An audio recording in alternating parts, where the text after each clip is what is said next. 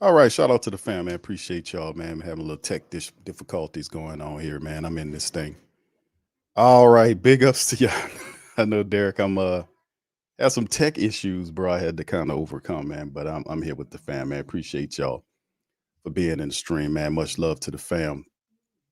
I see it, man. I was watching the first drive here while I was trying to get everything set up. Uh, yeah, Saints had a pretty decent drive there. I mean, they ended up with a field goal, a little bit fight there. But big ups to y'all, man. Appreciate y'all being in the stream. Much love to the fam. On this one, man, game day edition of the Coma. Saints get it going early with a field goal, on that initial drive right there. 11 plays, 54 yards, almost 6 minutes, and the Bucs made him kick a field goal. So this is the season finale. The Saints do have a lot of stuff going on in this game. I mean, the Buccaneers do really have a lot going on in this game. They need this game for to lock up the NFC South. The Falcons are also, we heard my dog Low come on. He was kind of, asking for some help. He was asking for some help, and right now they're up 3-0 on the Carolina Panthers, and they have the ball and are marching. So the Falcons need to win, the Bucs need to lose, and we'll see how that goes. But anyway, big ups to y'all, man. Appreciate y'all for being in the building. All right, who that for life says, Chris, you late. He said you late, Q, but you didn't miss much. Just doing our usual 3-and-out or field goal, no TD. Yeah, it looked promising, but it didn't. But it didn't field goal. Now here's the kick return by the Bucs. Saints up in them around the 24-yard line. Saints kick it off to him. Number 44 get ends up by Rico Payton around the 24-yard line. Sean Tucker. And Rico Payton had a nice little hit on him. Kind of prelude them up. And here comes Baker Mayfield out to get the game. So we'll see what the defense can do. Remember, our offense needs to do its thing. We got a field goal on the opening drive. The Buccaneers need the Saints defense to bring it, right? All right, shotgun Buccaneers from there on 24. 3 right, 1 left. Baker in the shotgun tosses it to his running back to the right. Bucky Irving gets stopped right by Anthony Orgy. Gets tripped up there and stopped for a gain of a couple. So it looked like about 2nd and 8 off to the right side for the Buccaneers. So we'll see exactly how the Saints defense do here. And like I said, the matchup of Mike Evans against Alante Taylor, we seeing that's going to be huge. Alante versus him, and they got Hugo Amadi lined up with Mike Evans. Is that right? That can't be. That's where he's going to go. If that's Mike Evans in the slot right there, if I'm seeing it correctly. Baker looks, there's the shotgun. Look, has all the time in the world and makes the throw to number 15, the wide receiver, and it's a first down for Jalen McMillan. But it's a flag down. This might be coming back, might be holding on the Buccaneers. We'll see what's going on there. Could be holding here. So we'll see. Oh my goodness, declined. Holding on the defense. Holding on the defense, and that's going to be decline right there. The Buccaneers keep it, and they get the first down. Baker Mayfield 2 of 2 for 16 yards to start the broadcast. And McMillan is a speedster. Some weapons there. It's man in motion from right to left. So it's 3 left, 1 right, and the shotgun is Baker Mayfield running back to his right side. Saints showing blitz. There's the snap. They're coming out, balls out quick, and it's caught and by McMillan again, or maybe it's incomplete. I don't know. Was it a catch? No, it looked like it was dropped. We'll see.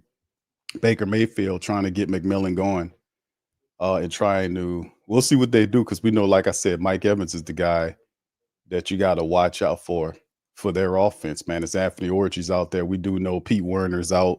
We know Elvin's out and all those guys. Shotgun Bucs, 2 left, 2 right.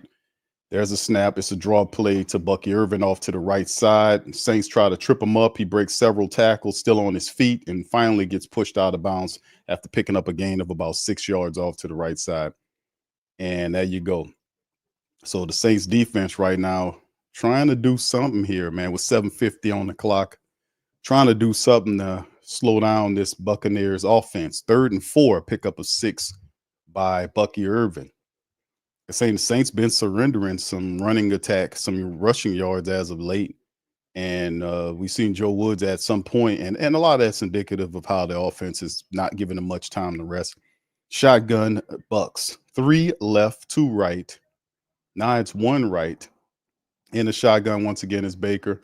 There's a snap, looking center, stand center, steps in, flushes out of the pocket, look like he's going to run, throws the ball downfield, and it is connected to the wide receiver in the pickup because the Saints had him. He scoots out of the pocket and finds the tight end, the backup tight end, downfield for a first down. And that's Baker Mayfield. The Saints had him here, and Baker steps in and then eludes, gets outside, keeps eyes downfield, and makes a terrific throw right out over the outstretched hands of Tyrann Mathieu to the tight end. And he gets a gain off of it, which should have been a loss. And that gets into Saints territory right around the Saints 39-yard line. Under center now is Baker Mayfield. It appearing like it's going to be a run play right here. A lot of blockers out there. Let's see what he's got going on. And this is ticking down. So I don't think they're going to get this play off. It should be the delay game, but they toss it to the right. Bucky Irvin gets stopped right at the line of scrimmage. And it'll be probably a loss of 1 on the play. It should be a loss of 1 on the play. He didn't get back to the line, and it will be like a loss on the play. So to bring up 2nd and 11 for the Buccaneers on the play.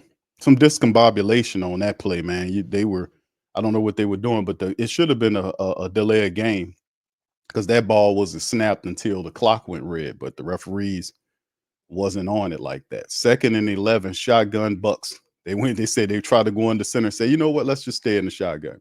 2 left, 1 right.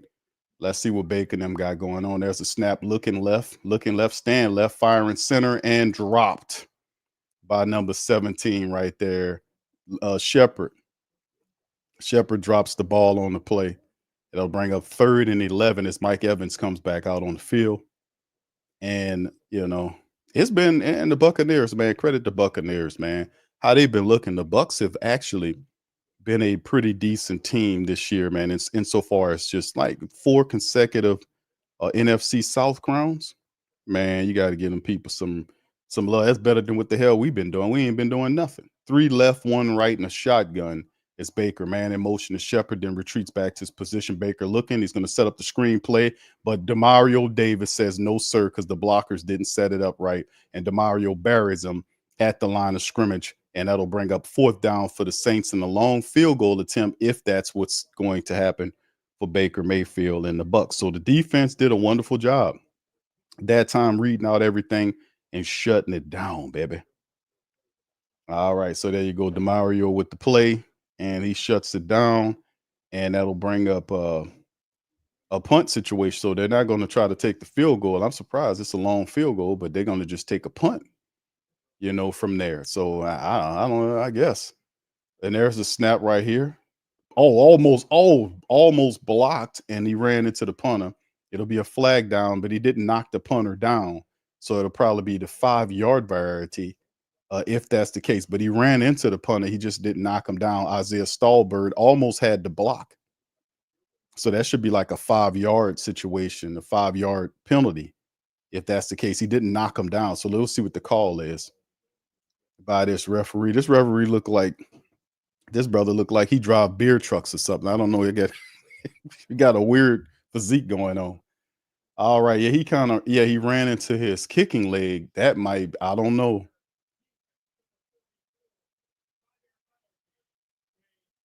All right. So it's a 5-yard penalty by the truck driver, and that'll put the Saints, they'll retry the punt right there.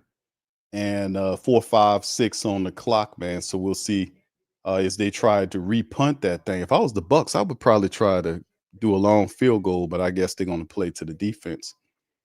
And there it is. They're going to try the long field goal now with the penalty. Thanks to the Saints running into them, it gives them an opportunity to kick a long field goal here. And 52-yard attempt. So it's up and it's good. And let that be a lesson to penalties and see. The Saints had them punting. And that's the crazy part about it. The Saints had them punting The guy runs into the kicker, I mean to the punter, gets a 5-yard penalty that sets up the Buccaneers for a long field goal that they hit. So instead of getting 0 and the ball back, now you get 3 and get the ball back. Sounds about right. All right. All right. Yes. Yeah, we looking at this thing, man. So big ups to you guys. Appreciate y'all being in the stream, man. So I adjust my screen over there. All right. Much love. All right. Yeah, this is big, man, because like I said, I'm monitoring the game. The Panthers and Falcons are tied up right now. The Panthers have the ball. They're motivated to beat the Falcons. I remember this did happen to us before, where we needed help to get in, but we didn't beat the team we were supposed to beat, but the team that we needed to win won, but we didn't win. Y'all remember that? You remember those? That happens all the time to us, man.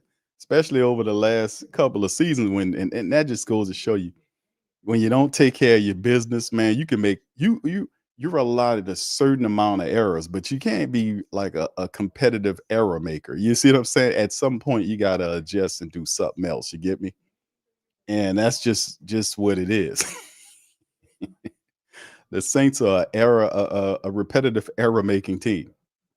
Yeah, so that right there it kind of exemplifies what kind of season we had. Instead of a point with 0 points, we ended up getting the flag, which got them a field goal there. So I was wondering why they wasn't taking that long field goal, but then again to say like, hey man, go ahead and kick the shit. All right, big ups, man. Sean said, doesn't matter who wins the division, they'll get bad report card, beat by the Vikes or Lions anyway. Well, I mean, you never know, bro, what kind of matchup you might get. That's why they line the games up. A lot of people don't think the Vikings are as good as they are. Now, I think the Vikings are actually pretty respectable, but that's what the playoffs are for, right? Who that for life? Chris says, logo from quote taking your trap quote to Neaton this trap. Thank you, brother. Appreciate you. Thank you very much. Low need all kind of help, man. The Falcons need all kind of help. My brother Low is calling emergency meetings all damn season. Hey, man, but hey, you can't. Hey, listen, they're in position. They're 8-8. So they're in position to do something, as opposed to our squad, which we're not really doing so well, right? Who that for life? Chris says maybe next season he'll keep his traps. I'm trying to say thank you very much. Picking me up, Oh man! Shout out to my brother Low, man. As you can see, Rizzy running his fat mouth at Stallworth. He's mouthing off the Stallworth and the referees, but he never tell Rizzy go mouth off to his goddamn offensive team. He knows who to mouth off to. I tell you what, he keeps that fat mouth running when it comes down to his special teams guys. You don't tell them offensive people nothing, man. All right, shotgun Saints operate from their own 30-yard line, man. All right, you got 2 right and 2 left. Next to the quarterback is Clyde Edwards-Helaire. There's the snap. Rattler throwing to the left, floating it out, and overthrown. Flag down on the play. Let's see who the flag is against.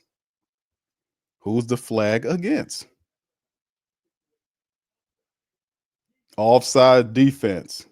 All right, so that's good. Offside is against the defense. Logan Hall, a big defensive end there, caught up on the offside penalty. That helps the Saints out. It'll bring up what, 1st and 5, with full 47 on the clock, as that moves them up to the 35-yard line. So 3 right and a bunch look. Man in motion is Foster Moreau from right to left, making it 2 to the left and right of the shotgun. There's the draw play to Clyde Edwards-Helaire, dances around in there. The Bucs say, where you going? And just a gain of 1 on the play. So that'll bring up 2nd and 4 for the Saints on the play. All right. All right. Dana says Falcons struggling with Carolina. It would be funny, as you know what, if they lose to the Panthers and we beat Tampa. And Carolina's motivated to beat them. Carolina has a rivalry with Atlanta. They don't like Atlanta. They want to beat Atlanta, and they will give it all they got, because actually they've been playing pretty sneaky lately, sneaky good as of late. So we'll see what they do. Man in motion from left to right, and there it is. We got flags flying everywhere, and it's against the Saints. All-star Saints offense. It's against Penning. Trevor Penning continues the reel of going all season long, blocking too high. He gets a penalty there. And whoever we get in here from an offensive line standpoint, man, we need better coaching of our guys. The guy's got the talent. You just got to whip him in shape with the technique. His technique is horrible. He's up way too high. That's why he gets pushed into the lap of the quarterback all the time. And the scouting reports out on the guy. 2 right, 2 left, man motions further out to the right. Spencer looking right, stance center is bumped as the offensive line is pushed in his lap. Again, it forces the underthrow to wide receiver Pettis across the center of the field. Incomplete. So there it is. All right. Gundam says, can our offense get a surge? Maybe a 2-yard surge on run. The thing is, that's what I was saying about in the preview stream. I was saying the Saints have to be able to overcome the communication issues offensive line wise. And you got Landon Young and all these, you got a couple of backups there, not very good, but they don't communicate well. 3rd and 9, Saints in the shotgun, man in motion right to left is Pettis. There's the snap. He's looking center, balls out, quick, nice throw, and it's to Jawan Johnson down to the 45-yard line of the Saints. Nice throw up the center of the field. Good dart by Spencer on the play. The pressure was coming too. They were sending the pressure at him, man. They were coming. And the guy had a straight shot and knocked Spencer. He took a shot. The guy knocked Spencer down, but he put the ball through 2 defenders to Jawan Johnson. That was a hell of a catch too. Good throw too. That puts the Saints at their own 46-yard line. Spencer's in the shotgun, 2 left, actually 3 left. And there's the fake draw to the right. Ball caught again by MVS down to the Buccaneers 4. And they hit each other on friendly fire. And MVS says, you know what? I've seen this before. And the 6'4" guy got down low, and the Buccaneers defenders ran into each other on the play. He's seen that before. He's like, oh, let me get on down. And they just it was like bowling pins colliding into each other. And MVS got down low, and boom, they took each other out. So it looked like they all right. All right, first down, Rattler, a couple of good power throws there to get the Saints in the Buck territory. Looked like it's going to be a run, him under center motions. Foster from left to right, handoff to Jamal Williams, and he gets stood up right at the line. No push, no nothing, maybe a gain of 1. There was no push or anything by the Saints offensive line. Nothing happened. It's just like they just stood up and stayed there, and there was nothing to be had there. Maybe a gain of 1 yard if we hope. So the throw, it looked like the passing game with Spencer Rattler is getting off to the right side of things, you know. All right, Rich, thank you, man. It says here for the last damn. Thank you, bro. Appreciate it. Thank you very much. Picking me up, bringing me back to this world. Shotgun Saints 2 to the left, 1 right there, and that's a flip toss to Foster Monroe, who gets a gain of maybe 3 or 4. That's a flag down on the play. Might have been a little extra flag for a little extra stuff going on against the Buccaneers. A little shoving happened with the Saints and the Bucs after the play. Maybe that was the flag down for. Let's see what it is. An eligible man downfield against the Saints. It'll back the Saints up, 2nd down again. And this is against Tali Fuaga, ineligible man downfield. So you have Penning getting a penalty on one play and Tali on the opposite side getting another play. You know, it's just the sloppiness of it. But, you know, 2nd and 14 backs the Saints up. Can they recover from their own stupidity here? We'll see. Shotgun for Spencer motions his running back out to far left. So it's 2 left, 2 right, with the running back to his right side in the shotgun. There's a snap, looking center, looking left. He's going to scramble outside the pocket, take off. There's a flag down as Spencer dives down to the 32-yard line of the Buccaneers. Flag out on the play. Could it be holding against the Saints? We'll see. Is it another play? Spencer saying it's against the Buccaneers for holding. We'll see what it is. 2nd and 14 on the play. Rattler scrambles for the pickup. Let's see what the beer driver says. Holding against the defense. He kind of a dramatic penalty caller. You notice that? He kind of dramatic with his calls. So it's against the Buccaneers. Oh, yeah, no doubt about Levante David just held the piss out of Jawan Johnson. Yeah, that's play. So there you go. So, yeah, it works for us this time, man. We had the 2 tackles, had their penalties during the drive. Now The Buccaneers helping the Saints out. That's a 1st and 10. Let's keep it moving for the black and gold. Lavonda Davis still a threat, still a force for the Buccaneers defense. 113 and counting down, Canada, and they got the penalty yardage back on the play from their own 28-yard line. Spencer under center, fullback in motion, tossed to Mims to the left side. Mims gets 6-7 and pushed out of bounds right there. A gain of maybe 5 or 6 yards off to the left side before the Buccaneers force him out of bounds. That'll bring up maybe 2nd and 4 or something like that. We'll see. As they pan to Gail Benson on the field talking to the cheering. Yeah, no, and there's Dennis Lauscher behind. Y'all seen Lauscher walk behind her? He's there. What the hell is he there for? That's Lauscher walking down the sideline in the back of there with the paper in his hand. What the hell is he there for? All right, shotgun Saints, a free trip to Tampa. Exactly. Man in motion is the fullback from right to right. There is the draw play to the running back off to the right side. Buccaneer says, no. And they stop him right at the line of scrimmage on the play. So I doubt that'll be a gain of anything. And the Buccaneer guy laying on his back like a beached whale, but he's all right. Looked like they pulled him up. Looked like he was hurt. Big Vita V. That'll bring up 3rd down for the Saints now. Let's see what they got going on. All right, Spencer under center on the 3rd down. 3rd and 3, man in motion is the fullback, and there's going to be a timeout call because astutely called because they're about to get a delay of game. The Saints blow the whistle. Well, actually, it's the end of the quarter. So there you go. Okay, there's the end of the 3rd quarter. All right, big ups to y'all. Appreciate y'all being in the stream. That guy's kind of a dramatic penalty caller, isn't he?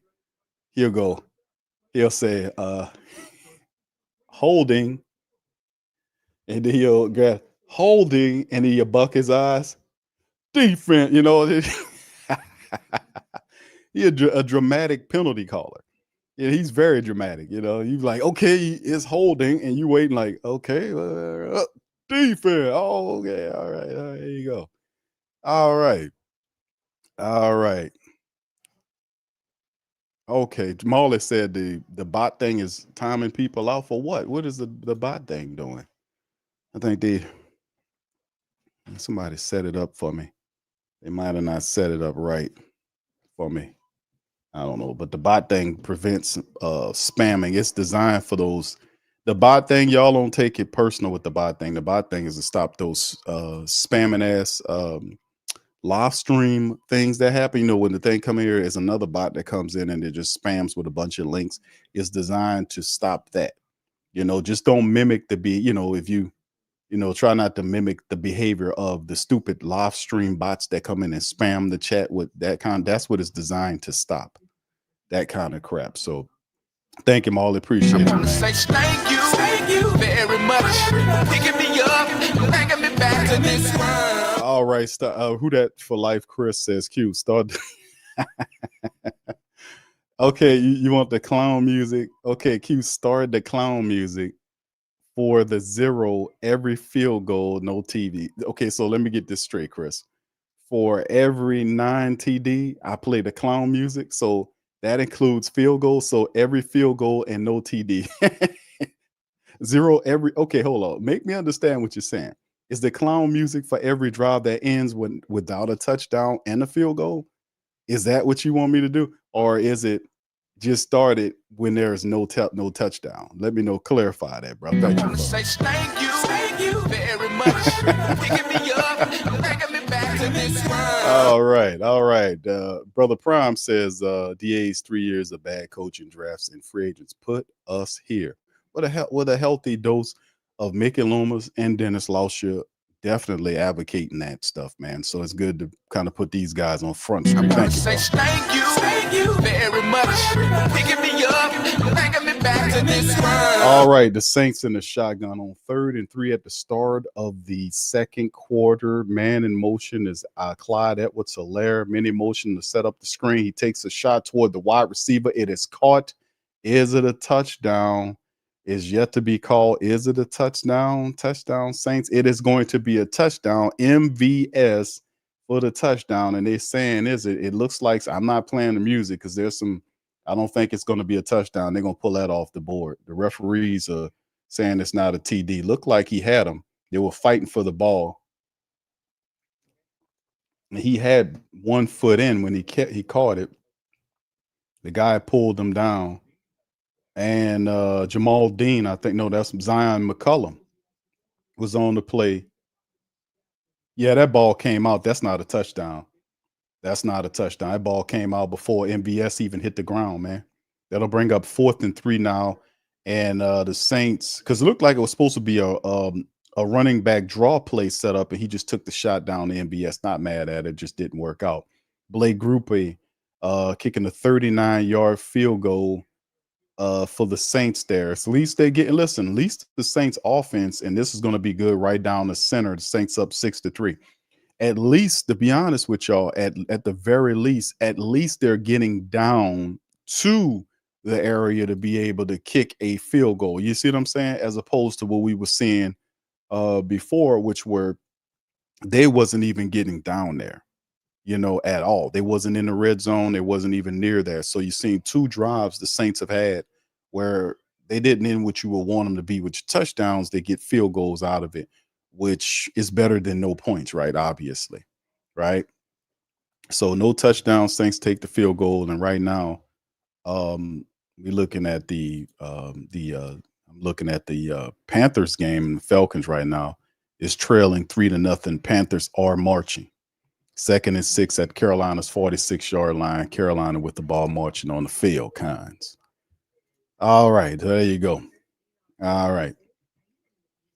Big ups to the fam, man. Big ups to you guys. Shout out to you, Vicky. Wick TV says, "Why not challenge that?" Well, it wouldn't have worked, bro. Because if you watch the replay from the opposite angle, like from the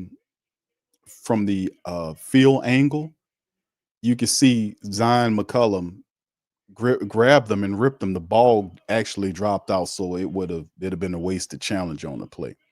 So yeah, it was what it is. He didn't bring it down. They thought it originally he did, but he did not. All right. All right. What's up, KB? Shout out to KB. Says we settling for at least now. KB says no. I want them to lose. Why, KB? Why you want them to lose, baby? Put it in the chat. Tell your boy what's going on here. Why you want them to lose? You want them to help out the fail Cons? Is that what's going on here? Let me know, KB, baby. What's going on? I mean, at the very least, it is what it is, right? Prior to this, they couldn't get down there. Now they get down there, can't get a touchdown, but they get field goals, they get points. 3 is better than 0, right? 3 is better than 0. That's what I'm saying. You got. But let me know why you feel it like.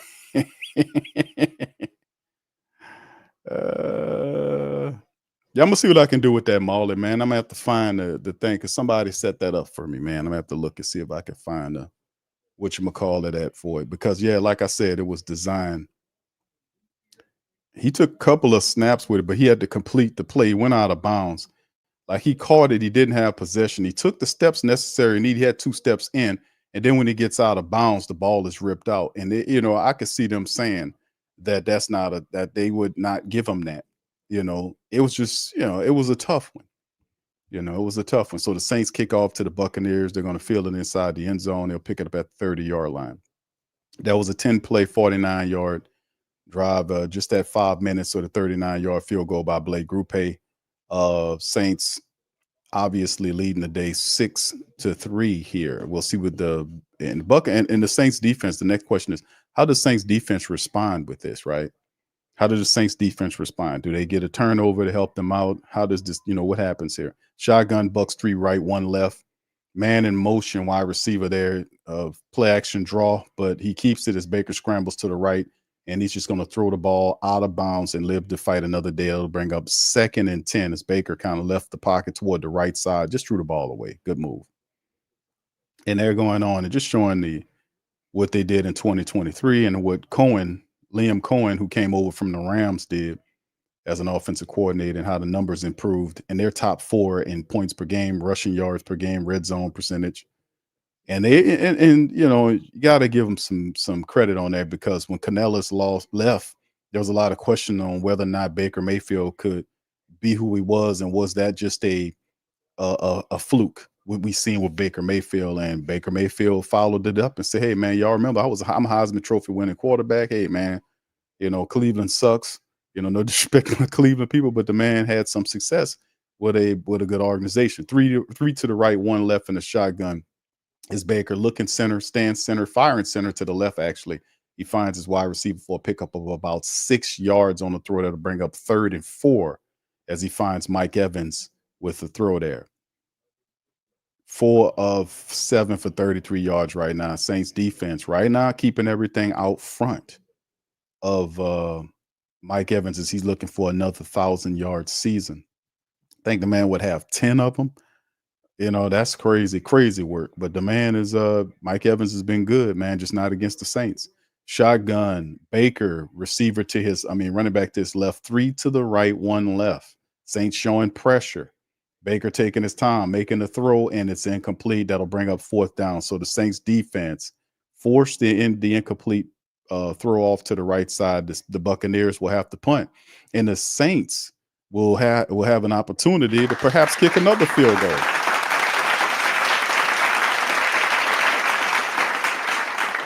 There you go. We might go up now, y'all. 9-3 on the ass. How about that? All righty then. All right. Say Q. What are you talking about, man? All right. Chris says, I'm tired of settling for field goals and punts. Either take the opportunity to score or clown music. Okay. All right. I got you, brother. Thank you very much. Picking me up, bringing me back to this world. All right. So on the next possession, if the Saints don't get a touchdown, we're gonna put the clown. We're gonna play. Let me cue up the clown music here, man. I'm gonna have that. The circus music. Yes, we're gonna do the circus stuff. All right. I got you, brother. I got you. I'm on it. All right, I'm on it, sir. I'm on it.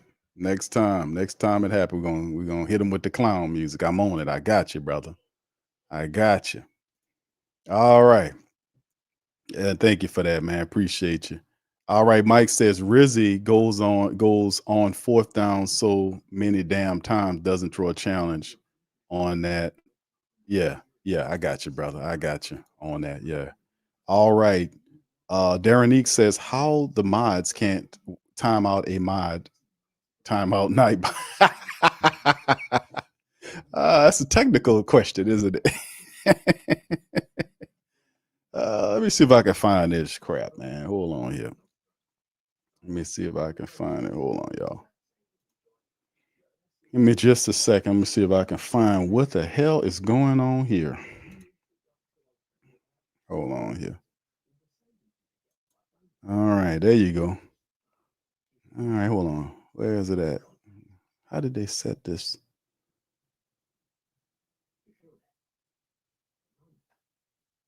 Okay. All right, we should be all right now. We should be all right now, fam. But that setup is to kind of stop the, the spamming. Y'all seeing it sometimes, man. Y'all see them. That happens from all season long, rarely, where the thing comes and it just spams the chat with a link. So, that helps prevent that. But we should be all right now. All right. If y'all have any other problems, just let me know, man. I think I fixed it. I turned that off. All right. All right. Big ups to y'all, man. See, we have a meeting here. See how easy it is? We have an issue, right? See how it is? The Saints could learn something from the great Saint think tank in the Who Dat Nation. We have an issue. We had an issue that needed addressing. We pinpointed what the problem is and went and brought up the solution and fixed it. Right now, how difficult is that? Right? Y'all see what I'm saying? What's up, Dr. Drew? How you doing, sir? Oh, brother Derek. Yeah. Oh, he said, okay. I got you, bro. All right. Oh, it is, Derek. I know, Derek. Don't worry about it.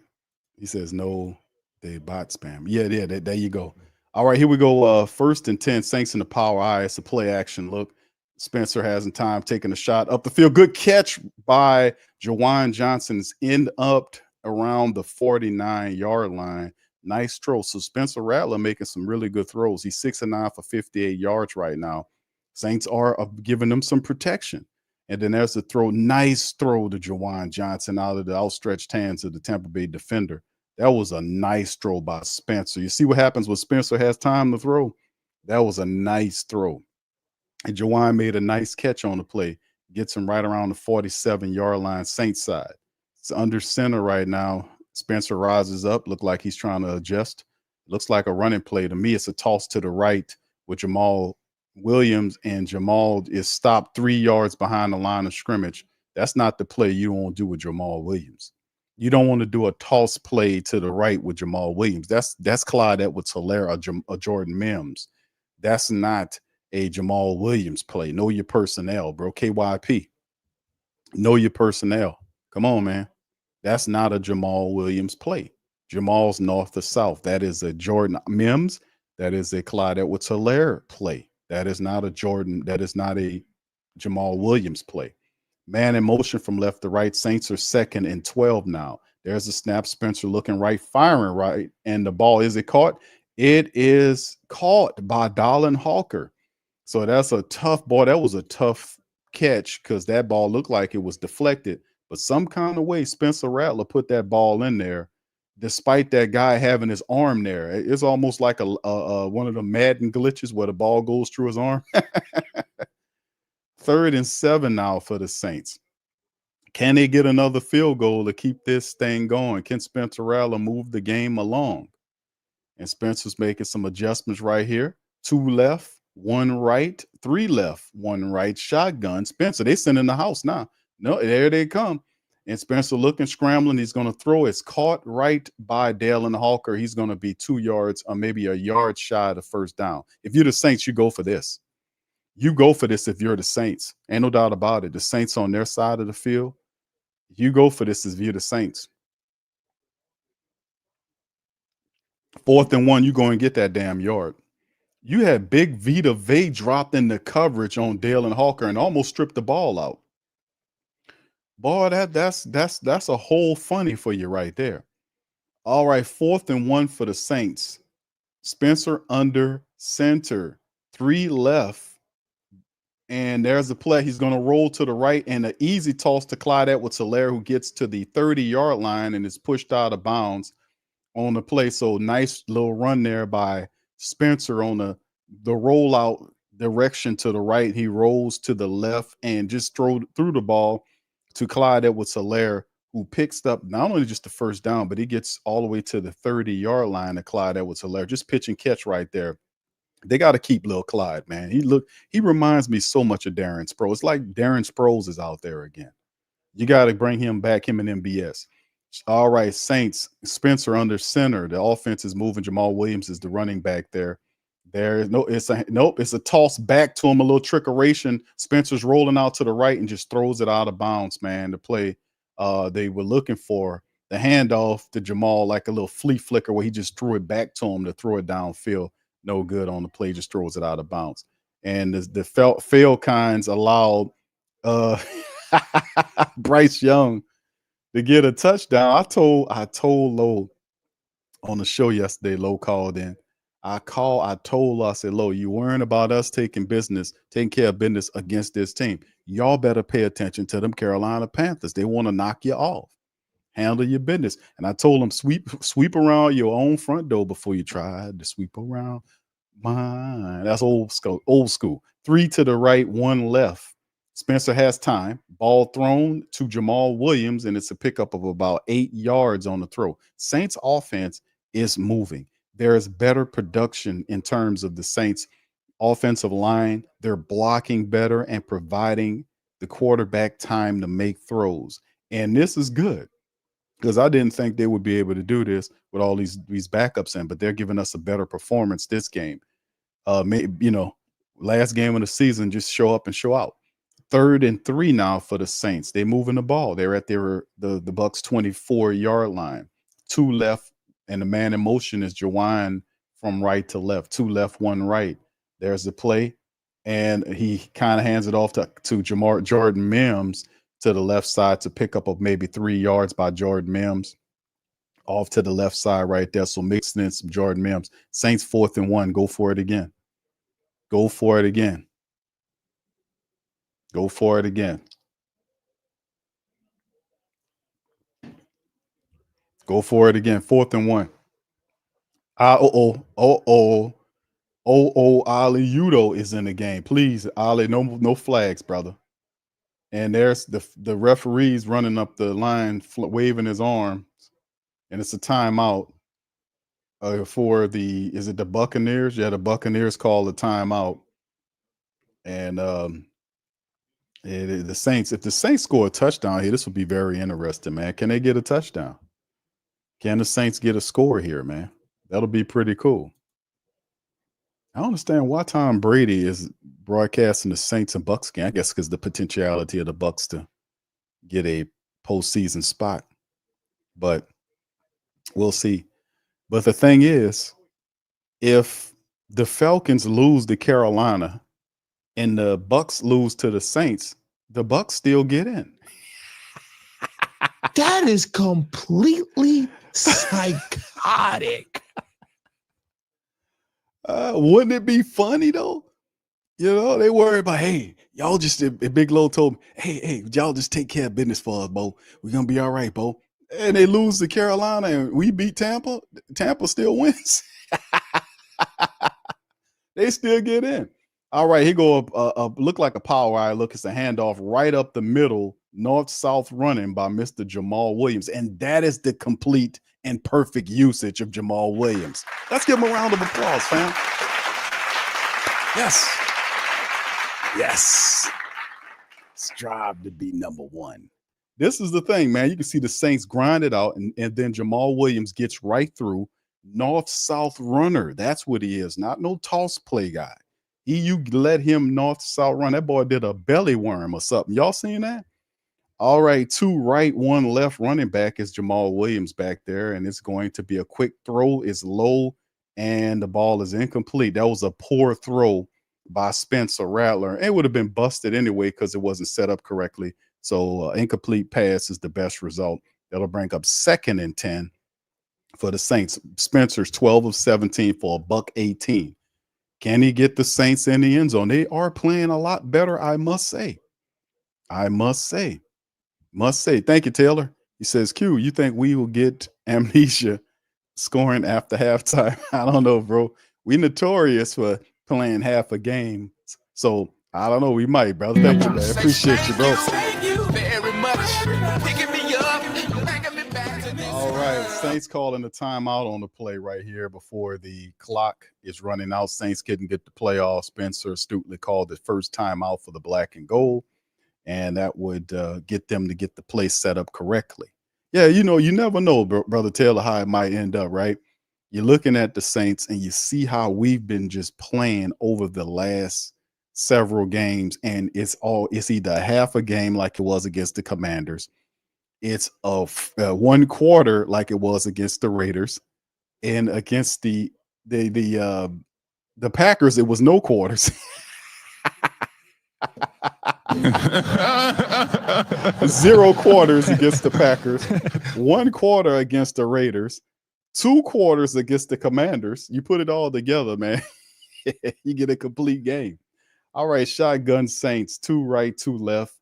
Running back next to Spencer. Here comes the blitz for them. It's a setup with a screenplay to the tight end, and Big Foster barrels down to the 6-yard line on the play. So they set up the tight end screen to Foster Monroe, and it'll bring up 3rd and 1 yard. Looked like he was just 1 yard shy of the first down. Saints are marching. This is probably the best drive that I've seen the Saints do in a while, fam. No cap.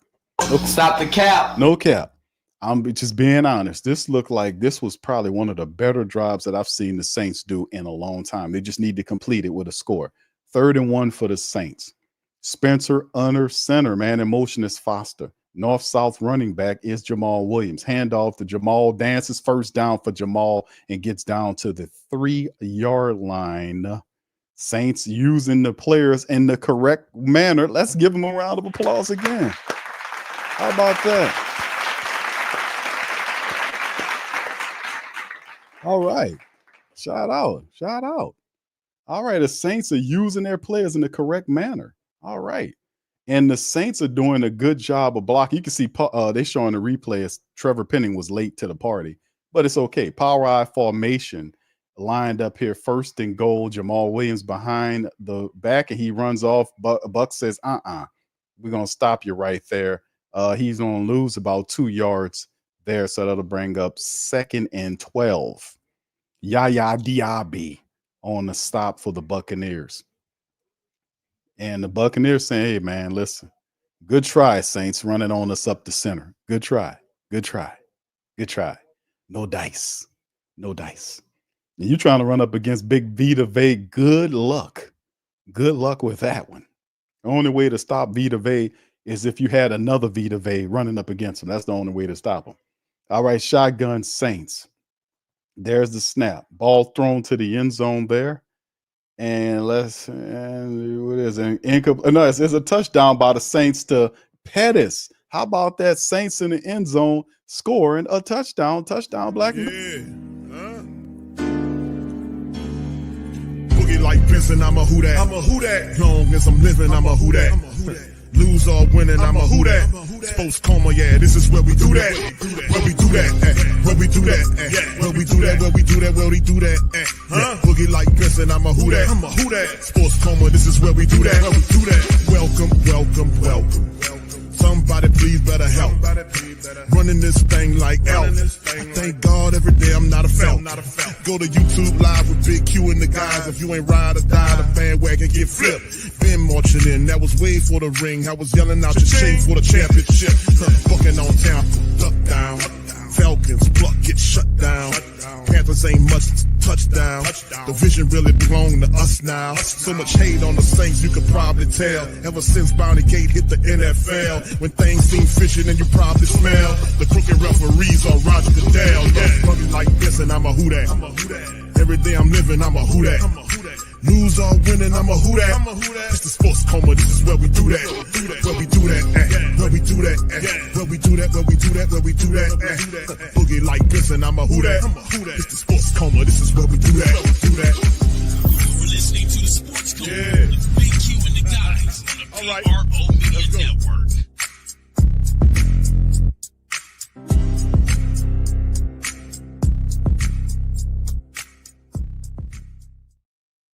All right. All right. All right.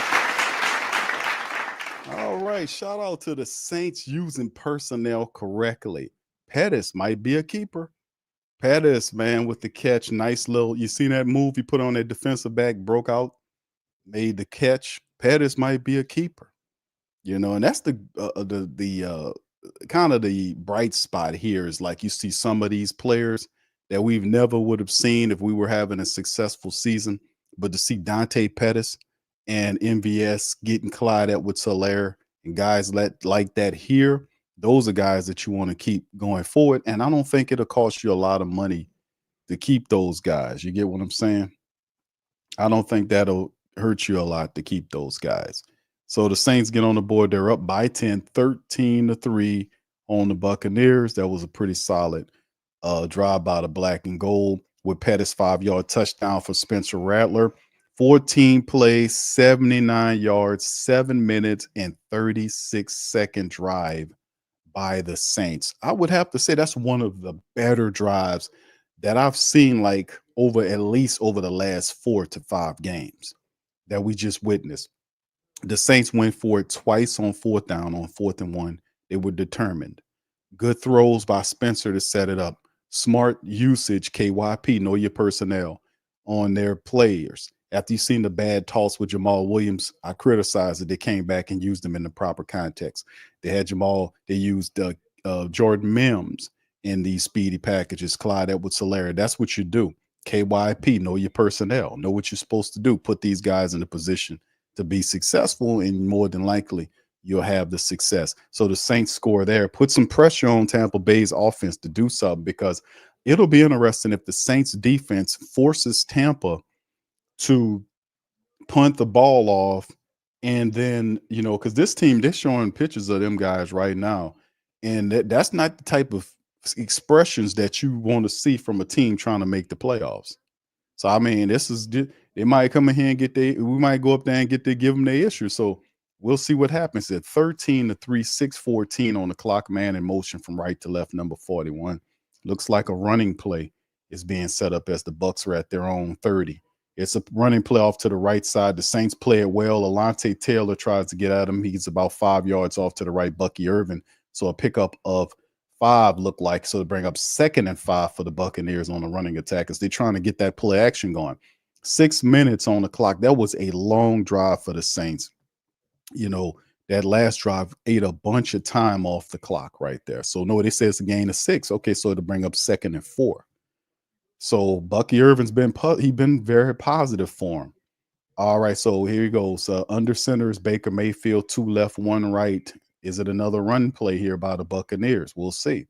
Man in motion is the fullback from left to right. There's a handoff to Bucky Irvin, dances around, picks up the first down, and more still running to the 40-yard line down to the Saints 39-yard line.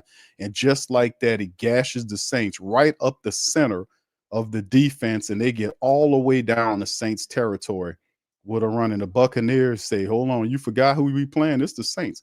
And then it was a good pull move, and they just met everybody. Look at that. Look how beautifully that was set up. That was some holding going on, too. That was missed. Number 41 should have been flagged for holding on that play. Because usually when something lines like, hold on. Yeah, that should be holding against 41. He got away with a hold. He definitely got away with a hold on the play. He couldn't do that. That was some badness right there. And they set up the play, and nice play by Will Harris stopping them. And they tried to set up the running back draw to the left side, and Will Harris smelt it and went and got him. And that'll be a loss about 2 or 3 yards on the play. So that'll drive them backwards a little bit. And 2nd down and a loss. We'll see what it is. But Will Harris seen it the whole way, man, and gunned it down. He seen it the whole way, man, and went and got the guy and made a great open field tackle because he looked like he was going over the top of him. All right, we got 2 right, 1 left in the shotgun for Baker Mayfield. It is 2nd and 17. Damn. There's a snap. He got time looking, and he's going to scramble to the left. He's going to try to pick up a little room here. He gets tackled down to the Saints 38-yard line. You can see Nephi Sewell is out there running around. And then they're going to go with the Falcons. Look like they kind of tied the thing up. Michael Penix gets in the end zone and ties the game up for the Falcons. So they're 10-10 with the Panthers right now with 5:27. That's a score going on right now. So the Falcons tied the game up. All right, 13-3 Saints up 3rd and 9 right now for the Buccaneers. 3:32 and counting down. Baker in the shotgun with his running back to his left, 2 right, 2 left. Saints showing blitz. There's the snap, looking left, looking center, firing center. Oh, nice throw by Baker. And he finds Mike. Is that Mike Evans? It is Mike Evans, and he gets not only the first down, but an additional 5 yards to go with it. Right there, and he did what a dart. He threw it right there in the coverage. He threw it right there, and Baker seen it and just put it on a rope right to his hands right there. Yeah, good catch, pitch and catch for him. He needs 3 catches, 3 targets, 2 receptions for 20 yards. We got to watch out for him. Shotgun Baker has guys on the both side of him in the shotgun there. There's the snap, looked like a draw play. And Chase Young is there that says, no, whatever you're going to do, it ain't going to work. Chase Young says, no, we're going to deny that. There's a flag down too. Might be holding against them. We'll see. Was it, what's the deal? So there's a flag down. Here come the beer truck driver. Let's see what he got going on. Yeah, holding. He's a dramatic play call. It's against the Buccaneers, and that'll back them up. So it's a holding against the wide receiver, Palmer, and they'll back him up there on the play. So that's positive for the Saints. Anyway, all right. So there you go, man. The Buccaneers and the Saints right now going at it, man. But the Falcons and the Panthers right now tied up. So this is going to be interesting to see what the Buccaneers done. Their offense is not really flowing. The Saints have done a pretty good job defensively against them. 1st and 20 now. Man in motion from right to left. You have 3 right, 1 left, and the shotgun is Baker Mayfield. There's the snap. Saints send 4. Baker throws toward the left side. It is caught by the tight end, and it's going to be a catch right there. And I think they get, 7? That's a pickup of 7 yards. Am I mistaken? Looked like he got 7 on that play. Let me see what the call is on it. But yeah, it's interesting. Yeah, it's a gain of 7, so to bring up 2nd and 10 now. So they just got some of the penalty yards back. So that'll bring up 2-minute warning for the Buccaneers. And I'm surprised. A lot of people said, man, they didn't figure to be 13-3 going into possible halftime. But the Buccaneers are marching with an opportunity to see if they can score a touchdown to kind of do something. So we'll see how it all plays. All right. All right. He says, the break says going to score TD and be happy at half with that. Okay. Gundam says our defensive front getting 0 pressure on Baker. And that would be, that would be something interesting because, to be honest with you, we have to see exactly how it plays because they're going to have to dial up the pressure with Baker Mayfield. You can see what they're trying to do. They're trying to get the running attack going to get some balance because he's made some good throws. I'm not saying that, Baker's out of rhythm. They're just incomplete offensively. They're not, besides the run, because they did hit the Bucky Irvin run that got them down in the Saints territory. And then there were several really good throws by Baker Mayfield, the one to Mike Evans, the one toward the sideline to the tight end. So that's the thing. Their offense is not quite there yet. You see what I'm saying? And the Saints are taking advantage of that. The defense is doing just enough to keep them off center. The Saints get a win in terms of if they can stop the Buccaneers from converting, getting the touchdown this drive and forcing them to kick a field goal. If they can do that and the Saints get the ball back, the Saints should be aggressive and see if they can get to the other end and see if they can get another score or another field goal, keep the pressure on the Tampa Bay Buccaneers. Their offense hasn't totally arrived yet. You can see pieces of it here or there, but that's more than likely going to change in the second half when the seriousness of everything starts kicking in. That, hey man, we need to take care of business. We're in our building. We can't allow a 5-win team to knock us off in our building, and we might play the role of what the Raiders did to us last week in the Dome. We might play that. We might be that role. You get me? All right, Derek says, he says, I'm clicking back and forward. Panthers driving again. Yeah, I'm looking at it here that the Panthers have the ball now, and they're at the Atlanta's 33-yard line. So with 3:26 in the second quarter, and like I said, that's a rivalry. Panthers have nothing to lose. They have all they want to do is upset the apple cart for the Falcons. So we'll see. All right, back to the game. 2-minute warning there as Baker Mayfield's in the shotgun. And they're going to kind of adjust. He's going to go in the center. Look like they're going to hand the ball off to Bucky Irvin. He sends the man into motion. And nope, it's not. He's going to try to set up the oh my goodness. And this is a fumble. The Saints recover the fumble. It's Yugo Amadi. They're saying it's incomplete. That the ball was down and that should be a turnover. Because they tried to set it up and boy, Baker Mayfield, boom. Yeah, they say it was just incomplete, that it wasn't a fumble. But boy, Demario Davis just eviscerated Bucky Irvin on there, man. The ball came out. He lost hair and every damn thing. His contacts, his wallet knocked out, his chain, everything came, he just knocked the bejesus out of that guy. All right, 3rd and 10 shot. That was a horrible call by Baker Mayfield, by the way, because he's audible to that. 3 wide receivers, right, 1 left. They have 4 seconds on that clock. Saints blitzing. Baker ball out quick, nice throw, and he finds Mike Evans for the first down, just like that. Mike Evans right there, tough throw, and they get the first down right there. So they'll bring up a $144. That was a throw. He found him.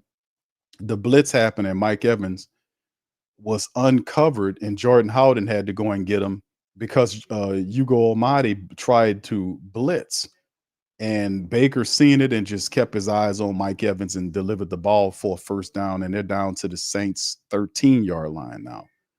Baker Mayfield under center. Looks like it's going to be a run play. Man in motion from right to left. It's a handoff to the motioning player, McMillan. He gets about 7, maybe 8 yards down to the 6-yard line to right there. So it's to the 6. So they're going to be 2nd and maybe 3 or something like that. We'll see what it is. Maybe a gain of 6 or 7. I don't know. That's a weird angle. All right, timeout by the Saints. Buccaneers are marching. 108 on the clock. Saints call timeout, man, and that's how it goes. So Buccaneers saying, man, we're trying to get this score on right here. We can't settle for a field goal. We're trying to win the game. Blah blah blah. We'll see. All right. Also, like I said, the Falcons right now having a issues as well with the Panthers right now. The Panthers do have the ball on the Falcons 33-yard line. So they are marching, and it's the last play is an official timeout at 3:11. So very interesting affair that's going on there with the Falcons, and we'll see how it ends, man. That's all we can, actually take a look at and say, hey, man, you know, we got an interesting season ahead of us, man, to be quite honest with you. I seen Gail. We just seen footage of Gail. She's on the sidelines at the time where Dennis Lauscher was walking in the background. I didn't see Loomis, but usually when you see them out there, he's circulating around somewhere. Gail, just sell a team, baby. Just sell it. You don't even know who your saboteurs are, sweetheart. Just sell it, baby. You don't even know who these people are, sweetheart. You don't. You're doing a little too much trusting, man. Yeah, you're doing a little too much trusting, Gail, baby. As sweet as she is, she don't know these old prunes are around her sabotaging and come on, baby. All right, Brandon says we need a nasty safety, make people think, life decisions. Yeah, I wouldn't be against that, All right, okay. Yeah, the Panthers just scored. Yeah, that's right. Panthers just scored a passing touchdown, man. Bryce Young found Miles Sanders for 33 yards in the touchdown. So the Panthers are up 17-10 on the Falcons. 2:48 remaining in the second quarter. Just giving y'all an update on that game, as you can see. All right, so it'll be so Falcon-like. It'll be so Falcon-like if the Falcons were worrying about the Saints beating the Bucs, the Saints beat the Bucs, and the Falcons lose to the Panthers. That'll be so Falcon. All right, here we go. Shotgun for the Bucs. Saints showing some blitzing here. 3 right, 1 left. Man in motion there out the backfield is the running back, and he takes a shot to Mike Evans, and the ball's incomplete. Nice coverage by Kool-Aid McKinstry.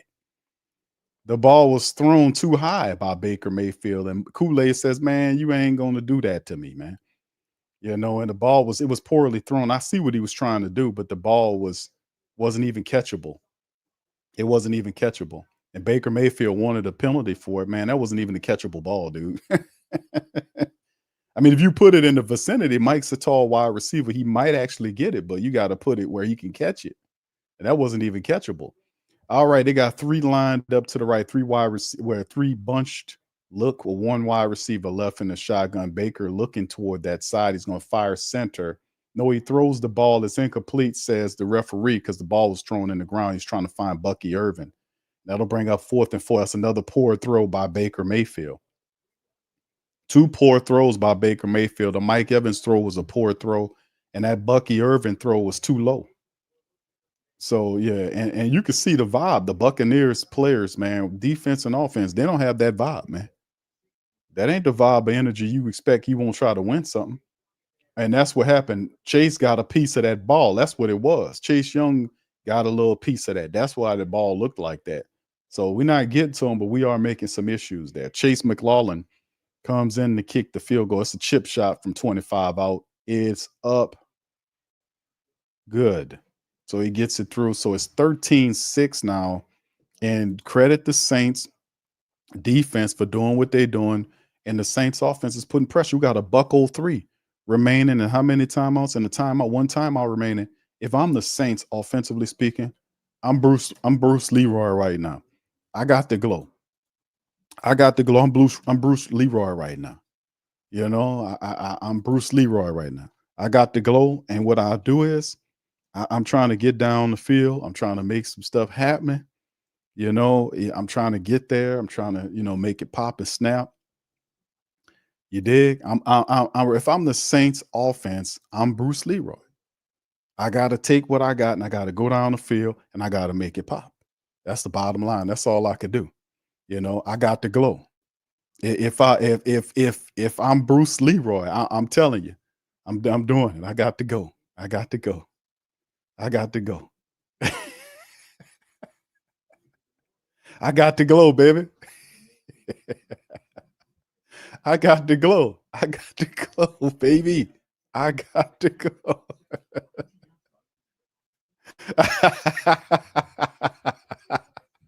I got the glow, baby. I got the glow. Let's go. Let's go, baby. I got the glow.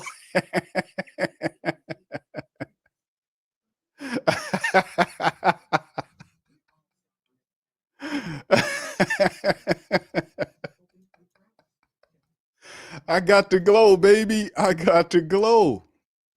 I got the glow. Let's go. Let's go. You got the glow. Yes, indeed. I got the glow, baby. Let's go. All right. Yes, let's go, man. You know, if we had to remake that, we taking your boy to play Show Enough. What's his name? What's your boy name? He ain't funny at all, but he do the deodorant commercials. He would be Show Enough in the remake. What's his name? What's the man? What's the guy that do the commercials, family? The deodorant commercials. He ain't funny at all, but he do the commercials. What's his name? Well, y'all know who I'm talking about. He do the deodorant commercials. Oh man, but yeah, we got the glow right now. If I'm the Saints, man, I'm going all in. There you go, Deion Cole. Thank you, fam. Now wouldn't that be cool? Deion Cole would be an excellent Show Enough. Matter of fact, I think it was a pitch I seen a long time ago. Deion Cole dressed up at Halloween as Show Enough. And he looked like his own. That dude could be related to him, his uncle or something, man. I don't know what's going on, but I remember there was he was dressed up like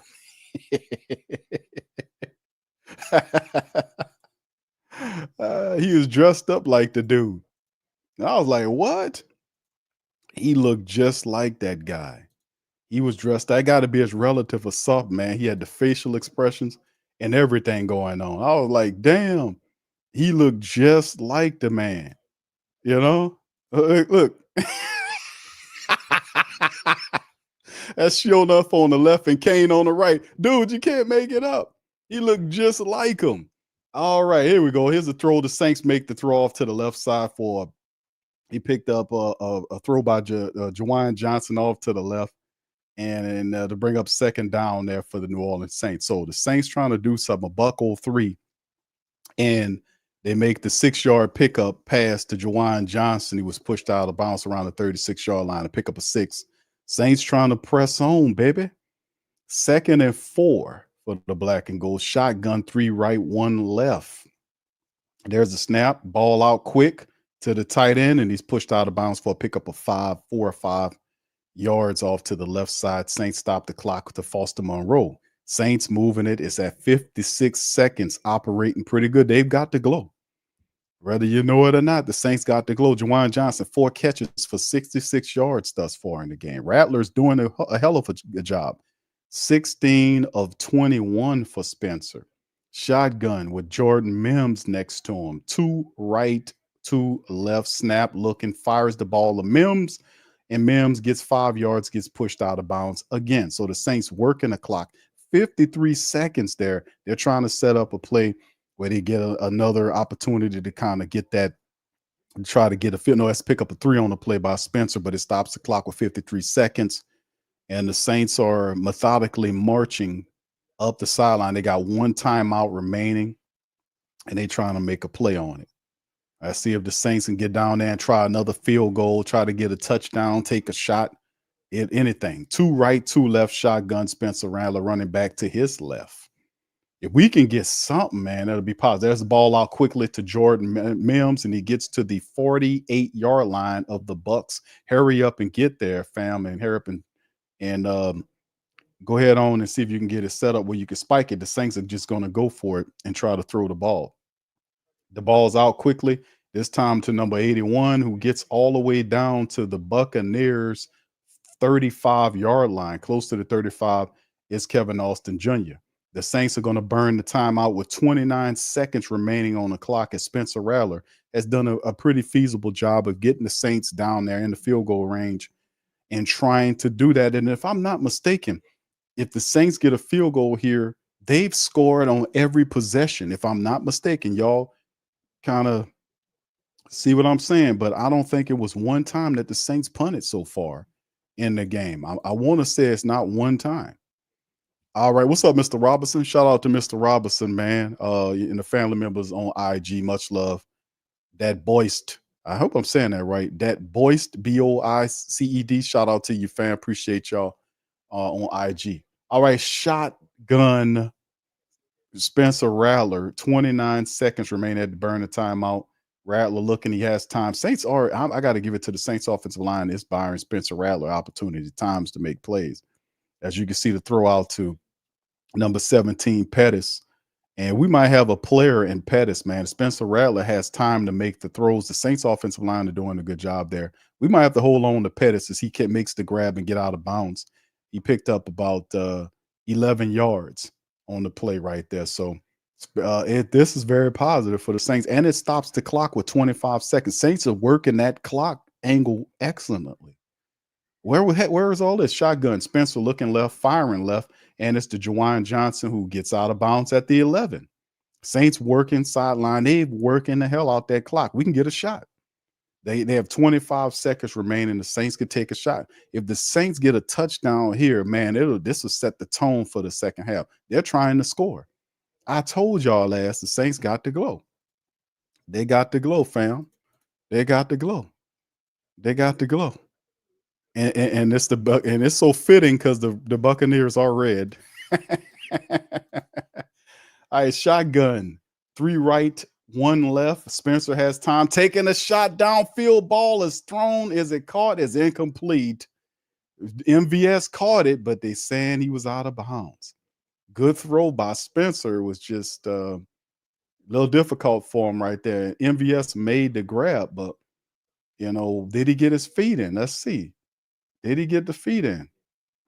I can't tell if he got his feet in on that play. Did he? Looked like he's out. Oh, that's close. That's close. What does Rizzy challenge him on that? Rizzy ain't challenging nothing. He just got a fat mouth with no brains. Shotgun for the Saints on the next play. There's the throw. And is that a complete there? For Pettis, no, it's incomplete. That'll bring up 4th and 7, and they'll run it out. Oh, that was a close play. That MVS play, man. The Saints didn't want to take any chances on it. It was very close. I don't know. All right, so they just run Group A in there, man. That catch by MVS, man, that was close. What do y'all think about that, man? Yeah, that challenge. Yeah, the booth should have challenged that play, man, because I know within a certain period of time, the Saints just going to kick it and they go up with the field goal from 39 yards. So they'll go into halftime 16-6, Saints up by 10. But yeah, they should have looked at that, man. That was kind of close. They should have looked for that. But it's all good. 16-6, Saints up, man. We got 7 seconds remaining to go. He had a foot out. Y'all see, you said he had a foot out. His foot was out. All right. Okay. The fam says his foot was out. All right. I think he was out, Q. Okay. Thank you. All right. Fam says, hey, Q, looked like his foot was out. All right. Yeah, it had to come from the booth. All right. So, no, I can't hit him with the clown music, bro, because they actually doing, they ain't doing the clown stuff today, bro. The Saints are actually doing what they supposed to do, bro. I can't hit them with the clown music, bro. You know what I'm saying? I think, and listen, bro, I think the Saints they've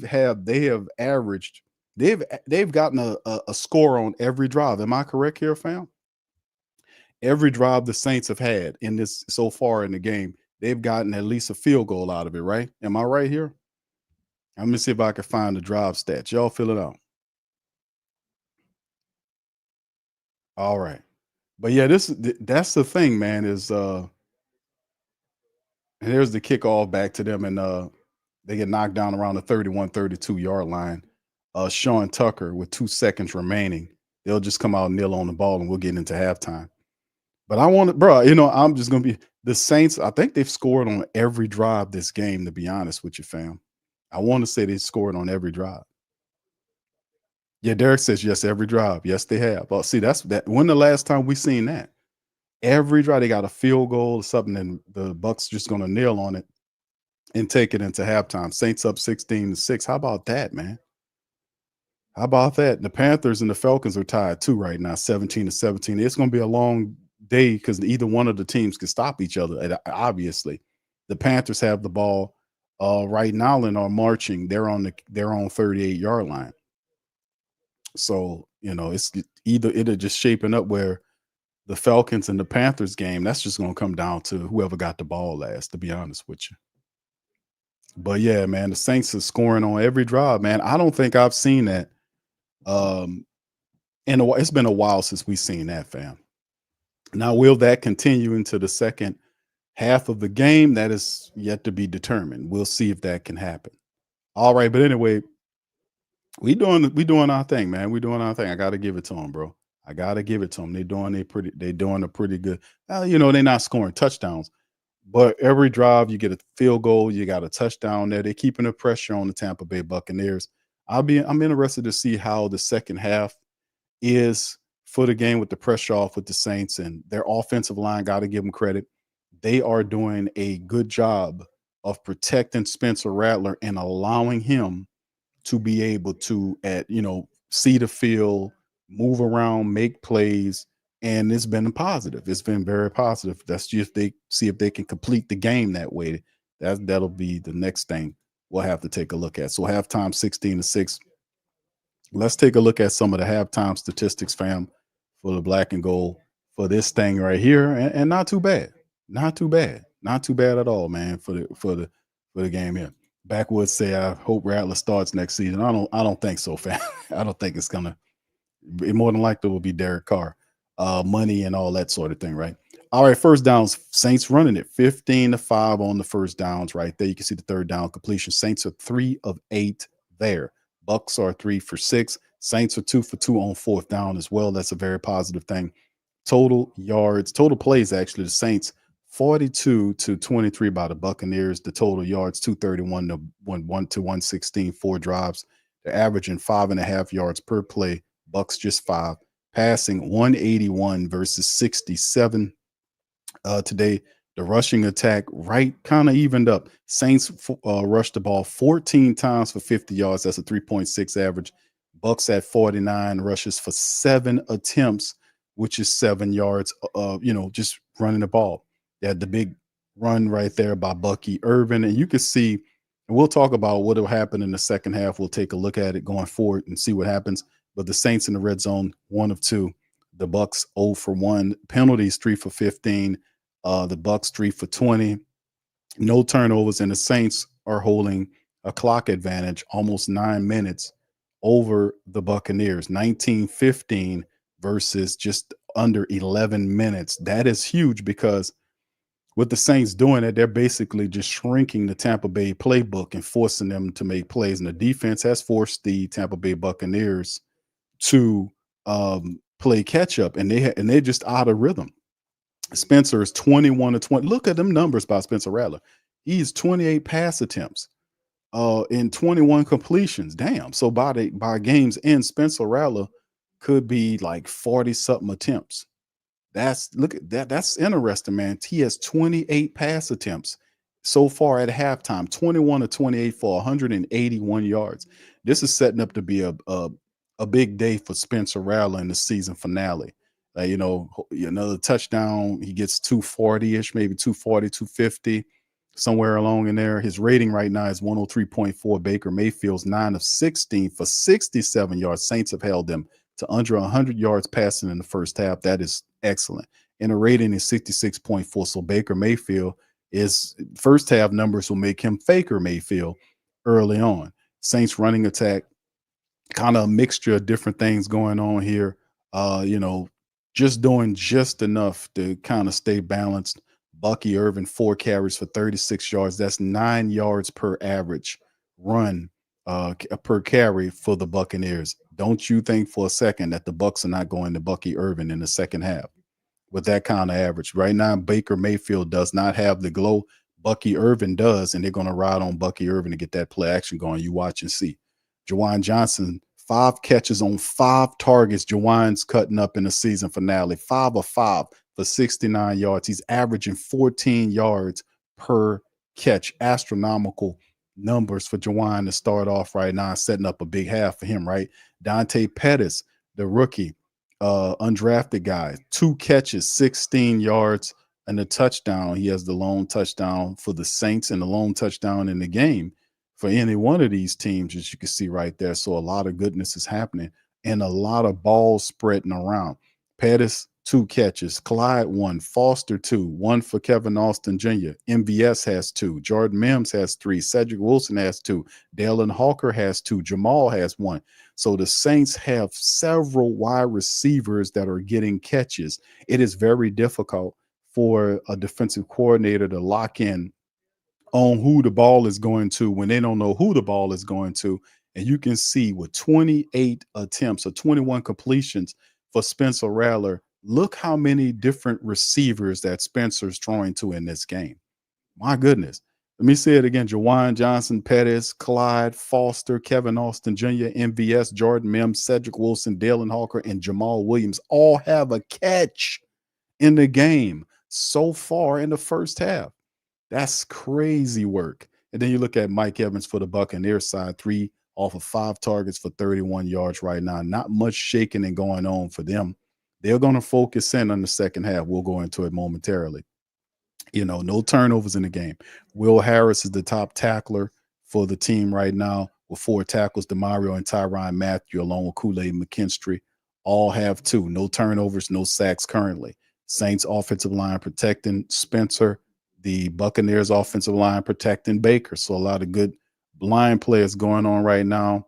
No kick return. Well, Sean Tucker with the kick returns, not so much the Saints. The punch, you can see Pettis 1 for 9 there. And the punt issues, you don't see no punts by the Saints so far. Matt Hayball hasn't gotten anything because the Saints have scored every time that they got the ball. They got at least 3 points. And Blake Grupe is 3 for 3 right now, the longest being a 39-yarder. And the Saints are up 16-6, taking advantage of every time they go down there and making it pop. So that's big. 9 tackles for Josh Hayes, and Levante David has 7 for the Bucs defenders. So anyway, with that being said, going into half, let's take a look at the halftime stats on some of these other teams going on right now. The Panthers right now are trailing the Falcons 23-17. Falcons just scored on a touchdown. Penix just scored to Drake London a 20-yard pass. They go up 23-17 with 3 seconds before halftime. The Commanders are trailing the Cowboys at half 6-3. As Trey Lance is out there playing 11-20 for $125. The Bears are up on the Packers 14-13 at halftime. The Texans beating the Titans 16-3. Jags losing to the Colts 20-13 at half. The Bills trailing the Pats 14-10 at half. The Giants being blanked by the Eagles in the start of the third quarter 10-0. Of course, you know our score. And then the late games, the Chiefs against Sean Payton's Broncos, Chargers and the Raiders, Seahawks, Rams, Dolphins, Jets, Niners, Cardinals, and then the late game, Vikings, Lions. So there you go. That's going to be a good one there. So anyway, that's the kind of score right now as we keep an eyes on that. The Carolina Panthers are trailing 24-17, 17-24 to the Falcons at half. So there you go on that as we get ready to get the halftime going once again, right? All right, Jamie, thank you, man. Says the Kardashians real quiet right now. Thank you. Appreciate I want to say thank you very much. Picking me up, bringing me back to this world. That's very funny, man. People kind of link that name to people that like Derek Carr. They call them the Kardashians. That's very good. All right. So anyway, big ups to y'all. Appreciate you. Shout out to the fam, man, that's in here. Brother Gundam, brother Phil. What's up, Phil? How you doing, brother? Say it looks like the game is starting slow for Craigslist Mahomes. It's slowing down. It's slowing down for him right now. He looking good. All right, Demi, shout out to you. Good to see you in there. GM Kev is in the building as well. Jason, Tasha, good to see Tasha. Saints for life. Saints are actually pass blocking for the first time this season. Yes, indeed, they are. They're doing a really good job. That's something in the last game. I was like, I don't see them. I don't think that's going to actually happen. But they stepped up and played. So credit to them. Let's see if they can finish the day is the problem. Let's see if they can have a full game. All right, Clint says, Q, do you think there will be an opening competition at the QB position next year? I do not, bro. I think Derek Carr's job to lose. I think it's Derek Carr's job to lose based on the fact that the New Orleans Saints are a team that is, they are looking at that quarterback position, and the bottom line is, it's a lot of money to be made. That's 50 something $million, whatever the case is with his money, his situation, 30 something million annually. That basically lines him up as the guy. So I don't think it'll be an open QB position. I think Derek Carr is going to be the starting quarterback if Loomis is involved, right? That's what I'm looking at. All right, thank you, Clint. All right, Ultra Volva says Nick Saban will come out of retirement and forego the salary to coach us. LOL. Yeah, I don't think that's going to happen, brother. He will demand a lot of things here and control of the team, and that's what Mickey Loomis wants to retain. He wants to consolidate power. That's what he's doing, and he doesn't want to relinquish the power that he has as a general manager. That's why he set up here and said he can be here for another 10 years or some crap like that. He's consolidated power. They've given it to him. Phillips said this game is not a good head coach audition for current Tampa Bay offensive coordinator Lynn Coma. Okay, well, first half, you're right, but still the second half of the game left to play, right? Bobby says good for Rattler. He got some games under his belt. He's going to definitely help. Yeah, I can see him as an asset in the future, no doubt about it, man. You can't get around that. Rattler has high prospects, and he's a rookie. He'll improve. Only thing he's going to do is improve, right? Gundam says, let's see how Spencer handles the Buccaneers adjustments second half, hoping Kubiak can adjust to help the Rooks. Indeed. All right. ACAP says, look like Tampa thought we was just going to roll over. Yeah, the Tampa Bay Buccaneers really did look like that. Chris says, Q, I'm not giving this slug of an offense credit for doing the bare minimum of a field goal. They've been coasting on Barry for all 3 to 4 years. So my ultimatum is for them to clown activities. All right, bro, you make a compelling point, bro. All right, I'm going to throw the clown music on you for, you asked for it. Here you go.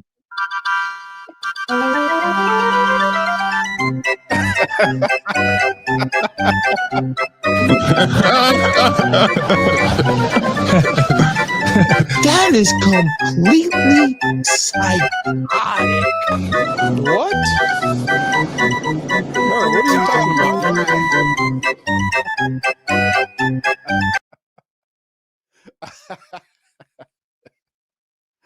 All right, there you go, Chris. All right, bro, you made a compelling ass point. God damn it, brother. I got you. There you go.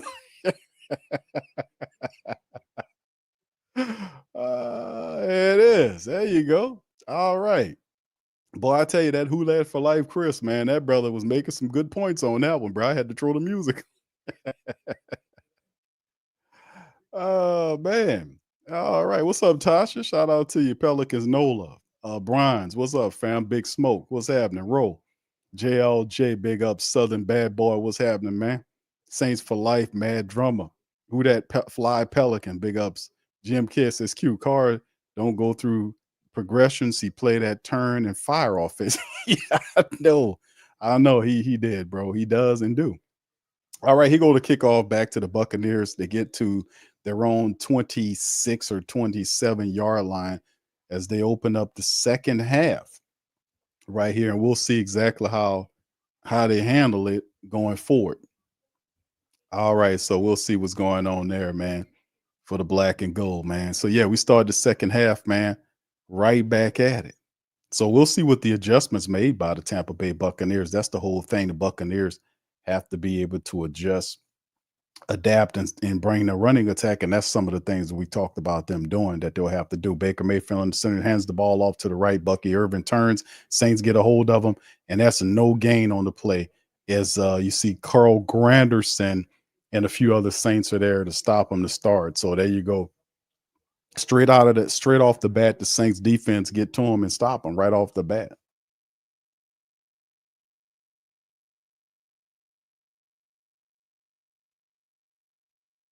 Spencer looked good though, man. He got 28 attempts before halftime. That's crazy work. All right, let's see what's going on with the Buccaneers on the next play here and see if they can get this stuff going here. As Baker Mayfield's pointing out, they got 3 left and 1 right.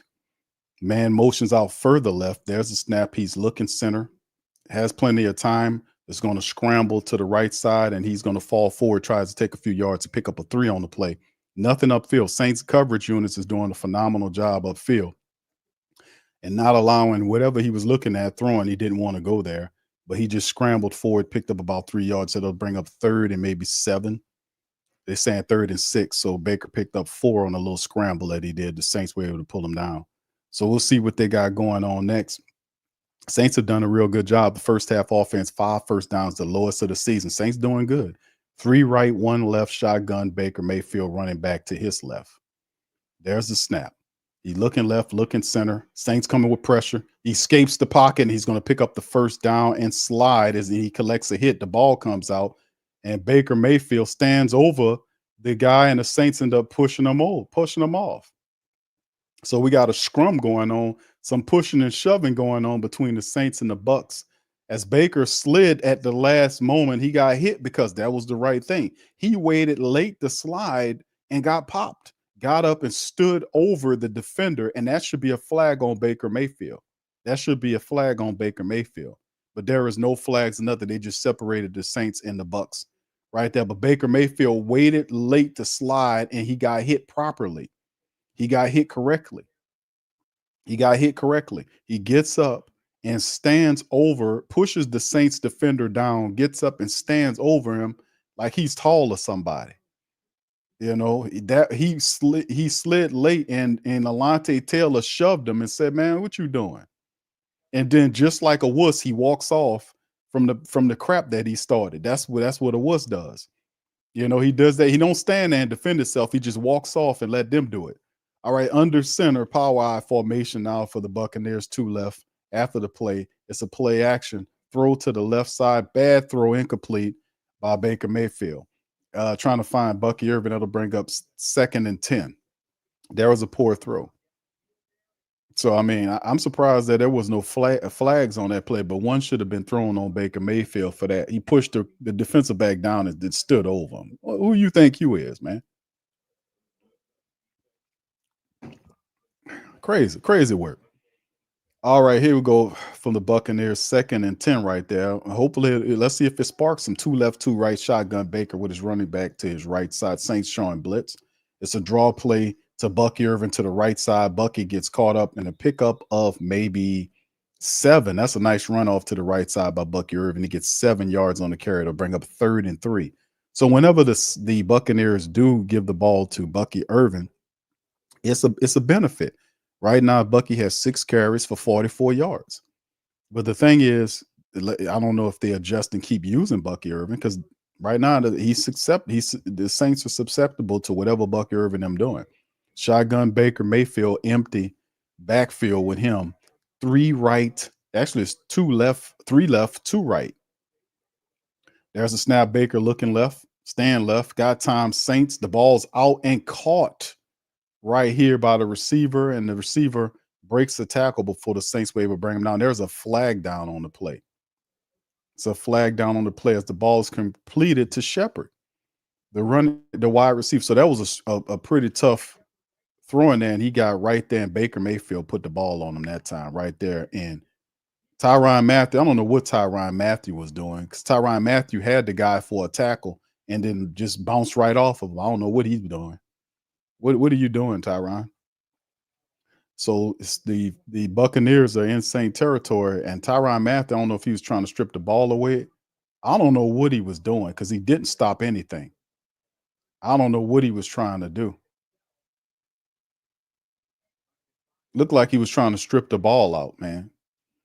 All right, so they get down to the Saints 25-yard line there. There's the draw to Bucky Irvin to the left side, dances around reverse field, and the Saints pull him down for a gain of 2, and there's a late flag out on the play.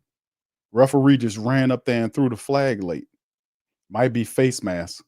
It's going to be a face mask play. Oh, man, come on. Is it a face mask? Oh, yeah, hell yeah. Did he get the mask or just – oh, yeah, oh, yeah. Yeah, that's a face mask. And that's just Shepard. That was stupid by Shepard. And every time this happened, that's why I think they just sent him to the bench. Send him on. That was stupid, man. You doing that, you just spotted them 15 yards.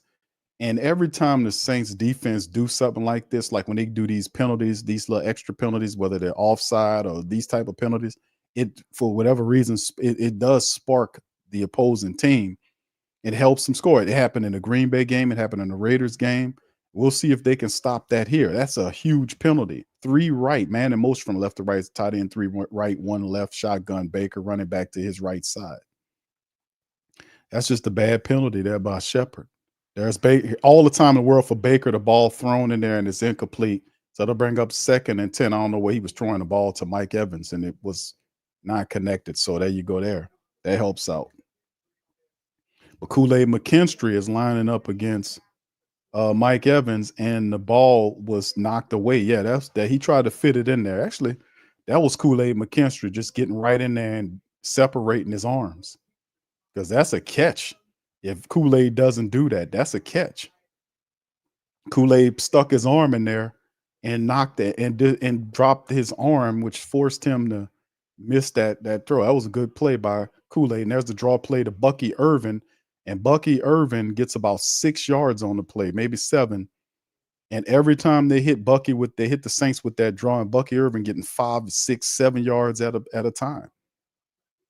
You know, so let's see if the Saints defense, that was that horrible penalty by Nate Shepard, man. 3rd and 5 now. Buccaneers are marching to try to score here, man. So they got 6 rushers against 3 paths right now, pads or path. Let me get my right screen up here. There we go. Right now, 8 plays, 61 yards. All right, 2 left, 2 right, shotgun Baker. Looking left, looking center, has all the time. It's going to scramble, throws front, and it's a touchdown to the tight end. Just like that. He had all the time in the world. Payne Durham, the backup tight end, filling in for Cade Otton, who's out, gets the touchdown in the back of the end zone. He had all the time in the world. And that touchdown was brought to you by Nate Shepard's 15-yard field goal. 15-yard penalty, face mask penalty. But the Bucs get on the board, man. And that'll make it, that gets them on the board right there. So we'll see how the Saints offense respond to this. That'll be interesting to see how they do. So it's now 16-13. That's a big touchdown, gets the Buccaneers back in the game. Baker Mayfield got all the time in the world back there, and a wide open tight end back there. Tyrann Mathieu was waving his hands like, whose guy is this? So there you go. They cut the lead down to 3 now. They cut the lead down here. All right. So anyway, big ups to the fam, man. They cut the lead down. Right now, Falcons 24-17. They're still at halftime. So we'll be monitoring that game right now. But the Saints are is now 16-13 right now. So there you go. All right. Yes, indeed. So here we go. So we'll see. Now the curious thing was to see how does it look for the Saints offense. Can the Saints offense respond here? Because listen, this was a long drive here for them. This was a 10-play drive for 72 yards. It took 4 minutes and 33 seconds off the clock, 10:27 remaining. If the Saints come into this this next possession and are able to march the length of the field, get a touchdown, that'll be cool. But Buccaneers is kind of y'all get the feeling Buccaneers are starting to figure this thing out. Baker Mayfield is starting to make some throws. He has time. The Bucky Irvin effect, 8 carries for 51 yards. He's getting gashes. That draw play thing, that dive or that draw play thing where you see the Bucs utilize it has been working against the Saints. So, the Saints have to kind of lift that lead up. We need another touchdown there, Spencer. And the Saints, we need another touchdown here for y'all to keep ahead here. We'll see how they adjust to that. That'll be interesting to see how that looks. Right? That'll be cool seeing what that looks like. All right, Derek said they did a lot of holding that drive. Q, watch the trend. Yeah, I know. I've seen some stuff. Yeah, but like the Baker Mayfield thing, that was suspect in its own right. Baker Mayfield should have got a flag on that. He should have got a flag on that.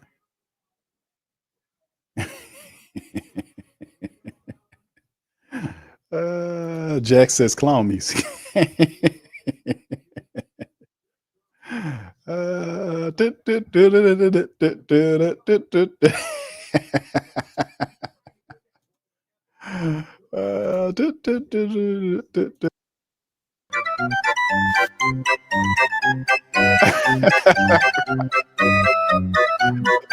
Oh man, y'all crazy, man.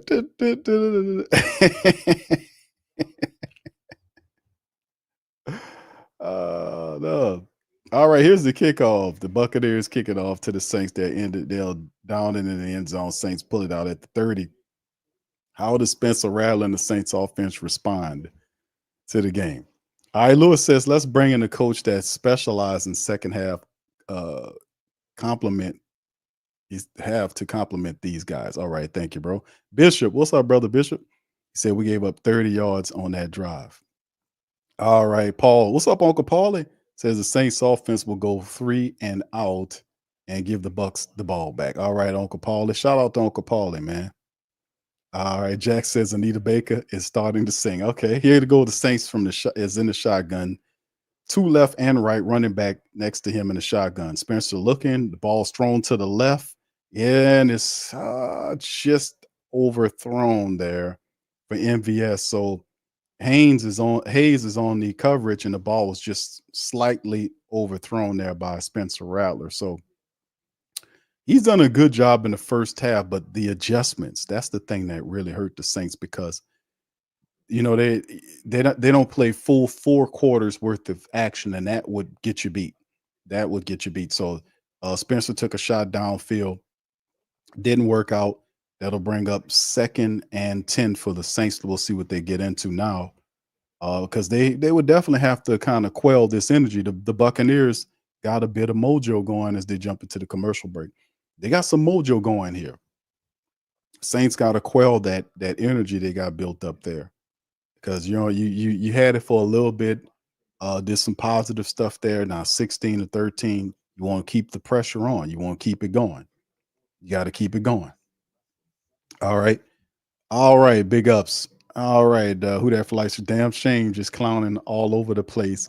Can be stupid penalties, blown coverage, and just sloppy football. That's a part of that staple Saints football, especially toward the middle and the back end of the year.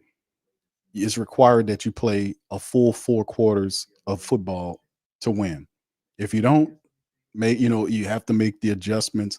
If teams make adjustments against you, you got to be able to adjust to what they're doing so you can keep going. The Bucs, look like the Bucs made an adjustment. They did, because offensively they were struggling a bit. They get a touchdown, something they didn't do all game up until that point. And now they're kind of taking a deep breath, like, okay, now the game is more manageable. Now our defense needs to stop the Saints, force them to punt the ball for the first time in the game. We'll get the ball back, go to work with Bucky Irvin. We'll put the pressure on the Saints. That last defensive series didn't look good. That's forced them to do that again. You see, so the pressure now shifts for the Saints to maintain the lead. We'll see what they can do here. Let's see what they can put together here. But this is true, what you're saying. All right, Dr. Gray, how you doing, sir? Says, what's up, Q? I think Spencer Rattler is making a statement this game. Defense runs out of gas in the second half every time. Honey Badger would rather guard the grass than go over the tight end. Shaking my head. I don't know what the Honey Badger was doing on that play. Well, he just ran into the dude. Looked like he was trying to strip the ball out.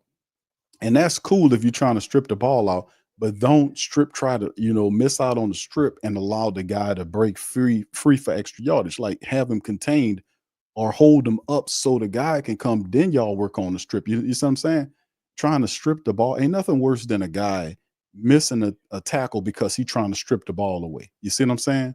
If you secure the defender, even hold him up and let somebody else come, because they had a guy in the vicinity. It was just a bad move there. But there's a toss to the right, Clyde. That was hilarious to the right side. Saints can't do it, and he just big beat of Vay just blows up and knocks Clyde Edwards-Helaire down, and that'll be like 3rd and 9 or something. I doubt it's a game because that was terrible. I mean, Landon Young just didn't do anything with Vita Vay. Vita Vay was just like, man, get out of here, man. Just y'all seen that? He just kind of just get out of here, and went and got the little man.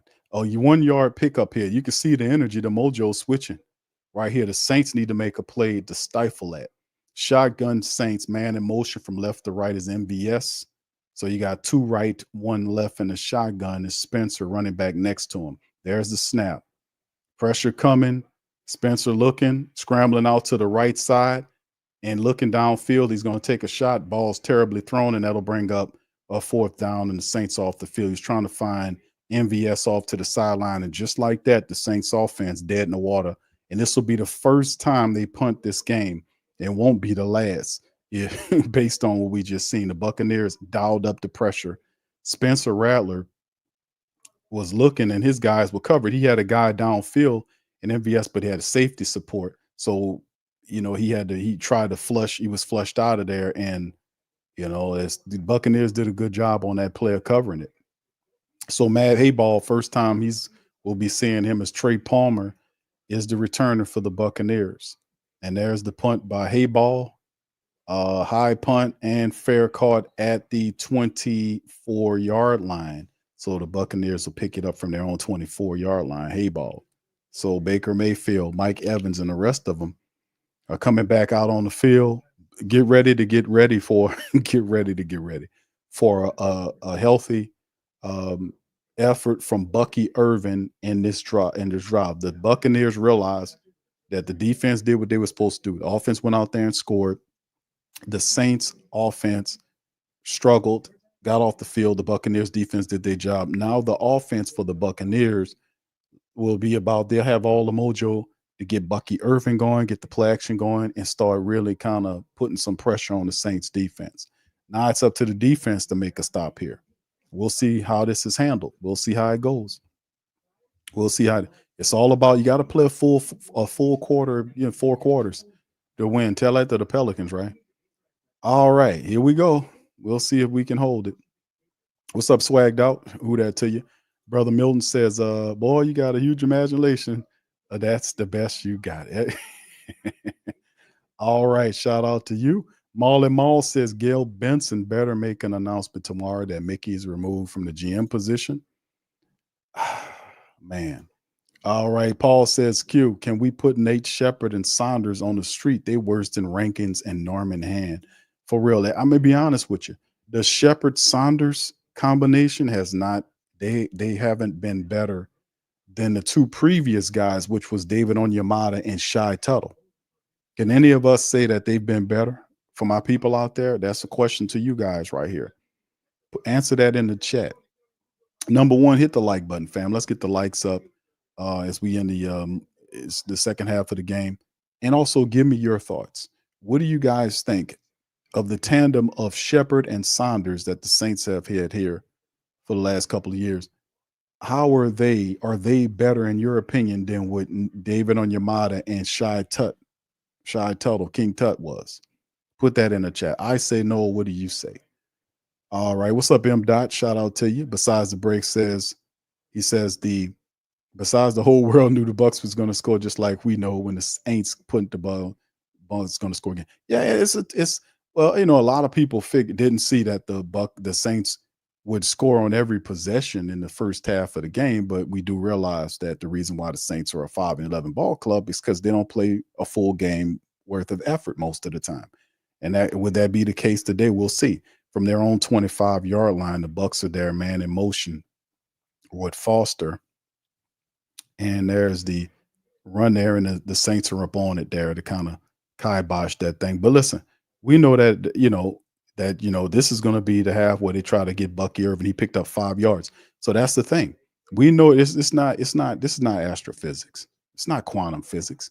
This is elementary school football, kids football. Bucky Irvin has been and is a guy that has run well this game. He's averaging 6 to 7 yards a carry. It's only a matter of time before they put the ball in his hands against the Saints defense, right? And it's the shotgun for Baker Mayfield for them as well. Let's see what they got going on here. There's the run of Bucky Irvin to the opposite side, to the left side, and he picks up what is it? It'll be 3rd down and 4 yards off to the left side for Bucky Irvin. And really, they just been basically used Buck and Irvin. Yeah, it's 3rd and 4 with them there. So they've been pretty much just using Bucky Irvin. He's getting a decent carry, and then 3rd and 4. And they're trying to get Mike Williams involved in the game. So it ain't been a difficult thing for the Saints, but and for the Buccaneers to move is Rachaad White's out there now. Seeing him, I hadn't seen a lot of him out there, but Rachaad White's out there. 3rd and 4 for the Buccaneers. Let's see what they got going on here. And there's false start, and they're going to back the Bucs up. That's false start against the Bucs. So there you go. 3rd, 4th. So that'll make them lose some yards. That'll help us out a little bit. All right. Dr. Gray says, unfortunately, the Saints don't need both Shepard and Bink. They are the same player. Derek says, Nate and Colin and is Sean and Ed from Sean. Sean and Ed. Okay. Southern Bad Boy said we can rebuild O-line, defensive line through the draft. One thing about it is that you must be observant of the talent and time development in terms of player. We want someone who is ready to go indeed.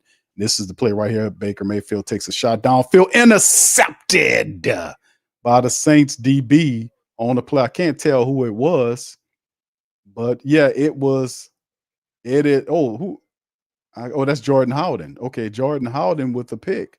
Carl Granderson got a little bit of it. Carl Granderson deflected the ball a little bit, and Baker. That's a big turnover by the Saints. Granderson got a finger on it, and the ball kind of fell on to Jordan Howden, and Jordan Howden was there to make the play, and the Saints get the interception, so they stop the energy. How about that? Let's give them a round of applause for that, man. There you go. All right. How about that? Saints get the interception. Carl Granderson deflects the ball at the line of scrimmage. Saints defense get the pick and stop all of that momentum that the Buccaneers were building up to. That's huge. Good play by the Saints. Got to give them that. Give them that, fam. That was good with Jordan Howden on the play. All right. P-Mac says, man, this is a tough one as Saints fair and don't want to see them lose. But on the other hand, you kind of do want them to lose because you don't want them damn dirty birds going to the playoffs. Bro, listen, P-Mac, listen. Bro, like I told my brother Bigelow on the yesterday stream, I told him, I said, hey, bro, if the Saints, because the Saints are not going to lose, right, just to stop the Falcons. They're going to try to win this game, as you can see. But 2 things. The Falcons still have to take care of business against the Carolina Panthers. And we know the Falcons going Falcon, a Falcon going Falcon, right? Which right now they are 24-24. They can't stop the Carolina Panthers, by the way. And the Panthers just scored a touchdown, right? I think they tied the game, right? So, So what is it? The Panthers just scored a touchdown? Looked like they just scored a touchdown, man. They tied the game up. So the thing is, even if the Falcons, the Saints win, there could be a scenario like a scenario where the Saints win, the Falcons lose, right? It's just that a Falcon going Falcon, and even if the Falcons do make it into the playoffs, they're gonna be out of there the first round. It just come on. You already know. So I mean, they're just doing it for bragging rights at this point. But they still got to get through the Carolina Panthers, and the Panthers are giving them everything they got. The Falcons is not going to. The Falcons, the Panthers not laying down to the Falcons, not in the slightest. Yeah, a Falcon going Falcon. Y'all know how that go. I don't know. It's been a while since we had a pick. All right, here the Saints picking up here, man, after the interception, man, in Buccaneer territory. That's a toss to the left to Clyde Edwards-Helaire. Clyde gets on down to the 30-yard line, right on the 30. So that's a pickup of 7 yards, I'm going to say, with a toss to the left for him. So that was big, man, to be honest with you. That defensive interception, I don't know when the last time we got a pick. When was the last time we got a pick, y'all? It's been a while since I remember us getting a pick, right? Wasn't it Demario Davis? Wasn't that the last time we got an interception? When Demario Davis made that pick, and then they said he gave himself up when he returned it for, that play. So it's a pickup of 7 on the toss. Man in motion from left to right is Pettis. Another handoff by the running back. Buccaneers on it. It's going to be a loss on the play. Jamal Williams not getting anywhere. He might have lost a couple yards, by the way. Yeah, and the Panthers just scored on the Falcons here.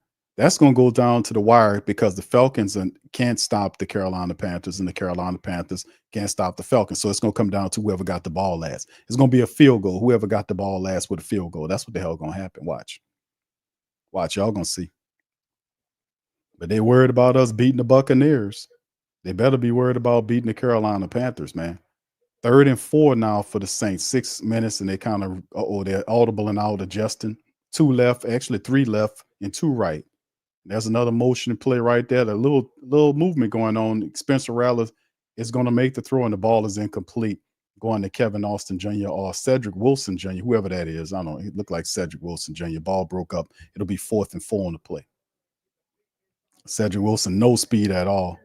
And the ball was poorly thrown. Got to give it to us. A poorly thrown ball by Spencer Rattler. Very poorly thrown ball. If he puts it in front of Cedric Wilson Jr., that's an easy catch, man. Bad ball by Spencer Rattler. 4th and 4, the Saints will have to settle for a field goal after the interception by Jordan Howden. Blake Grupe, 3 for 3, 35, 39, 39. Here's a 49-yard attempt. It is up and good. And that'll be 4 for 4 as Blake Grupe hits another one, puts the Saints up 19-13. Saints keeping it moving. 5:53. I would have loved a touchdown. But it is what it is. All right, big ups. All right, Brother Prom says, Q, no matter what people say about Rattler, he's running an offense without our big-time players, while Garbage has them and have more 3-and-outs or field goals instead of TDs in the red zone. Thank you, Brother Prime. Appreciate you, sir. That garbage thing always kills me. Brother Brent, how you doing? Brent says, bring in Brother Gregory to end.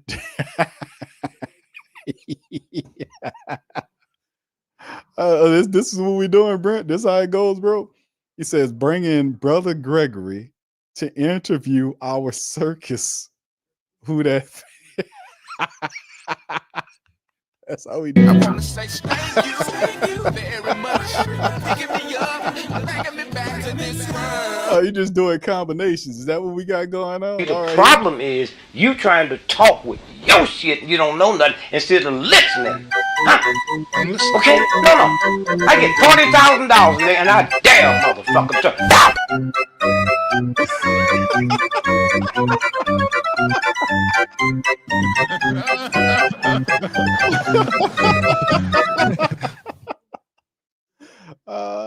You see the combination. You see how that we just do it, just combinations, Oh man, y'all funny, man. All right, what's up, Kevin? Man, he says, Q, it's gonna take 2 years to fix this roster. Loomis is a huge problem, brother. Gotta give you a round of applause on that, brother. Because He ain't lying. Because you really ain't, bro. You telling the absolute facts on that one, bro. Super facts. All right. What's up, Chantel? The Panthers are going to be a good team next year. They are. They are. They are going to be good. Yeah, this season is going to be something very good for them. Trust me. This was the best thing to happen to Bryce Young because there was no expectations on him to do something. I told him that. I was like, y'all didn't choose wrong. Bryce Young is the right guy, wrong circumstance.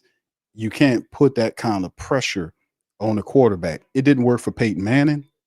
Hell, name me one of the greats that came in from a rookie into a experienced team and had success like that.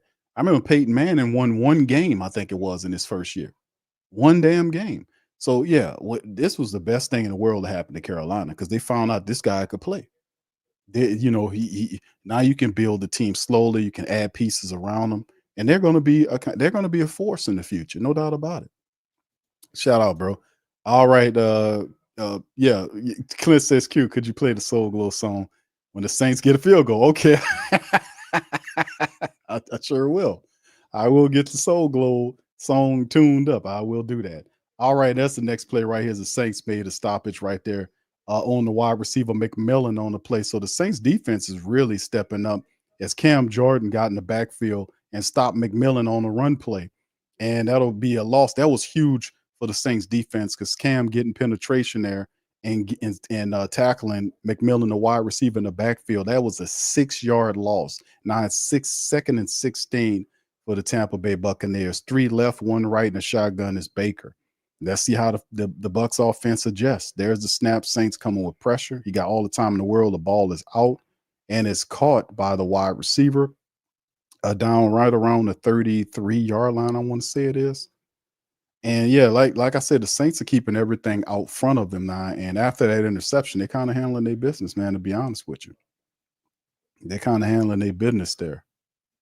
So yeah, the Saints defense playing with some energy, getting that pick and that interception. And the reality is like they got to cut it loose. I mean, this is the last game of the season. So it's 3rd and 7 now for the Saints. They've keep Evans 4 catches for 40 yards, man. That's pretty promising. 3 right, 1 left snap. Saints coming with pressure. Baker takes a shot downfield to the right, ball overthrown. He had Mike Evans and overthrew him. He had Mike Evans open and sailed the ball 5 yards or so beyond him. And Mike Evans was open, and he just threw that ball out there. He had him too, because the safety was late in support. That wouldn't have been a touchdown because the safety would have came over eventually and pushed him out of bounds. But that was a huge miss that would have got him in Saint territory. So it would be 4th and 7 for the Bucs. They send the punting unit in.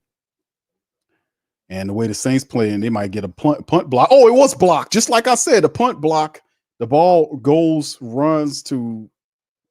rolls to like right around the 46, 47-yard line. And the Saints, man, I just said they might get a punt block. And the Saints kind of had an issue right there. And boy, the Buccaneers are disintegrating because the punter, Browning, dropped the ball and then tried to repunt it. And he punted it right off his side foot. And it did. Okay, thank you, Buccaneers. We'll take that too. He punted the ball. It rolled down. That was terrible, man. That was terrible. Grandma could have punted the ball better than that. It rolled down to the Buccaneers' 47-yard line. Shotgun, Saints with a sharp field. 2 left, 2 right. Rattler looking to the right, fires the ball to Foster Monroe, a pickup of maybe 6 yards, pushed out of bounds by the defender. So there you go. A botched punt situation puts the Saints in Buck territory, and there's a flag down on the play. Flag on the play.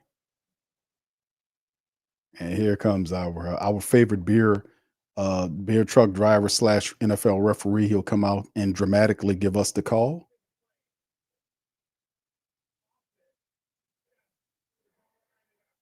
And that's a play. It's against the offense on the play, man. So there you go.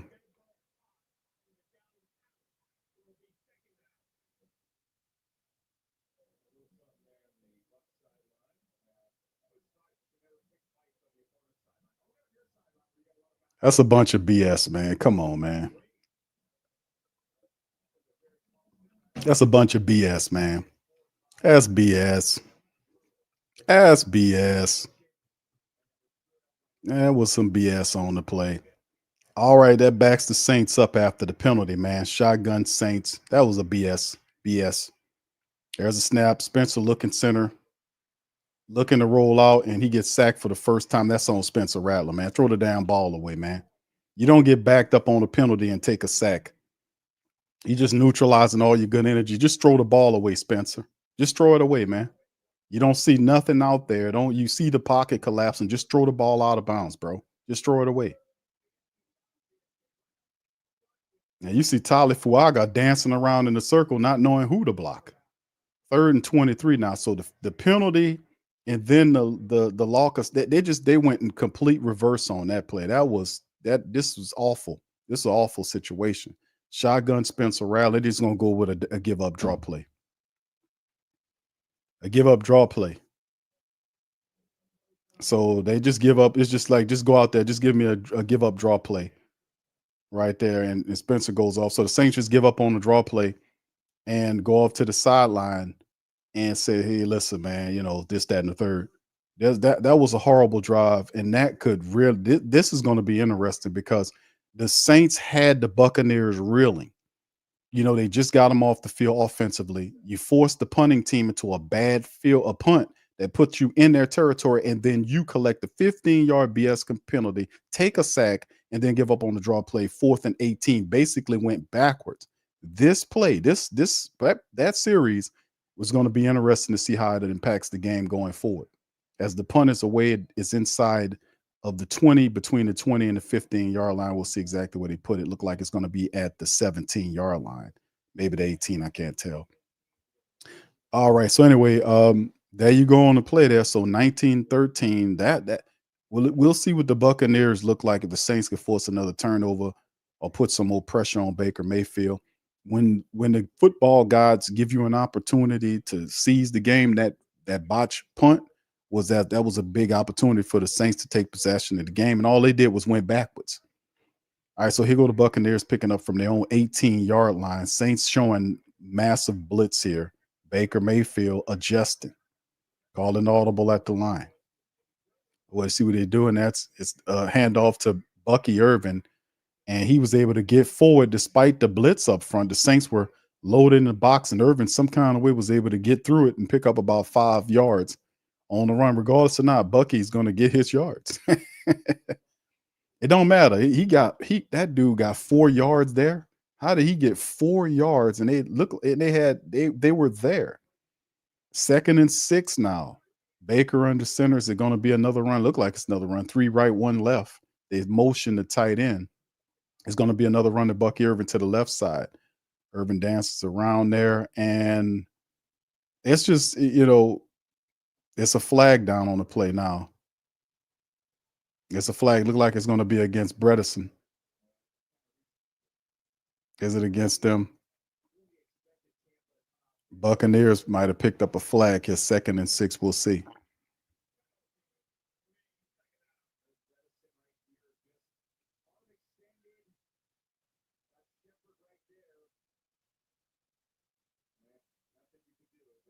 Oh, yeah. There you go. Hooked them. All right, 2nd and 16 now. Now they picked up the penalty now, and that marches the Buccaneers back after the holding penalty against them. 3 right, 1 left, shotgun Baker Mayfield, Bucky Irvin to his left. 140 on the play clock, 2nd and 16. Saints look like they're sending 4 guys. They are. And there's going to be a flag. Well, flags a player's false start again against the Buccaneers. That'll back them up.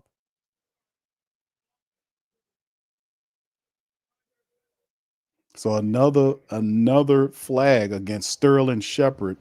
That's the wide receiver gets hit with a false start play. That'll back the Bucs up again. They get backed up again. So there you go. So the Buccaneers operating, and you can see the coach Todd on the sideline dipped his head down like, come on, man. We trying to win something. We trying to do here. All right, 2nd and 21, shotgun. Baker Mayfield steps forward, looking. He's going to use his feet this time, running 15, 20, trip down to the 22, 23-yard line on the play. So Baker Mayfield using his feet to trying to pick up some of that lost yardage on that third down. Still a lot of yards left for them to get for the first down. So the Saints might have just had the offense for the Buccaneers to help them out and keep them from getting any damn thing. You know what I'm saying?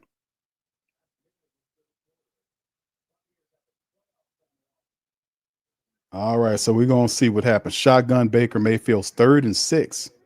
3 right, 1 left, Bucky Irvin to his side. So we'll see what he does. And there's the pressure, balls out and connected and caught by the tight end who gets all the way down to the Saints 44-yard line.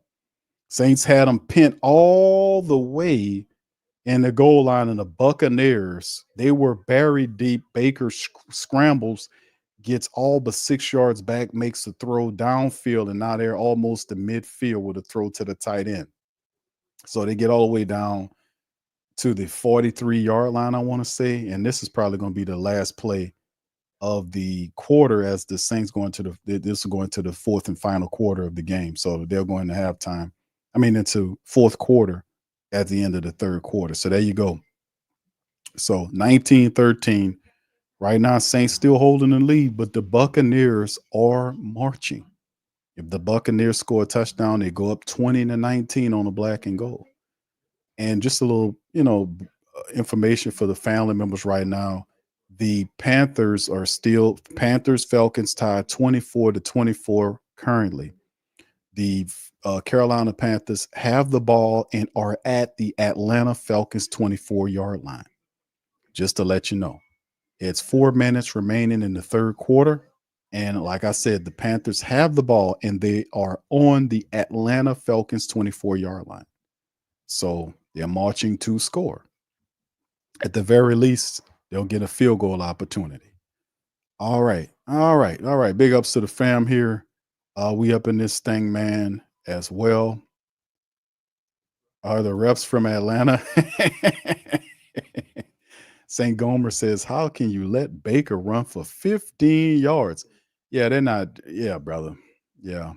He been actually, St. Gomer, he's been doing that all game. He's been scrambling like this all game. Baker Mayfield has been out there moving around doing his thing, to be honest with y'all. Matter of fact, let me see if I can pull up. Let me get to the end, show y'all the individuals. See, Baker right now has 34 yards of scrambling, 5 scrambles for 34 yards, and he averaging 7 yards every time he scrambles here. So, yeah, he's keeping a lot of these drives alive. Like that drive, that was a ton of yardage. That was a big run for him to get that scramble and then set up the throw because they were pinned back, and now they're marching. And so far, we'll see what they're doing. 3 plays, 24 yards, 2 minutes and 18 seconds on the current drive here as we get ready for the 4th quarter. Going to look interesting, man, to see how the Saints fit. Can the Saints stand strong, man? The first half of football, they scored every possession. This time around, we see the Saints just put up a field goal, just trying to stay ahead of this thing. Buccaneers are leaving some room out there. Can the Saints capitalize? 4th quarter, money quarter. Let's see if the Saints can come up with a victory here. We'll see. All right. Yeah, it's very interesting, man, to see how it is, but you got to play full 4 quarters. Go from there. All right. So anyway, all right, hold on here, fam. All right, start of the 4th. Here we go. Start of the 4th quarter for the black and gold, man. All right, they're from their own 42-yard line. 2 to the left, 1 right. And there's the play, and there's a flag down right away. It's against the against the Bucs. Another flag. Boy, this is sloppy as hell for the Buccaneers. Durham, the tight end, gets the false start call. So there you go. So the Buccaneers started the 4th quarter all getting backed up. So start the quarter with the penalty, man. They're a sloppy team today. So 1st and 5, they lose 5 yards on the play, backs them up. Can the Saints defense capitalize here? So you probably look at it, but they're probably going to do 3 to the left, 1 right, man in motion there. There's a toss to the left. is Sean Tucker. Dances around, Saints get him, but he picks up about 3 or 4 yards on the run to the left before DeMario and others are there to get him. And there's the Carolina Panthers are on the board. They scored a touchdown right there. They go up 31-24 on the Falcons with a touchdown to David Moore. They showing the game break there. So the Carolina Panthers jump ahead of the Falcons. 31-24. I told Lord, take care of your own business. You know, don't count on us. You handle your business first, then look at the scoreboard. Shotgun, 2nd and 13 there. 2 right, 1 left. Baker Mayfield pointing out, blitzing the motions, the tight end motions further left. Baker has time. The ball is strong. Oh, what a catch by Mike Evans going down. Makes a grab. And Mike is visually frustrated, man. He's visually frustrated, but that was a hell of a catch by Mike Evans going down, sliding back, going down, and makes the catch. He gets tackled down. But he had the space, and he kind of trips down, just snags the ball out of the air. But he's visually frustrated, man. 3rd and 3 now for him. 10 targets, 5 catches for 50 yards for Mike Evans. And at some point, you want to make sure you keep that guy under control as much as you can. All right, there's a little adjustment at the top of the play here. 2 left, 2 right, 3 right, actually, and Baker in the shotgun. Saints sent 4. Baker steps ahead, and he's going to run it, and he gets the first down. Baker Mayfield's just been scrambling on the Saints, and he picks up the first down, lowering his shoulder. And he's done this. Baker Mayfield has done this. This could be the changer here. Baker Mayfield, anytime he feels the need to, he just kind of lowered his shoulder and protected the ball, and looked like Demario Davis kind of escorted them to the ground. But that gets in the Saints territory to the Saints 45-yard line. Man in motion here for Baker Mayfield, and there's the play. And Saints defense coming. Do they actually get to him? No, they missed the damn tackle, and he scrambles and picks up 8 yards on the play. You got to be kidding me. You got to be kidding me. They had Baker Mayfield, and they had him in the backfield for a sack, then lost the tackle. Then the guy ran and picked up 8 yards. That's Nate Shepard. Nate Shepard missed it, and Baker Mayfield ran and picked up 8 yards. You can't make it up. Shepard had the man and let him go. Missed the tackle on him. So that gets a 2nd and 4. So he picks up, and here go the next play. It's the handoff to Bucky Irvin, and Bucky Irvin fights forward, and he's chopped down. Well, actually gets a yard shy of first down, so to bring up 3rd and 1 on the play. But Baker Mayfield's doing the necessary, man. He's the one. He's taking off. I just showed y'all his rushing attempts right now. Every time he runs, 7 yards of scramble. 3rd and 2 now. You can't do that. When you get an opportunity to bring these guys down, you got to tackle them. And Baker Mayfield keep breaking tackles. He's scrambling and picking up first downs. At some point, Joe Woods got to account for that, man. Shotgun Baker Mayfield, wide receivers left and right of the formation. There's the snap. Baker's going to keep the ball, and he gets wrestled down by Ugo Amadi. Good play by Ugo Amadi, who was able to get penetration and bring down Baker Mayfield on the play. So that was a good play for Ugo. And he got through there unblocked, and he's smaller. He's a smaller player than Baker Mayfield. So ain't nowhere to run from the smaller guy. And Ugo was able to make the play. So that brings up 4th and 8. The Buccaneers are keeping Baker Mayfield on the field, saying, hey, man, we got to do it. This could be big for the Saints right here if they could stop this from happening. 4th and 8, the Buccaneers are going for it here. Also, you got to watch out for the fact that he might try to draw him offside. And here goes. Timeout is going to be called by the Buccaneers. Buccaneers say, hold on, man, before we do this, let's figure this out. Let's get this together and make sure we good, because this is a big play right here. So Coach Todd calls a timeout right there for them to get straight. And he looked like he just got his golf face on, like his crew, I'm just here just chilling. I'm just here chilling, man. That's how Coach Todd look. I'm just here chilling, man. I'm good. He don't look frustrated or nothing. He just be Coach Todd just chilling. Yeah, I'm out here, man. I'm just chilling, man. Doing my thing, bro. Right now I'm on a cruise. Right now I'm getting paid. I'm good. I'm good. 4th and 8 now. So let's see what they got dialed up. Saints defense. This could be big for the Saints defense right here. 2 to the right and left for the formation. Baker in the shotgun running back to his right. Saints look like they're sending them. They're sending 4. Baker Mayfield's going to take a shot up the right side of the field. It's caught down inside the 10 by McMillan, the speedster. That was a hell of a throw by Baker to McMillan. They get the first down inside the 10-yard line. He beat the guy that made the plays, Ugo Amadi, and Ugo was just behind him, and he was beat from the word go. And McMillan just made a fantastic catch, man. And Baker Mayfield made the throw. He had time, stepped up into the throw, made it perfect right over the top, and boom, bam, beam. They're inside a Saint 10-yard line and the drive line. It's a flag down on the play. So after the play, unsportsmanlike conduct against McMillan because he made the gun point. And he's like, I was pointing these two like this is peace going forward. You can't do a gun motion, brother. And he's saying that's a gun motion. They're not going to tolerate that. So they hit him with a 15-yard unsportsmanlike conduct penalty. That is huge for the Saints. Coach Ty says, man, you can't do that, brother. You know, pump your damn fist like you're Arsenio Hall or something like that, but you can't make that can't do that gun thing, brother. We can't play that. So that backs the Bucs up. 15-yard penalty against the Buccaneers. That's big. Because they were inside the Saints, inside the 10-yard line. And with that penalty, that breaks that backs them up. So we'll see how do the Buccaneers respond after that. Saints, that give the Saints a nice penalty right here to back them up. So the crowd don't like it, but you know, it is what it is, fam. Deal with it. 10:37 on the clock, 19-13. The Saints up. They're saying first and goal.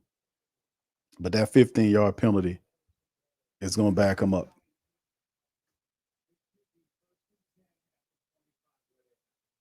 So they got to set it up 1st and 10. You heard the referee Blandino, so they got to adjust it. Come on, get it together. This dude don't look like a referee to me. Come on, man, get it together.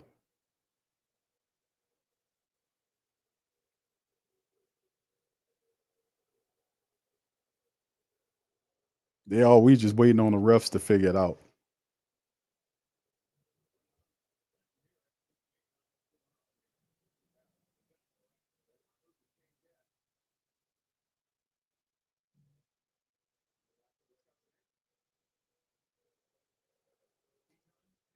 Oh, this is bad.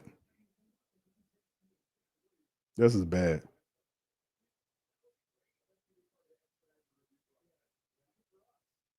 This is literally them slowing the game down for real.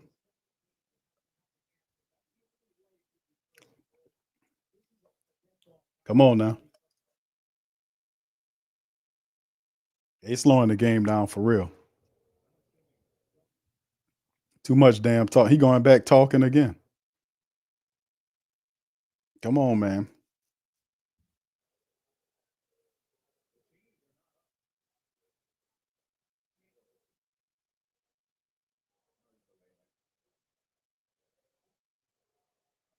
This referee don't know what he doing.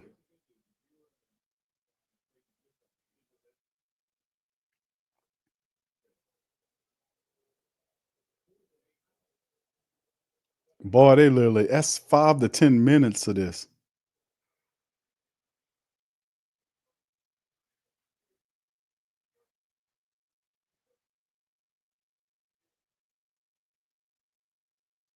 After reviewing, it'll be 1st and 10. What is going on here?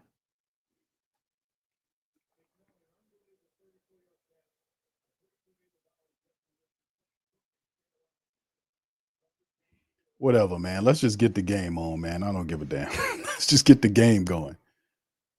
And Rizzy like, what? What is going on here?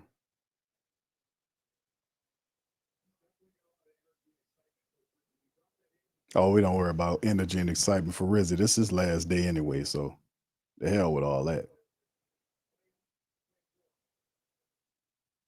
This is horrible, man. They're gonna have to send that old boy back to driving beer trucks, man. He don't know how to referee.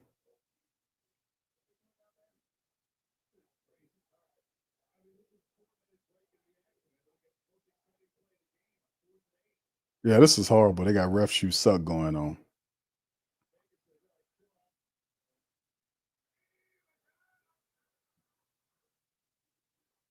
All right, back to football, man in motion as the handoff. Bucky Irvin turns the corner, makes a move, gets pushed back, but not before getting a gain of 5 yards or so. That's Bucky's Irvin. It's another flag down. It's a holding. Look like it's going to be a holding. Back him on up. So that another holding is Luke Gadecki. Gets hurt on the hold there, and I guess he mad because somebody might have insulted his snazzy helmet. But listen, this is craptastic, man, seeing what's going on with these officials, man. Terrible. But in the end, man, it's to be expected, man, a lot of times. But the penalties, the Buccaneers not helping themselves. 9 penalties for 70 yards is ridiculous. It's totally ridiculous.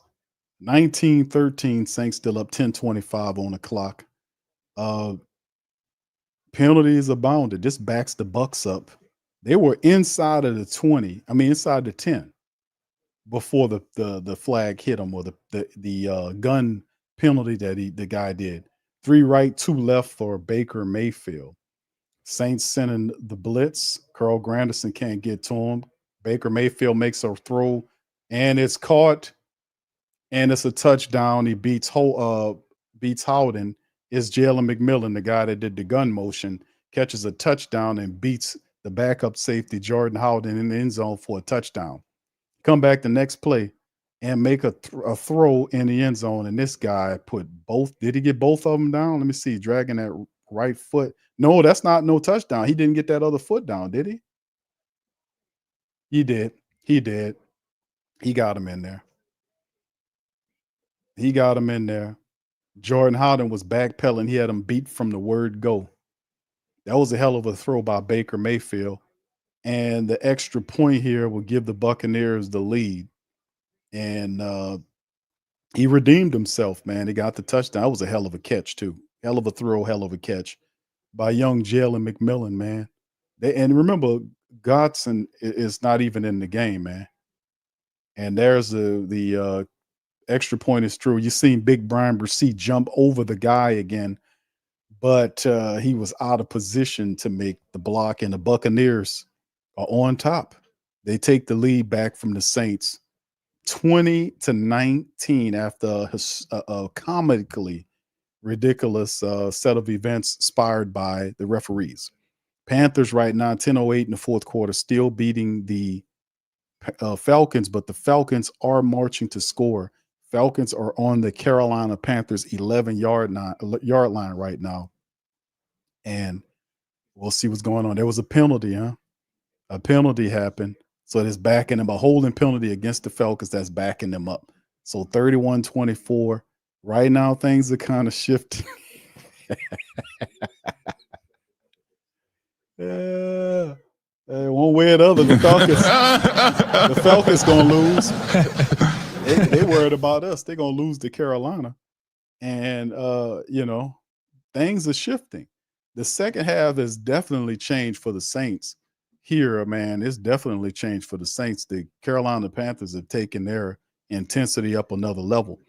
It is, let me tell you something. It's pretty cool that if you're McMillan, you get hit with that penalty where you catch the ball, you make that gesture, you get hit with a 15-yard penalty. That inspired the whole chain of events where the referees stopped for 5 to 6 minutes or whatever it was, trying to figure out how to do it.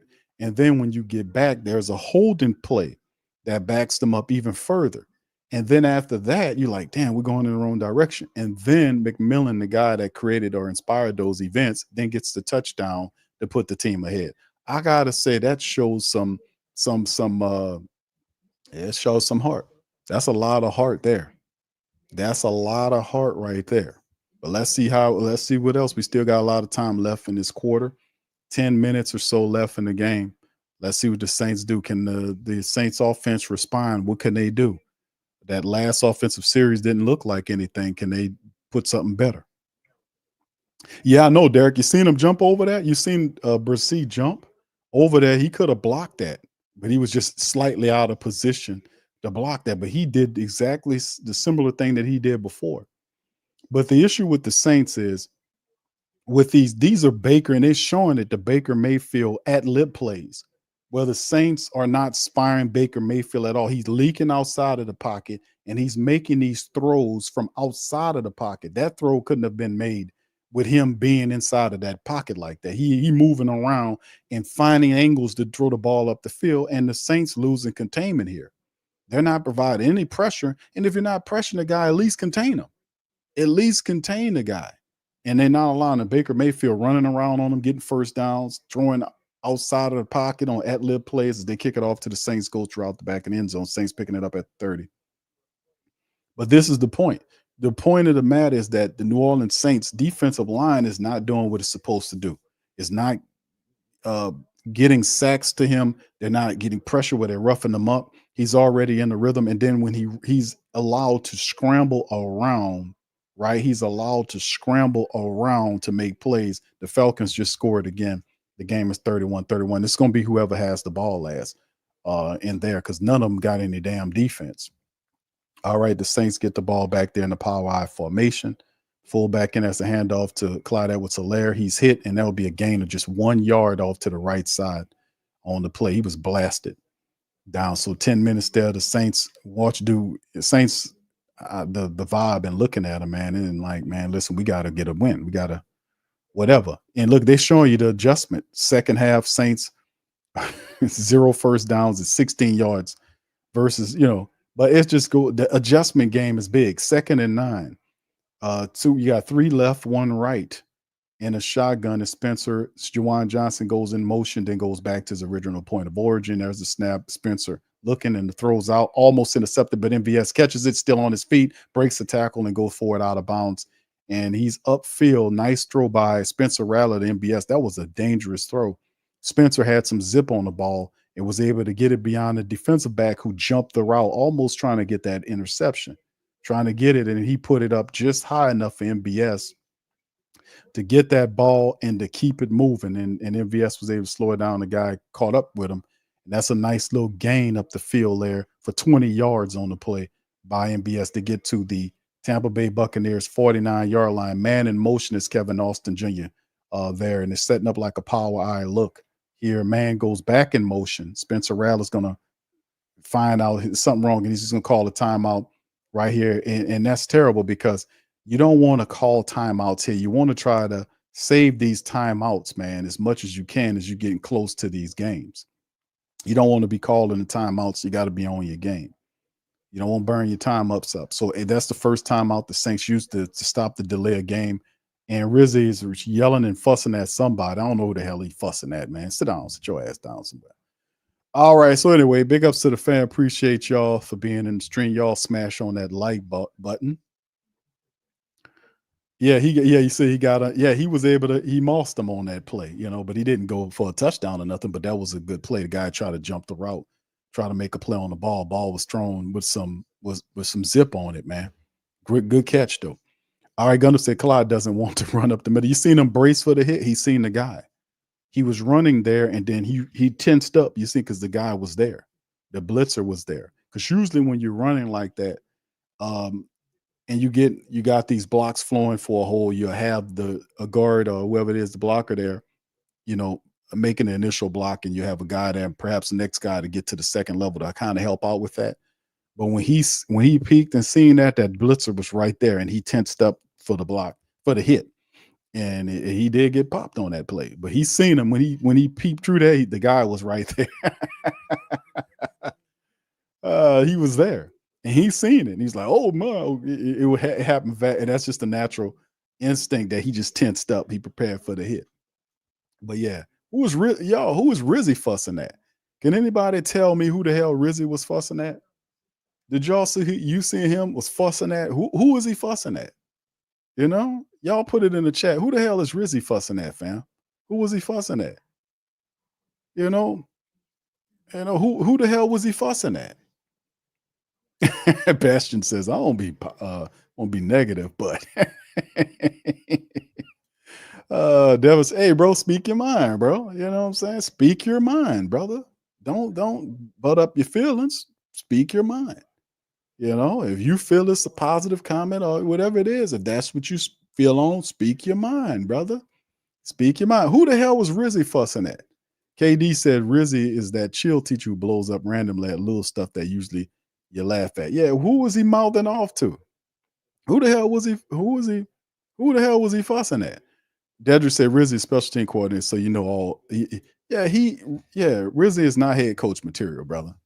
He's not. He be blowing up at shit that you don't even supposed to be blowing up at. He really is. Like, what are you doing? Who are you? What are you doing, man? Set your ass down and shut up. All right, 3 to the left, man. In motion is Pettis from left to right. There in the shotgun. It's a draw play. Good. He got time, and Spencer throws left all behind MVS. There's some miscommunication because MVS went on the in and Spencer threw toward the out. So we had some communication there. Because MVS turned and went inside and Spencer threw it outside, some communication going on because he broke the DB down and would have had some space behind him had he put the throw on him. So some communication issues right there. 2nd and 10, 8:43 Saints at midfield. They could turn the tide here. Man in motion out is Jordan. It's Jordan Mims. Yes. Shotgun Spencer. They send in the blitz. Spencer Rattler is going to get hit, and he's down on the ground. Spencer, throw the ball away, bro. It's Big Vita Vey. Gets the sack. Come on, bro. Throw the ball away, man. Do not take a sack. Just throw it away. And he is just, I don't know. He's just, his mind or something reset because he didn't see anything there. He stepped inside in front of Lemieux, and Lemieux, I thought he figured Lemieux was probably going to block Vita if he stepped behind him. But Vita just threw Lemieux out of the way, and LePew just got tossed out of the way like a rag doll, and Vita Vey sacked Spencer. That's what happened on the replay. Spencer thought that Lemieux was going to block him, but Lemieux got pushed out of the way. My bad, LePew, as in Pepe. That's what it is. And then there's a flag down on the play, and there's flags down on the play by the referees. They point, and let's see who is against. They're saying what's going on here. 3rd and 18. There you go. It's against the Saints.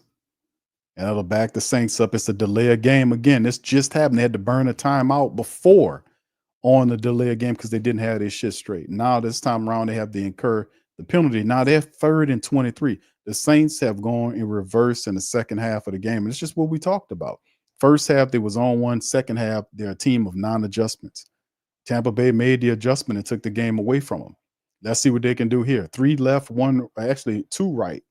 There's a snap. Spencer looking center, looking left, firing left. It's a nice ball thrown, and it's totally thrown to a Tampa Bay guy. There is nobody out there except for the Tampa Bay defender. And Spencer gets popped. He's down in pain. And the DB trying to catch the ball hurt his own crazy ass. How you hurt yourself, brother? He hurt his own self. I think something wrong with his leg. He hurt his own self trying to catch the interception ball. But I hope he all right, man. Look like he just, I don't know how you do that, brother. He hurt himself trying to make an interception. I don't know what that is. He grabbed his legs or something. I don't know what's going on there. Brother hurt himself. A phantom football player must have hit him because he out there hurt himself. And then Spencer got a little pain getting up, but that was pressure came and Spencer threw it out there, almost had an interception. Anyway, that'll be a 4th down. The Saints will have to end up punting the ball away. Yeah, it might be a Charlie Hoss. Yeah. The question was going into the second half was, can the Saints keep doing what they did in the first half, despite the fact Tampa were going to make adjustments? And the answer is no, up to 7:56 remaining in this 4th quarter. Saints is a team that don't know how to play. They don't know how to play full-time football, man. For a full 4 quarters worth of football. They had it going on in the first half.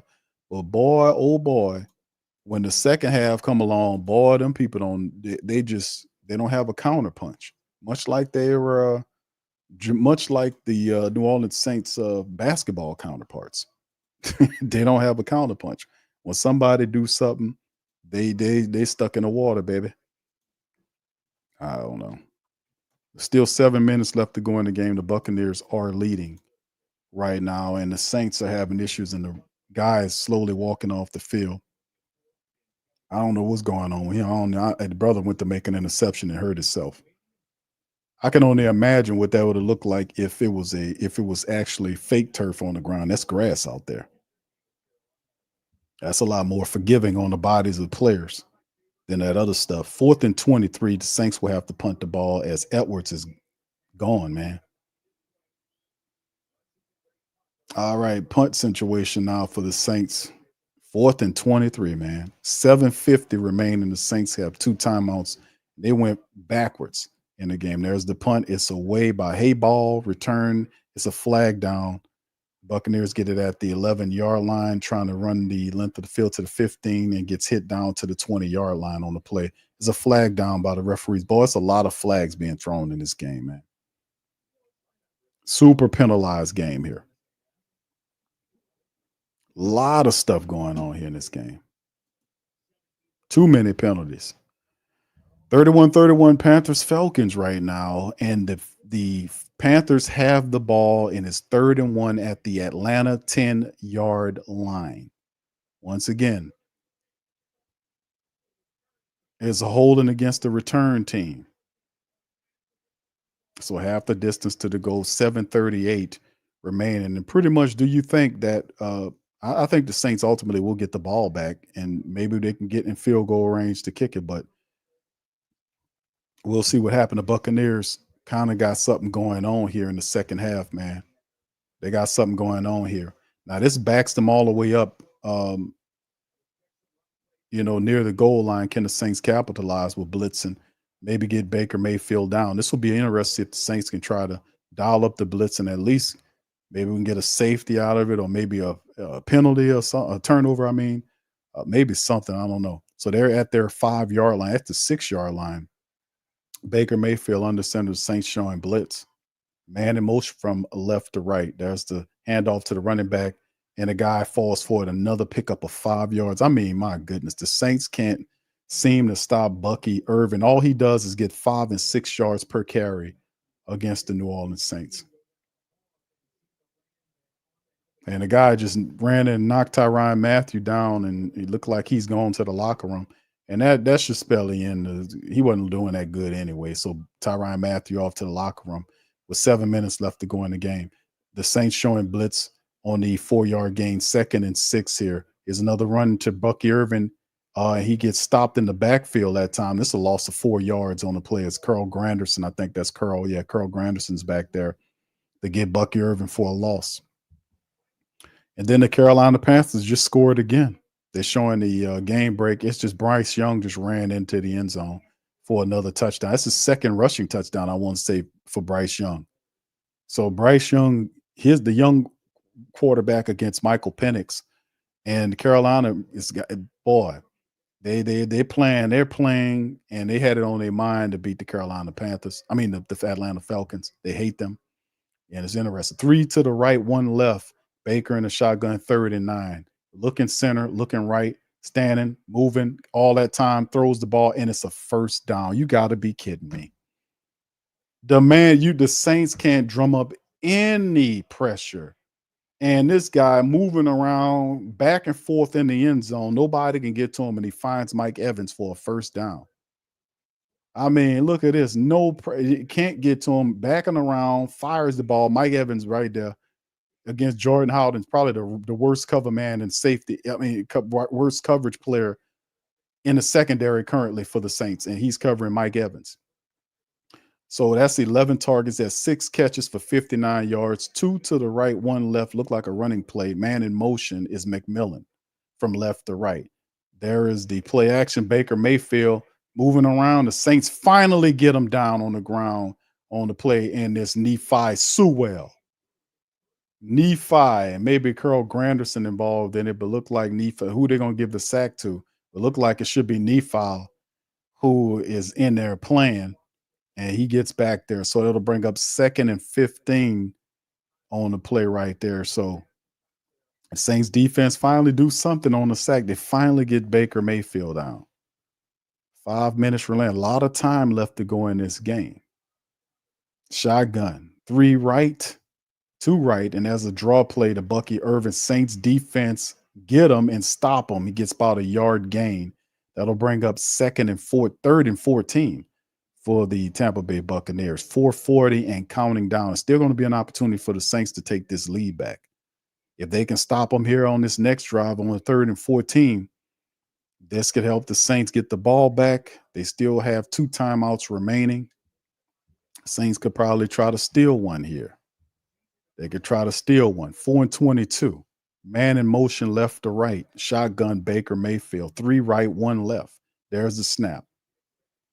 Baker looking, the pressure's there, moves around, squirts out from the left side, and is running down to the 25, the 30, down all the way there. The ball comes out. Do we get the ball out? Is the ball? Nope.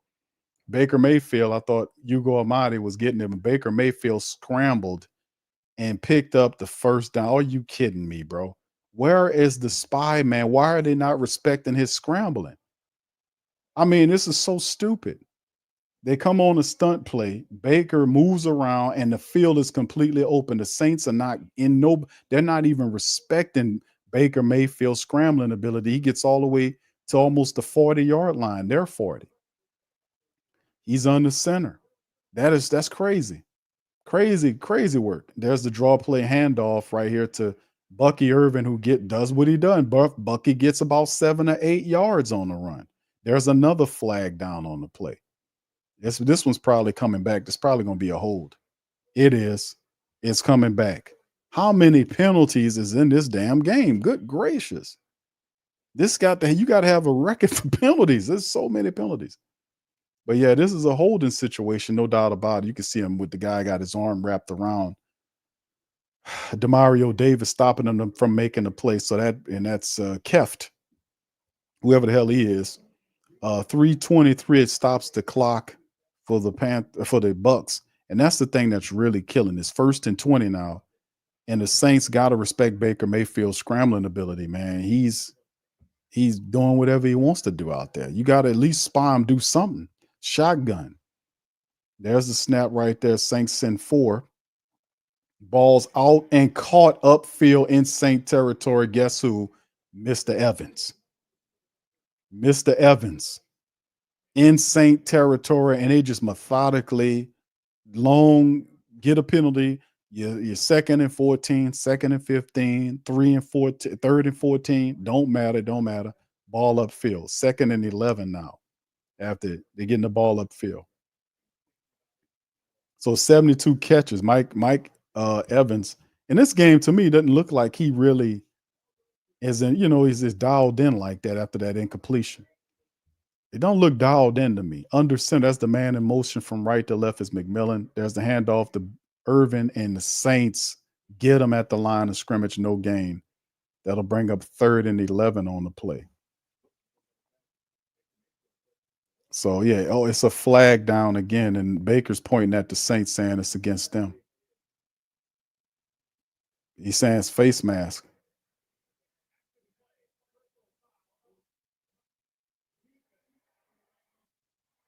Oh, man. See, and that's crazy work.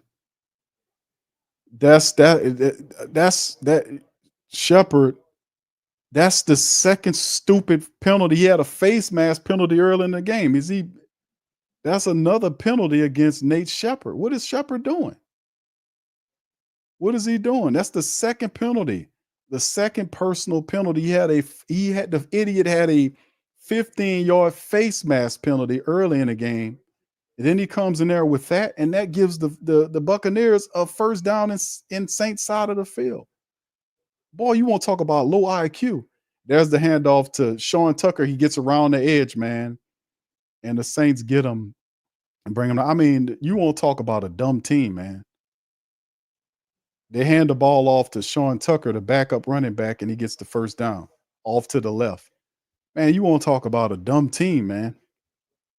That big idiot Nate Shepard did a face mask early in the game for a 15-yard penalty and comes back with that. Come on, dude.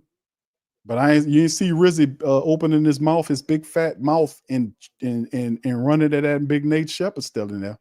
If he did it at a safe and comfortable distance. I tell you that much. And they're down to the Saints 31-yard line, shotgun, 3 to the right, 1 left. Baker got all the time in the world, makes the throw to the left side. It is caught by Mike Evans along the sideline, and the Buccaneers just walking the clock out. They're just walking upfield on the Saints. 2019 Bucs way, and they just killing all that time. I could have swore it had like 7 minutes when they started this, and the Buccaneers are literally letting the air out of the clock. They literally letting the air out the clock right now. 2:19, they got 2 timeouts. Saints have 2. And they're just marching up the field on them. And Mike Evans, they just throwing at Mike Evans. He need 5 more yards to get 1,000. He probably will get it on this next play. Baker Mayfield under center. Saints showing blitz. There's a handoff to the running back, and Brooks, guy slides down for a gain of 8. How you have a stacked box and the guy still gets 8 yards? Explain that to me. The Saints were there. How did Bucky Irvin was able to get 8 yards on that run? I don't understand that. The Saints were there. How did he get 8? How did he do it? How the hell did he do it? How did that man get 8 yards and the Saints was there? The defender, never mind. Madden glitch. Yeah, no, Madden glitch. That's what happened. All right, thank you, bro. Appreciate you, Bastion, man. Much love. Thank you for becoming a member, man. Thank you, sir. Thank you very much. Picking me up, bringing me back to this world. Shout out to you, brother. Appreciate you as well. And the super set, thank you for your great podcast. Keep up the good work, and let's get this season over with. Yes, indeed. Thank you, brother. Appreciate you for that. I want to say Thank you, man. thank you very much. Picking me up, bringing me back to this world. All right, brother. Thank you, man. Shout out to you, brother. Yes, indeed, man. I just see it like this, fam. We've known the problem with this team for a while. You know, the first half, this is what the Saints have been doing all season long. They'll play half of games. They'll play a half of first quarter. Even John DeSacier, we covered that on the last stream. He broke it down. It was like they played, and it's funny how he did it, but you got to look at it. They played a half a game for the Commanders game. They should have won the Commanders game, by the way, but they played a half a game for the Commanders game. They played 1 quarter for the Raiders game. They played 0 quarters for the Packers game, and they played half the game for the Buccaneers. So congratulations. What? Bro, what are you talking about, man? Man, we're not a complete football team. So we play how we play. It's just insane. Panthers up right now 38-31. The Falcons are marching at 2nd and 4 on Carolina's 8. So right now the Falcons got the ball. They're trying to march the score right now. $1:24 remaining in the game for the Falcons against the Panthers, and the Falcons trying to get in there and get another score to tie this thing up. So we'll see what happens there on that play. So we'll see what popping with that game. It's getting down to the get down. And man, like I said, man, Bucky Irvin slid down. That was a very astute play by Bucky Irvin because he slid down because he could have got a larger chunk so that Mike Evans can get that yardage. This play is going to Mike next. He's lined up in the slot area, shotgun, 3 right, 1 left, and they're going to try to. This ball's going to Mike Evans. Watch. Baker Mayfield snaps the ball. He's looking for him. Saints missed out on the sack, scrambling around. He throws it to Bucky Irvin. Bucky Irvin rolls and gets into the end zone, and that's it for the Saints. That's it. They couldn't mess up if they tried, and the Saints defense basically bottomed out. They couldn't get to him on the scramble. He just did a little toss to his running back, and Bucky Irvin got into the end zone and scored. And Mike Evans don't look happy with that run. But who knows? The Saints are so bad, the defense is going to fight to get Mike Evans the ball back. They're going to fight Because look, you can't. He was looking for Mike Evans. The pressure came. Saints missed out. He's dancing around in the pocket. He vacates, finds Bucky Irvin to the right, and there is nobody there to cover him. And he gets in the end zone with the run. He goes up. The Tampa Bay Buccaneers up 26-19. So regardless of whatever happens in Carolina, and they just scored. Atlanta just had a rushing touchdown, and they're going to get a rude awakening and understand that the Saints are now trailing 27-19 because the Saints couldn't put together two halves of football to make a whole, baby. Two halves make a whole, baby. Not with the Saints. They just cannot do it. They cannot do it. All right, big ups to Black Preacher Man. How you doing, sir? Says Q. Another year down the drain. Next year on the call. Thank you, brother. I Preacher want to Man. say thank you very much. Picking me up, bringing me back to this world. I mean, man. The fact that the Saints, how they played Baker Mayfield, they basically played themselves. They really did. Allowing Baker to scramble around like what they did. They didn't spy him in this game. He was able to ad-lib and throw shit, and we covered that in the preview stream. We talked about you can't allow Baker Mayfield to ad-lib on his throws, scrambling around, doing all this kind of old stuff, and the Saints didn't pay attention to none of that, didn't pay attention to the reports, the scouting reports on Baker Mayfield and all this kind of old stuff. They got ran on today. The defense was dumb. Big Nate Shepard, penalties, this, that, and the third. Second half, no football. Rizzy, big fat flapping mouth. We gave maximum effort. We gave great effort in the game. Let's not look at the tape. And I didn't see any effort. I seen supreme effort in the game. You know, and listen, I know you guys going to blame Spencer Rattler. He's a rookie. You're going to say that's the reason why we lost the game. But let me tell you something. He gave supreme effort. That's what he's going to come out here and say. Yeah, let me tell you, we got blame effort. We did everything we were supposed to do. We fixed everything. We tried. Listen, we went in there and we did it. We gave the best we can get. I'm proud of the guys in there. I'll fight for the guys. You know, I feel bad for the guys. The hell with you guys. The hell with you supporters. But I feel bad for these guys in the locker room. The hell with you, your asses. Man, out of here, man. Saints get the ball at the 30-yard line. Shotgun. Spencer Rattler looking. Ball is out thrown. It's caught by Foster Monroe. And he gets hit in that leg, and that's bad. And he can barely walk. He got to roll off. That's tough. That was a bad thrown ball right there by Spencer. The DB hits Foster right in his leg, and it didn't bend or nothing. But he can barely. He's dragging himself. So that's terrible. So Foster's hurt.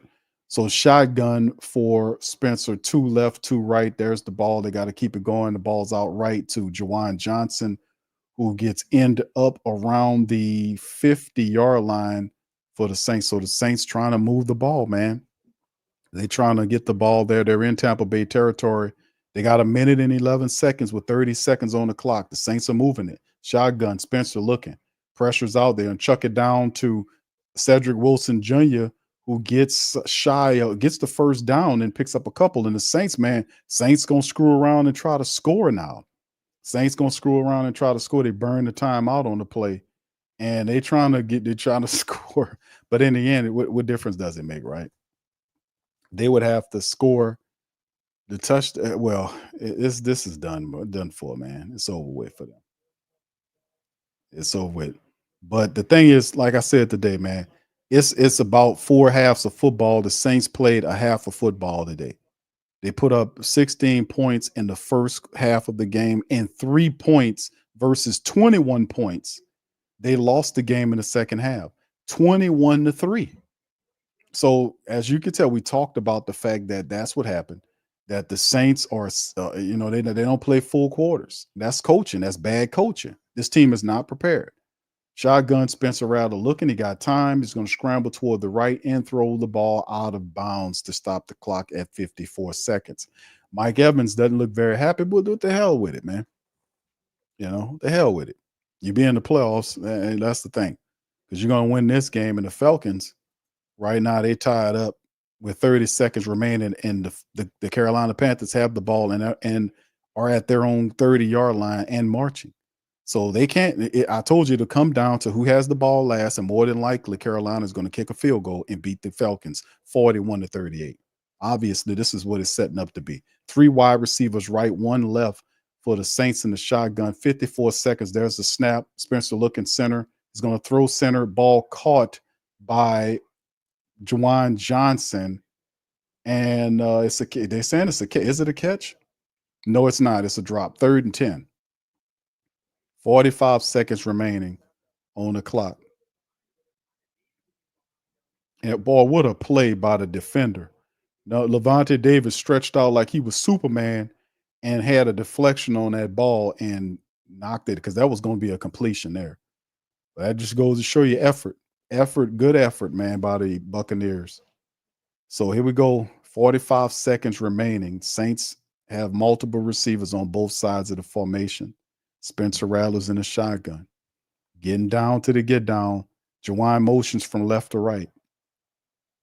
There's the thing, and that's going to be a fault. It's a free play. So can he throw it? Throws it down the field. It's caught by MB. No, it's dropped by MBS. That'll be a play. That'll be offside or encroachment or whatever you want to call it against the defense encroachment. And that'll be there was a free play. The player jumped offside.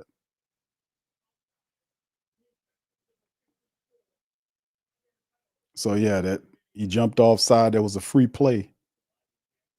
And there you go. So they'll get an opportunity. They had a free play. I would take a shot, man, down the field, man. He drew the play to MBS. I took the deep throw to the guy so anyway, that'll bring up 3rd and 5 for the Saints. 47 seconds remaining on the clock right here.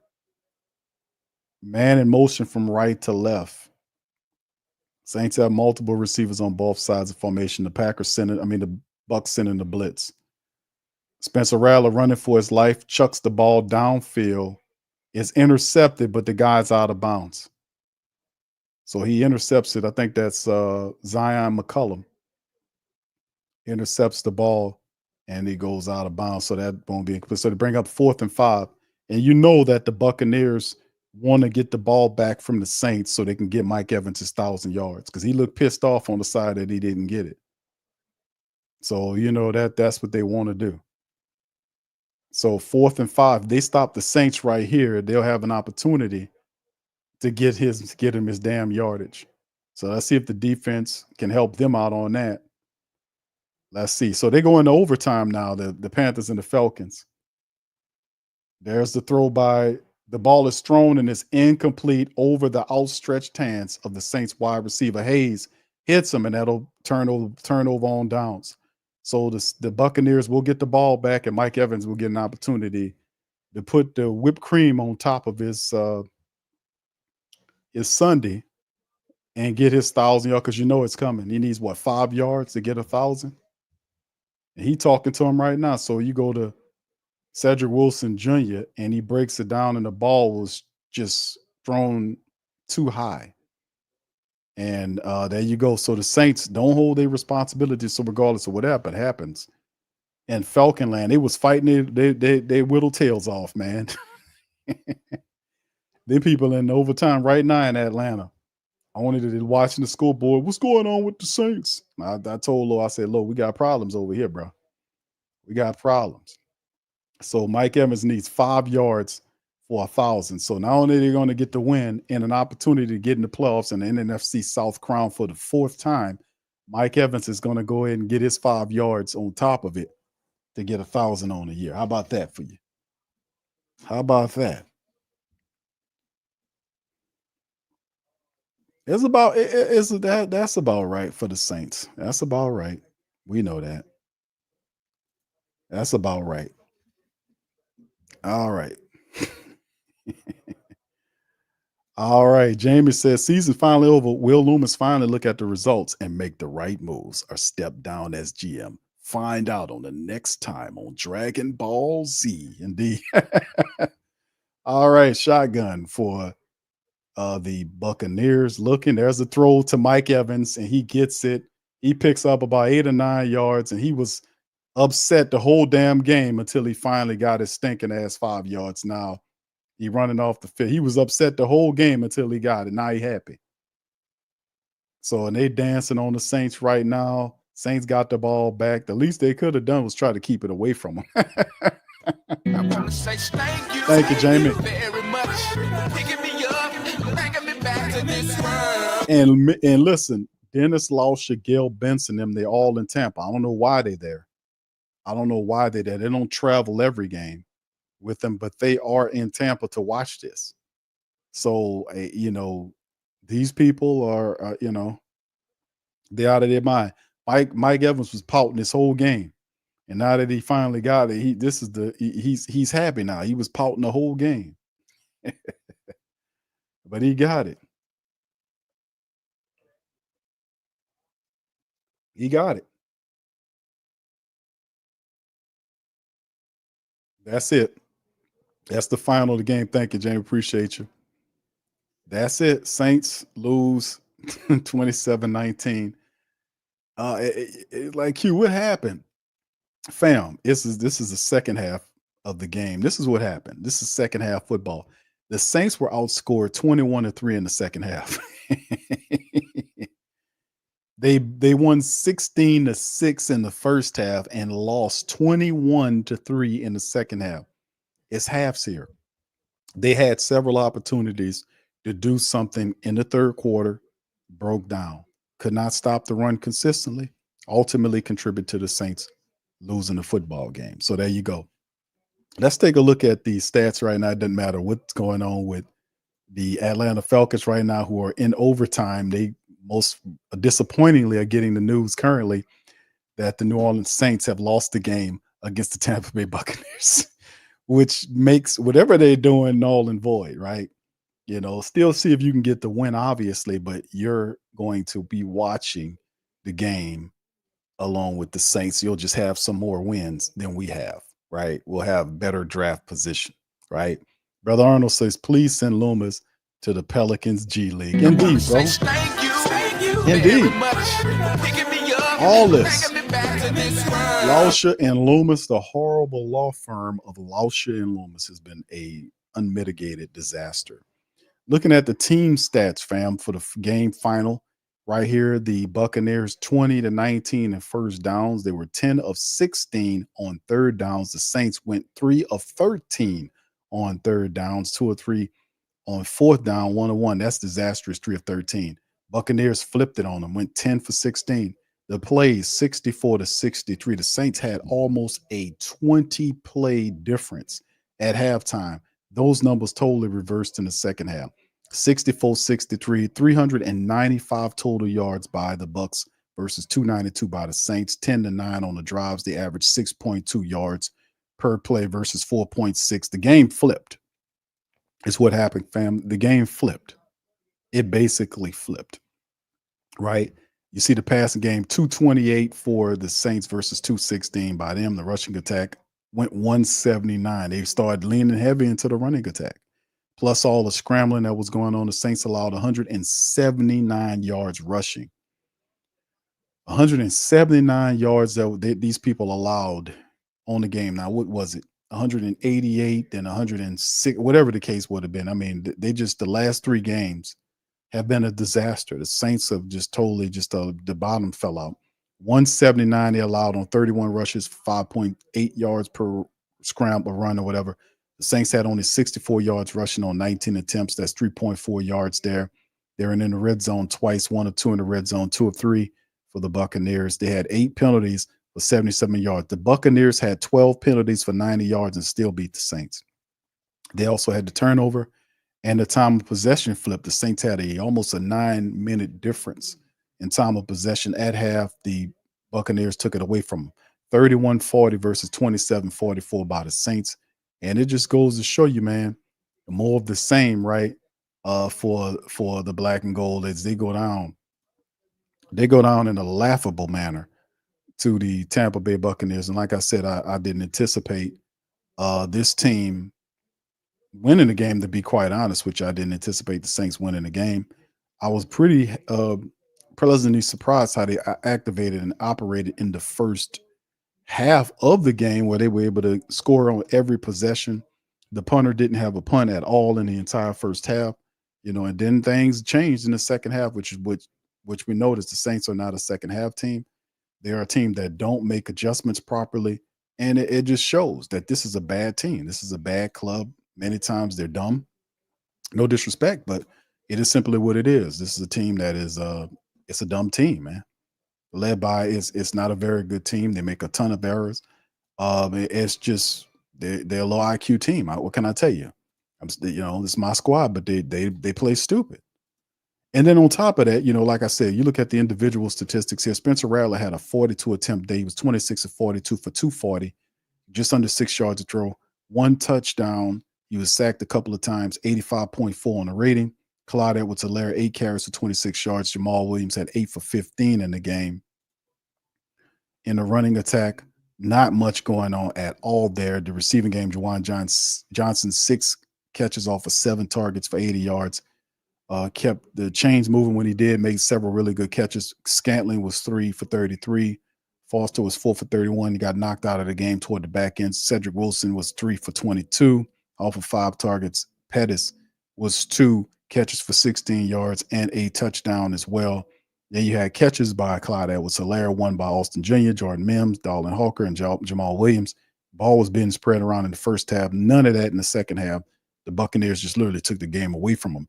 DeMario finished with 9 tackles. Will Harris had 8, along with Nephi Sewell. Got in there and played. Sewell was credited with the only sack of the game, getting in there and finally getting Baker Mayfield, but he was already cooking. Jordan Houghton did get an interception, and he got toasted for a touchdown as well. So, but anyway, Blake Grupe did what he could do. He had 4 field goals today, 4 for 4, with the longest being a 49-yarder. He had 13 points contributed to the Saints' effort. Hayball, 3 punts for 131, 2 of which were inside of the 20. You look at what Baker Mayfield did. He was 21 of 32 for 221, 2 touchdowns in the pick, sack once, 93.4 rating, really turned it on. Bucky Irvin, 19 carries for 89 yards, averaged just under 5 yards a rush, 1 rushing touchdown we seen toward the back end, and Baker Mayfield kept it turning. He had 9 scrambles for 68 yards. He averaged 7.6 yards a scramble. The Saints did nothing to stop him. They almost dared him to do it, and he ran on them, and he had results. They did not do any spying work at all on Baker Mayfield. They allowed him to do whatever he wanted to do, and he cooked the Saints. Tampa Bay, Mike Evans got his 1,000-yard season, 9 catches for 89 yards. He averaged almost 10 yards a catch. He finished the day, got his 1,000 yards. He was happy at the end of the game. He was pouting pretty much the whole damn game. Jalen McMillan, 5 catches for 74 yards and a touchdown there. He redeemed himself, had a really good game against the Saints on 1 incompletion. And they did a really good job. I got to give it to them guys. Josh Haynes, the DB, had 11 tackles. Devontae Davis finished with 9, 1 sack by Yaya Diaby. And Vita Vey also got a sack on Spencer Rattler in the rest of the game. And like I said, they did what they were supposed to do. They came in, they handled the business, made short work of the Saints. And at the end of the day, the Saints did not have the glow. All right. Shout out to the family watching on Instagram. Phil, what shout out to you always. Dom, Kaya Kit, Mr. Robinson, and Dad Boyst. Big ups to you guys. Appreciate y'all being in the stream.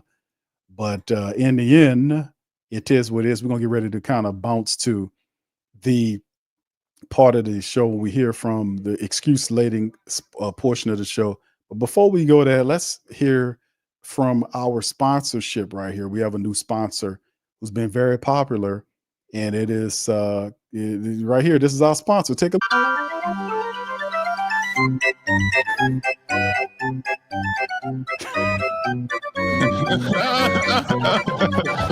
That is completely psychotic.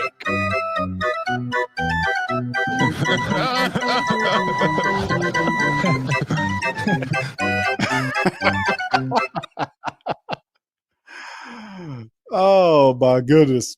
Oh my goodness, man. Shout out to the fam, man. Appreciate y'all for being in the live, man. You know, we're going to keep it lively.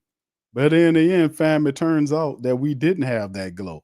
That show enough did. They had that glow. They had that glow.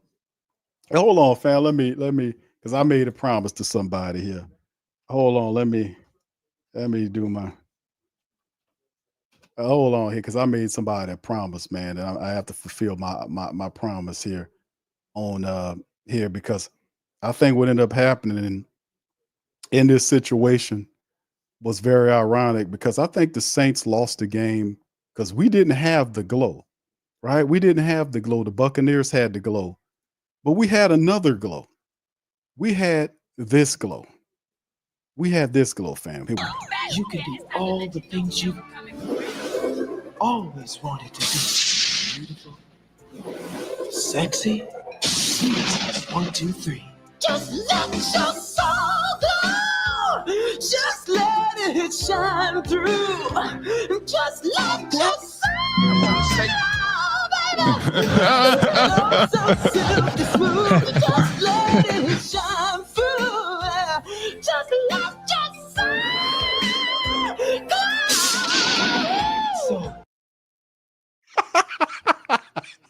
We had that shit in our eyes. That was what happened. See, they had the glow. We had the soul glow. We had all this juicy Jerry curl shit. All this was all up in our eyes, man. That's what happened. That's what happened with us, man. We had all this up in our eyes, man. It went in. All that's up in our eyes. We like, oh man, what's going on here? We had the soul glow, fam. We ain't have the glow, man. We was all kind of ways messed up today, man, and it's a shame, but it is what it is, right? It is what it is. It is what it's supposed to be. All right, Prom, shout out to you. So be prepared and safe for the next 4 years. See you later. Thank you, Prom. Appreciate you, brother. Thank you very much. Picking me up, bringing me back to this world. All right, shout out to Captain Cajun, man. Says, look at the bright side. The Saints helped the Bucs eliminate the Falcons. Indeed, brother. Thank you very much. Picking me up, bringing me back to this world. Indeed, man. And they're in overtime with them right now. And the Panthers actually they actually lost. So even if the Saints were able to beat the Tampa Bay Buccaneers, the Falcons lost to the Panthers in overtime 44-38. They just lost. So even if we had won, and it's that same thing where we talk about sweep around your own front door, sweep around, you got to sweep around. That's what I told Lo. I be telling Lo, man, that's weird. I said the Whining brothers, that's the William brothers. See, I messed up there. But, the thing is, though, man, people got to understand and realize, though, fam, that I be telling, it's weird, man, because I be thinking, I was like, man, didn't I tell them people to watch out for that? Didn't I tell them to watch out? Didn't I tell them that? So I kind of had to tell Lo that, man.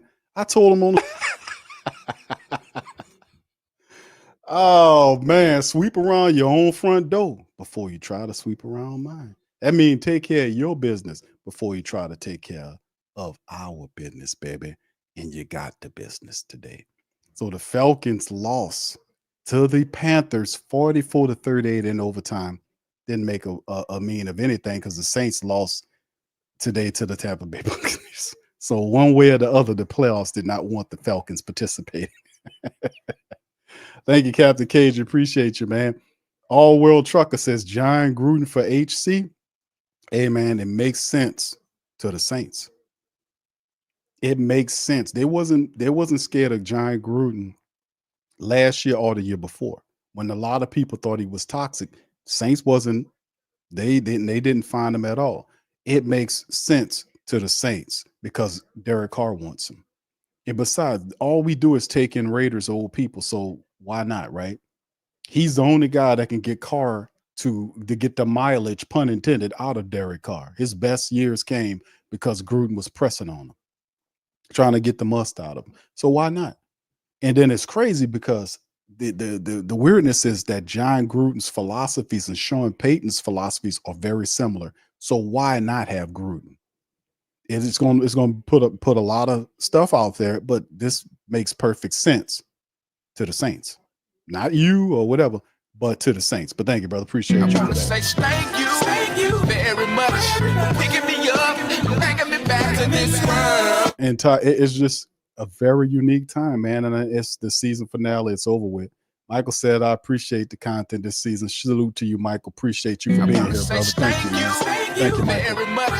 Picking me up, bringing me back to this world. And shout out to all y'all, man. I appreciate all of you guys for being here as well in the live, man. Listen, we're not done. We're gonna listen to what's going on here with Raspy Rizzy. He'll pop up here momentarily and give us the game and tell us how proud he is of these Saints players on the season. He's honored to have coached them and stuff like that. We'll hear all of that coming up very soon.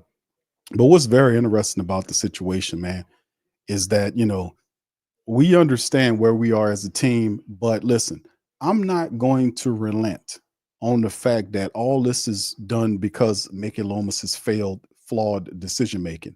I will not allow Mickey Lomas to stand up here and pretend, because the only card he has is the card that is the injury card, to talk about injuries and stuff like that. That's why the team failed. Not because of his dumbness or his stupidity. He'll never take his responsibility for it. And that's the thing. That's why I go after these guys like this, because they never tell the truth. They don't keep it real. They always pass the buck. They're always blaming stuff that's not the reasons why. Dumb decision making is the pad. These players come out here and play half a game. You know what that means, fam? That means that these players are not prepared. That falls on your coaching. Half-ass football is a result of poor coaching, family. That's coaching. Thank you, Muse. Shout out to Muse, man. Trinity Montoya for the cash app. Appreciate you, Queen. Much love to you. Thank you. Let me see our message. Says, I appreciate your stream. Thank you. Sending a big heart to you. All right. Thank you. Appreciate you as always. Shout out to Muse. Very much. Picking me up, bringing me back to this world. All right. Shout out to Chantel as well. She said if the Saints did win, the Falcons would eliminate. they would have been eliminated by the loss to the. Indeed, they would have to, like I just showed the song "Sweep Around" from the Williams brothers. That was the case. That's why I played that little giblet.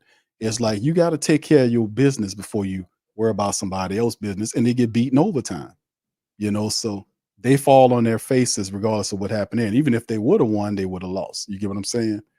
So it's another year to be 7 years of non-playoff football and a bunch of off seasons worth of emergency podcasts for my brother Big Low for the Falcons Nation. So anyway, all right. Bobby says, I wish you didn't have, he said, keep repeating yourself so much. I am in Ukraine. I can't see games most of the time, so I have to listen to live stream just too much. I don't know what repeating you're talking about, brother. I have to keep repeating certain things, about the fact that Mickey Lomas is to blame. What do you want me to tell you? You want me to tell you something else? I mean, I can tell you that he's not the problem, which would be a lie. You want me to lie to you? I can't lie to you, my man. I repeat myself shout out to Ukrainian. There you go, the Ukraine listening. It's the truth. You got a problem with the truth? I mean, you want me to lie to you like the government do? I'm not gonna do that, brother. I can only tell you the truth in a way. And what that is confirmation, because I'm not telling you a bunch of things differently. Say, damn, this guy's inconsistent. The message is the message. In the line, the truth is the truth. There's only one way you're gonna hear it. That's either straight with no chaser. That's how I do it. So if I'm saying this, if I'm saying the message that Loomis is the problem, Lausch is the problem, then you understand that my message is consistent. And sometimes you have to beat that message hard because you got hard-headed people in the Saints organization. So you got to break through with repetitiveness at times. So, you know, I can lie to you if I want, but then again, I can't because I'm keeping it. I keep it real. I can't lie to you, brother. So you might need to get somebody else to lie to you, fam. All right, Geronimo says Gruden would have them disciplined. He would have some stuff going on. And a lot of this is like similar to what happens with Sean Payton. Like I say, it's weird because Sean Payton and John Gruden have so many different parallels, right? They're really similar in many different ways. Very weird. But it wouldn't be a surprise that he would be the guy because Derek Carr wants him to be the coach and there's a vacancy there. And John Gruden wants to get back into coaching. He was on a podcast talking about he wants to coach again. So it is what it is, right? You know, so M. says Gruden. So yeah, he said he calls him a bigot and says he can come in and coddle Carr. Bro, that's your guy, Mickey Loomis. Mickey Loomis will make that call. That's why a lot of people don't want Mickey Loomis making the call, but Gail is as blind as a bat to many things. Both these teams are massive failures, and she got sharks and charlatans operating around her, and she don't see it. And these people are taking advantage. They can make all these errors and mistake and not face any discipline. Is that what we got going on here? No discipline. You don't face any discipline. You just allowed to screw up and then spin your way out of the screw up and then keep doing what he's doing like it's not your fault. You can't be called out. The hell with that. You can't, she can't do it. I'm doing it. And I'm going to keep doing it until a change is happening, until I got more voices that's riding with me. That's how you get people aboard. You got to keep telling the truth over and over again. Sometimes people don't get it the first time around. Sometimes you got to break through. Isn't that how these people market to you on television? They use repetitiveness to get you to know what a hit is. When you're listening to the radio or whatever you listen to, they play the same damn song over and over again until you like it. They spin the same commercials over and over again until you recognize it's called pattern. It's like when McDonald's doing the same shit all over again. They don't complain then. When you get it, I don't get it. But the message is the message, regardless if you want it or not. You're gonna get this message, and I'm gonna keep hitting them with that message until they get through. That's what we do. All right, Sean says, so where are the cellar dwellers of the South this year? Wow, indeed. We are, yeah, it's a wild circumstance, isn't it, bro? Right now, I mean, we knew the year when you opened up as the Saints, and you look at the NFC South, the Saints, we didn't think the Saints would be the guys that finished dead last in the NFC South. You thought it would be a battle between three teams. Now that it's official, the Tampa Bay Buccaneers win the division for the fourth straight time. The Atlanta Falcons finished 8-9 on the year, and Carolina finished above the Saints. They finished with 5 wins and 12 losses. They finished ahead of the Saints, even though the records are the same. They finished ahead of the Saints in the cellar. If that don't enough to make you understand that a true change is needed to happen, we don't know what is. But yes, they finished in the cellar this year. That is a massive calamity and a failure of leadership, which we don't have any leadership there. You got a dumb old man who's supposed to be taken out of the position. You got a person running the team, don't know anything about anything. You got a guy on top of the team who using the team to perpetuate businesses so they can make money, right? And know the highest football IQ in the Saints building is Mickey Loomis. That's a problem. Kevin says, Q, thank you for making the season super fun in spite of 12 games lost season. Much love. Thank you, brother. Appreciate you for that. Thank you for that accolade, man. Appreciate you, brother. Shout out to you and the rest of the fans. Shout out to y'all, man. Another season of Saints football, man, has concluded. Here and it's not the result that we want, of course, but sometimes you need this for a change to happen. All right. Yeah. Louisiana says this man needed 5 yards and everyone knew where the ball was going and they still couldn't cover it. I know. Right. And we knew he was pouting all game, wasn't he? He wasn't doing nothing. He was pouting the whole game until he caught that pass that put him over 1,000 yards. He was pouting the whole game. The whole game. And then the Saints couldn't even run the clock out to deprive him of that. We can't let you. I'm not gonna let this guy. You ain't gonna get the win, and this other guy get his record on me. Couldn't even run out the clock. Yeah, Kevin says this is ESPN, not QS. But yeah. I think the brother need to go to listen to ESPN, man. They'll spin all kind of weird narratives and even throw loops on you, and that make you feel real good. They'll dazzle you with the BS. They're good over there doing that. They really I was watching Scott Van Pelt the other day, just whizzing by, and he was creating these narratives like, what does Lamar Jackson have to do? Does he just simply have to believe in himself and do? I'm like, what? What are you talking? Just spinning unnecessary narratives just to have something, just babbling, just spinning just ridiculous narratives about him. He just has to believe. And what? Yeah, what are you talking about, man? Get out of here. What are you talking about? That man knows who he is and what he's about. If he didn't, he wouldn't be at that level. He just has to believe. I'm like, what is this idiot talking about? What is he talking about? But that's what they do. This is what they do. So yeah, I'm not the ESPN guy. I'm far from it, brother. I don't read off no teleprompter. Everything you hear from the moment this stream went go is coming straight up out of here. There's no teleprompters. I might mess up on a word every now and again, but I've been doing this for some time, and there's no teleprompters here. It's just straight up me, whatever information I got, whatever analysis I got, right from here. So if that's just what it is and how it is. Scoop, shout out to my brother Scoop. Said if we thought we experience bias, now bringing Gruden to see the animosity he creates. I know that's why Mickey has to be stopped, man. We need to go in a different direction, big time here. We need to go in definitely a direction, another direction that we don't need to have here, to be honest with you, fam. Because the reality is we had all kind of stuff going wrong for us this entire season. But it's really the lack of leadership thing has really been a comedy-led situation for the Saints, man.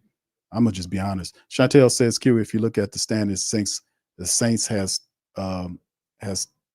the Saints on top of the Panthers.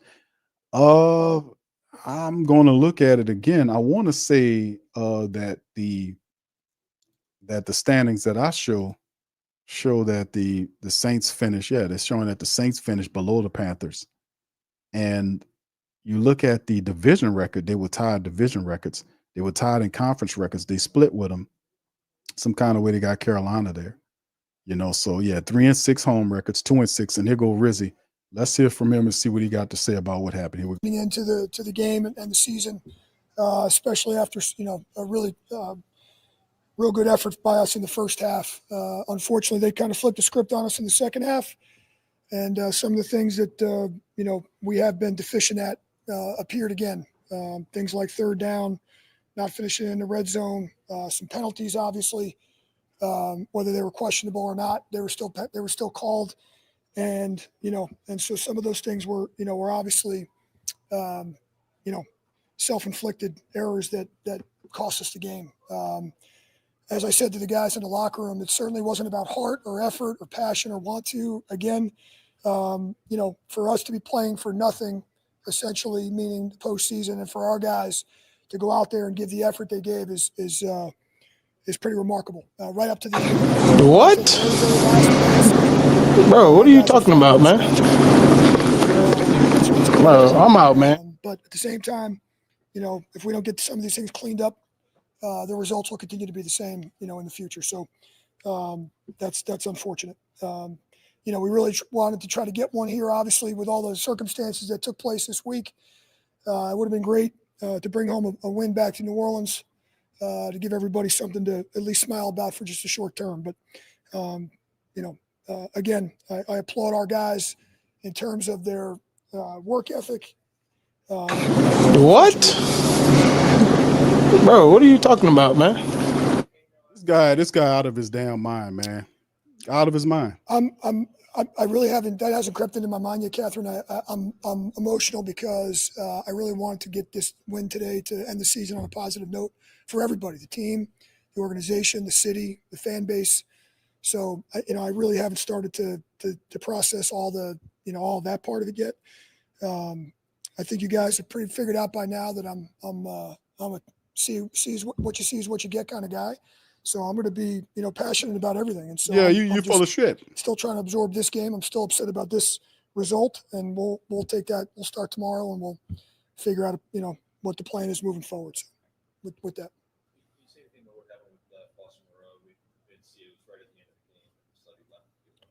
Yeah, he's dealing with a knee injury. I do not know any of the details yet. That's just way too early. But I know he got a knee injury there in that last 2-minute drill.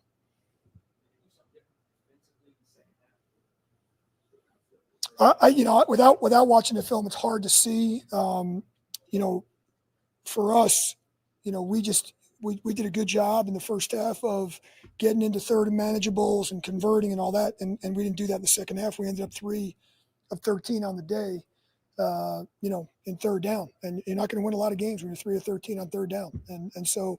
I thought we did a much better job first and second. There was really an emphasis coming in. We didn't want to get into Todd and their defense. That they do a great job with their pressure package on third and long. We did not want to be in third and long.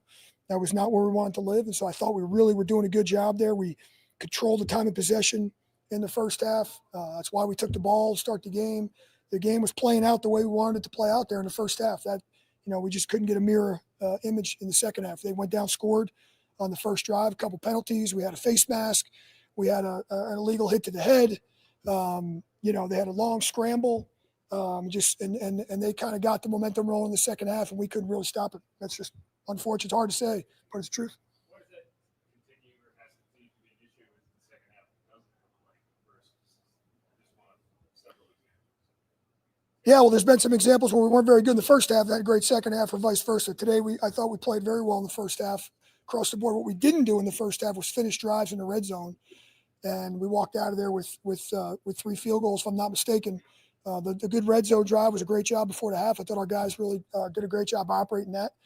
But we had 2 earlier drives that, stalled, and we had to kick field goals. And we did have a couple of 4th down conversions on the one drive. I think that was the touchdown drive, so that was a really good job by everybody. But unfortunately, I hear you. The playing the complete game, 4 quarters, is something that we have not done a good job of here, especially these final 3 weeks. He ain't lying.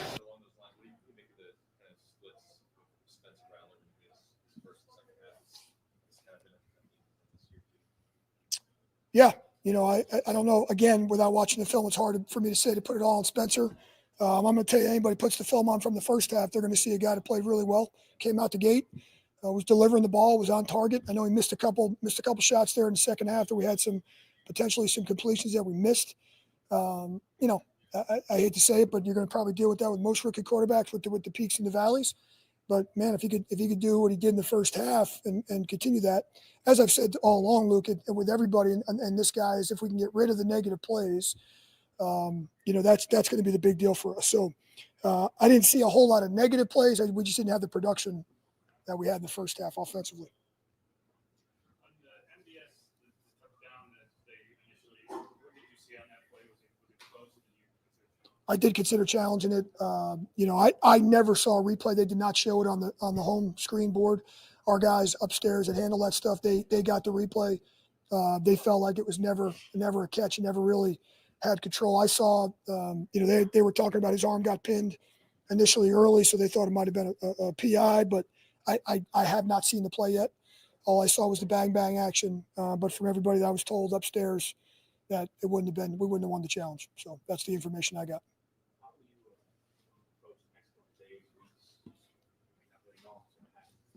Yeah, I mean, listen, we'll come in tomorrow. We'll have our final team meeting, and the guys will do all their exit stuff. And then, listen, I'll sit down with obviously with Mickey and Mrs. Benson and the front office. They have to go through no matter what happens with me, they have to go through the interview process, the NFL interview process. I know I'll be a part of that.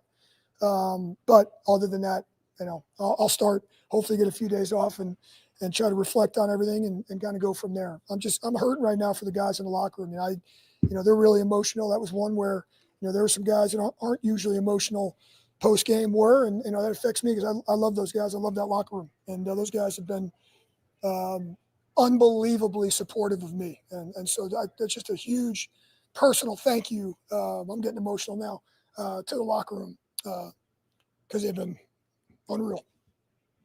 What was that atmosphere like for you after the game? Sad for the players, and they're the ones that did all this shit. What about the support base, man? Get your ass out of here, man, with that, man. Come on.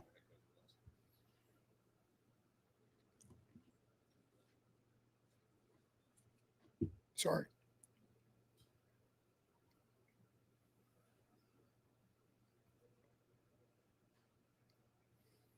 At the end of every season, it's hard.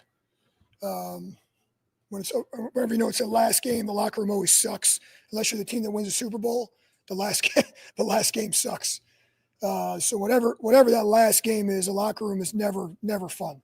I think this one was a little bit more emotional because of the circumstances this year, with a bunch of guys being out, a bunch of guys stepping up, the coaching change, and so it's probably a little bit more emotional than I'm used to. But it's never a good scene. But those guys, I had a lot of guys say a lot of nice things to me, which I'll never forget. Appreciate it, guys. Thanks. Man, it don't matter to me, brother. I'll just keep it real with you. To me, I'm not feeling that, man. You can sit up there and you can cry all you want for the players. They're getting paid, dude. I'm sorry, man. I don't care about that. I really don't. Let's hear from Spencer, man. Here we go. All righty.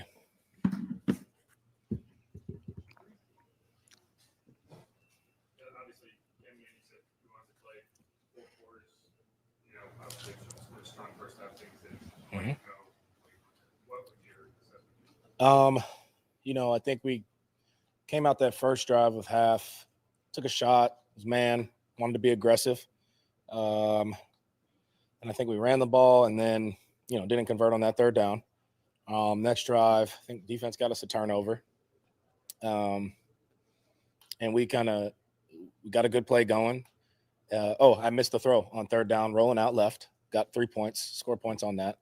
And then that drive after, we had a penalty that backed us up to 2nd and 25. And then nothing really on second down, third down. And then, just try to string it together at the end, make some plays towards the end as a group. We're in the mindset of we're going to go score, get a 2-point conversion, tie it up. They made more plays than us, I think, in that second half, especially at the end. I thought Baker just took over with his legs and, good stuff to learn from for sure.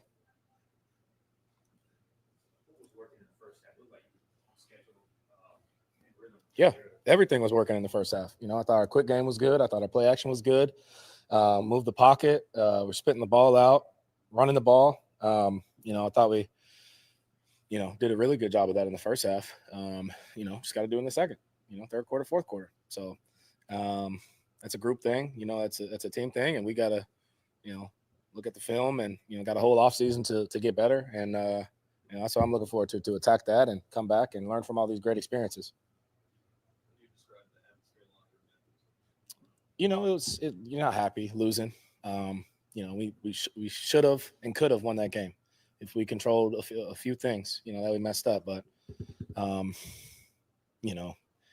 another game down to the wire versus playoff team, and they made some plays at the end that made it hard for us to come back. But, we kept fighting and, there's a lot of good to take from this for sure. And then a lot to learn from as well.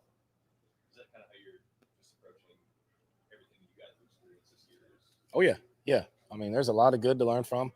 Did a lot of good stuff. But, obviously a lot to clean up as well. Rookie year, played 6 games. Very fortunate and blessed to be able to do that. So, and go out there and battle with these guys. I mean, these guys, that O-line today worked their butts off. Running backs ran the ball, threw it to multiple different receivers, tight ends. Guys played really well. And wish I could have got them the ball couple more times, convert on a few throws, but part of the game, and charge it to the game and move on.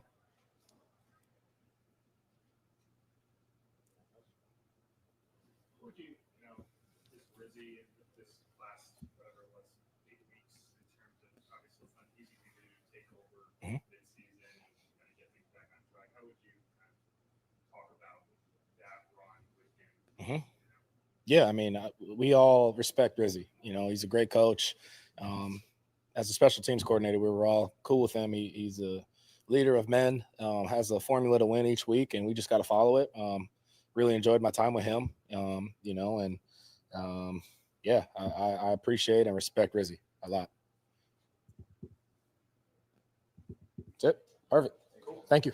We'll be in with Will Harris in just a minute.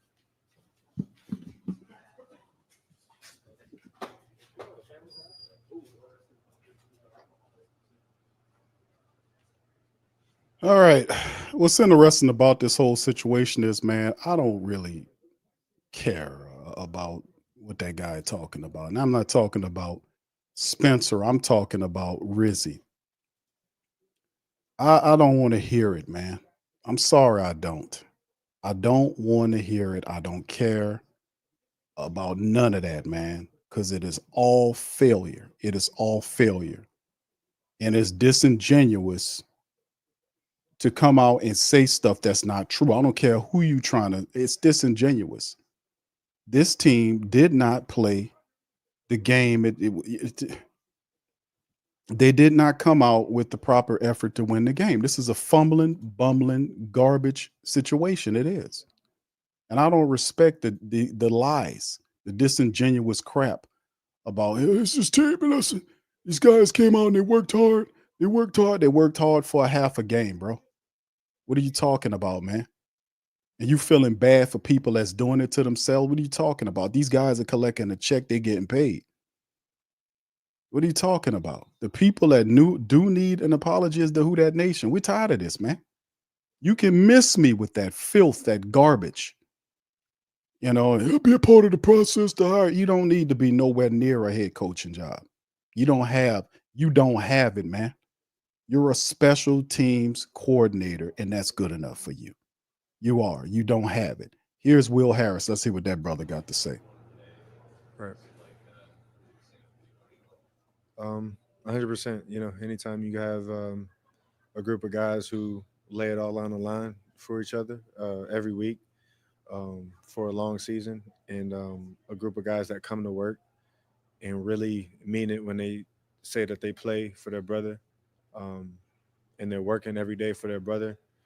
I mean, there's a lot that we put into this, and so I just made sure that, you know, I tried my best to make sure that every single person in that locker room understood that I appreciate them, and um, you know, and being in the way I play, it's not for me, but it's for those guys in the locker room. You know what I mean? Like I always try to, yes, say it to them, but also illustrate in the way I play that I care for those guys, because I do. Those guys mean the world to me, and I appreciate every single one of them, and every single person in the building, um, for just, you know, staying together um, in times of adversity, obviously, and just coming to work, man, just ready to grind every day. So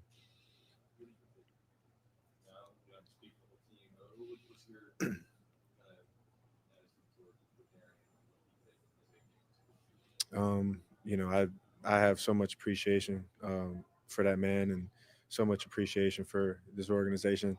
Um, you know, kind of having that trust in me, you know, to come here and be a part of this defense. That means a lot to me. It means the world to me, and I don't take that for granted uh, ever. And so I'm so appreciative of that. I'm so appreciative of my opportunity. You know, here as a New Orleans Saint, I wear that as a badge of honor. And you know, Coach Riz, man, he's the man. He's the man. And so it's hard not to get hype and geared up, you know, to play for a guy like that. Um, Someone who comes to work every day again, with passion, and you can see it in his eyes when he's talking. Man, he's a ball coach. He loves ball, and I think that, you know, he gravitates and uplifts guys who are ballers. You know, we got a building full of ballers, man, and he's a ball coach, right? And so, you know, when you strip him down to the core, that's what you'll see in a guy like that, man. It's hard not to want to run through a wall for a guy like that. So, man, I appreciate the hell out of Coach Riz, man, for sure.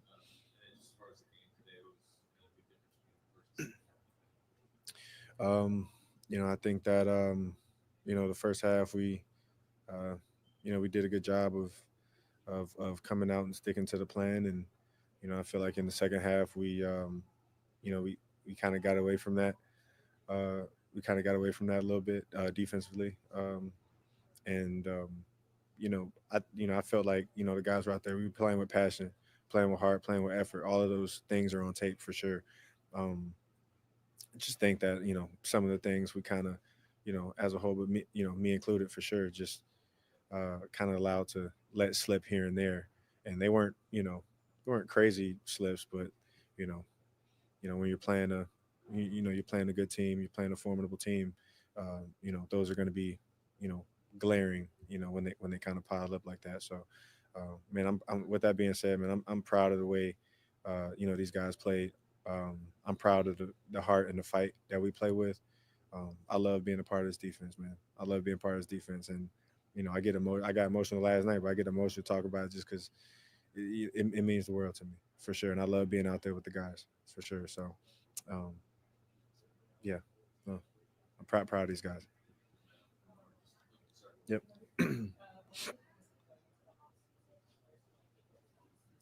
I'm sorry. One more time. Sorry. Mhm.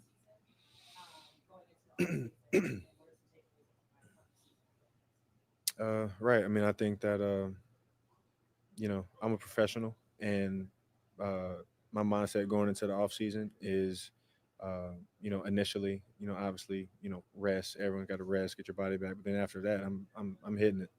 I'm right back to it, trying to figure out. I'm watching the tape from every game. Uh, I feel like I'm my biggest critic, so I'm gonna break it down. I'm gonna try to figure out what I can do um, to be 10 times better of a player even next year. And I'm gonna be hard on myself, and I'm gonna look in my mirror and I'm gonna tell myself the hard truth, and I'm gonna get to work, and that's all I know how to do. My father was a ball player. I got come from a football family. That's all we knew how to do is work. So this off season, that's the plan. I'm gonna work um, because obviously as a competitor, you know, uh, you hate to be in this situation where where you're going home. So I'm gonna use that. That's just something else I could use, as fuel to the fire. So and I can't wait to do it. I can't wait to do it. That's just who I am. So when I get home, you know, I'm take some whatever, like get some rest, get my body back a little bit, and then I'm ready to work, man. I'm ready to hit it. So yeah. So now you the Bucs like the 1,000 yard last play of the game, like just like some competitor just got it. Yeah. I mean, hey, hats off to them. Um, you know, yeah, the last play, whatever they were going to try to get their guy, to that milestone, and but at the same time, he had other yards in the game, and especially like a guy like that, I think we stuck to the plan. I thought we challenged him all game. I thought we was in his face. Nobody was like, I mean, look at our DBs. None of our DBs scared of nobody. You know what I mean? And so we went out there, man. We got in his face, challenged him. He's a good receiver. He's a good player. He gonna make some plays. But all in all, man, I mean, all of that stuff is, that's kind of, none of our concern really. Our concern was making sure that, he wasn't he wasn't a huge factor in the game. And I feel like, and I'm proud of our guys. I feel like they went out there and challenged them all game. All right. Thank you, guys. I appreciate you. All right, guys.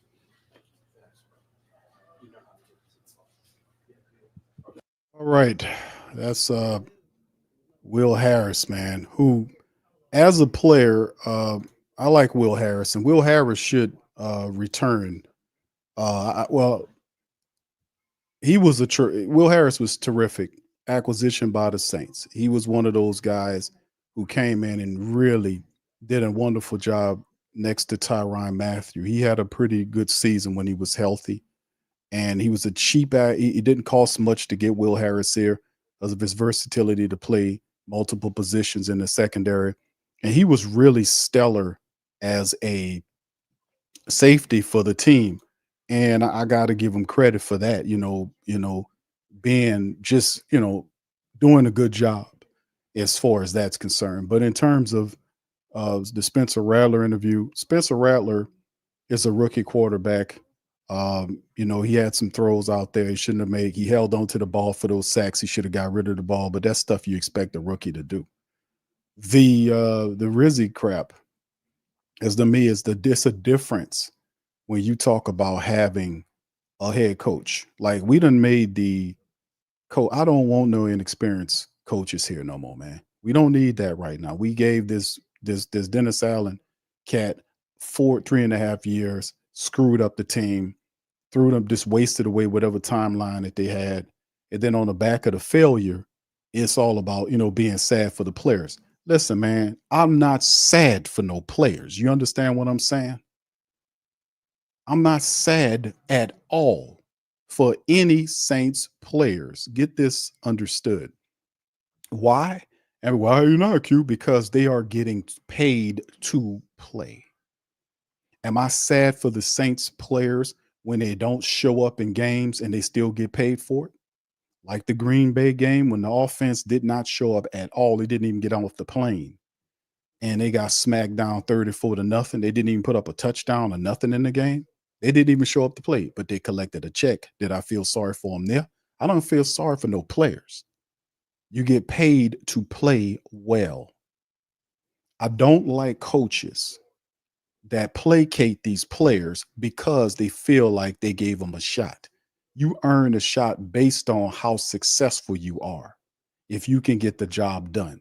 To come out and talk about effort, and this dude has done this for the last several games of losing, talking about looking at the tape and just coming. I told you that they just lie. I didn't look at the tape. I didn't see any lack of effort. You didn't see lack of effort in the 34 SmackDown, 34-0 SmackDown in the Packers game. You didn't see lack of effort in the shitty game against the Raiders where you got beat by a team that had 3 wins at the time in your own building in the season finale. He comes out and says he appreciate the effort. We get all out effort today in this game. And then you get destroyed in the second half of the game by Tampa Bay 21-3, but you still come out and say, effort, they put out an effort. This is a moron and doesn't need to be attached to anything coached to being that. So you see what I'm saying? You get what I'm saying?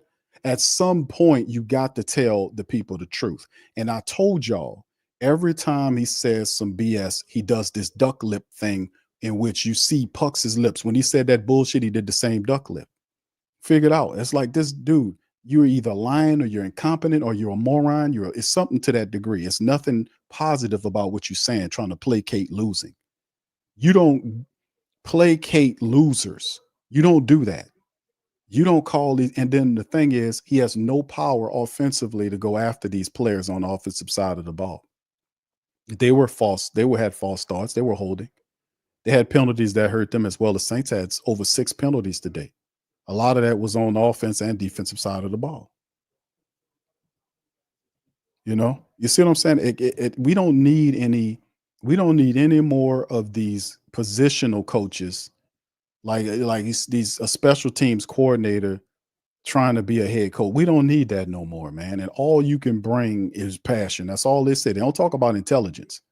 It's always about how much passion you have. Always say, hold on, you know, if I'm going to come in there, I'm going to bring nothing but unbridled passion. Let me tell you, we coming in there, we're going to play passionate. You know I'm passionate. All I hear is passion. I don't hear any intelligence. I hear a big flapping mouth with no intelligence, man. It is not intelligent to come out and say things that are untrue about what's happening with this 5-12 ass team here.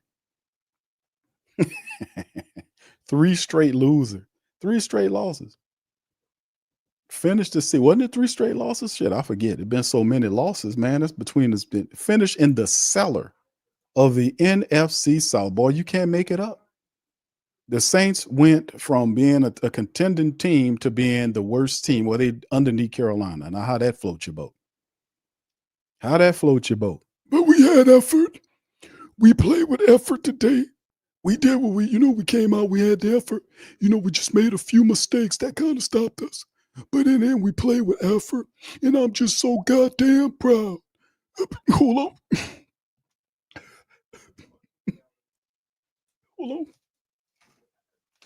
Hold on.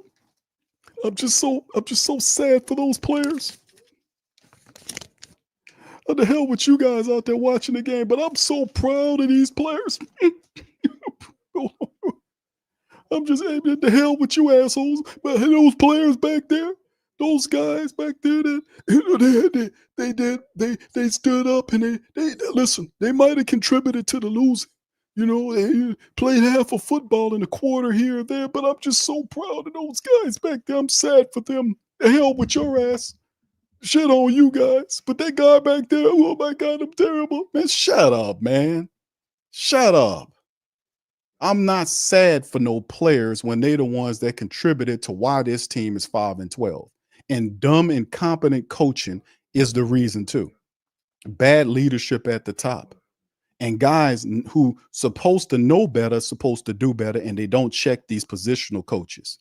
That offensive line struggled. They had breakdowns in play, and these people practice several times a week leading into the game. And you mean to tell me they can't put together 4 straight quarters of play? They can't do it? And we sad for the people that doing it, that's failing?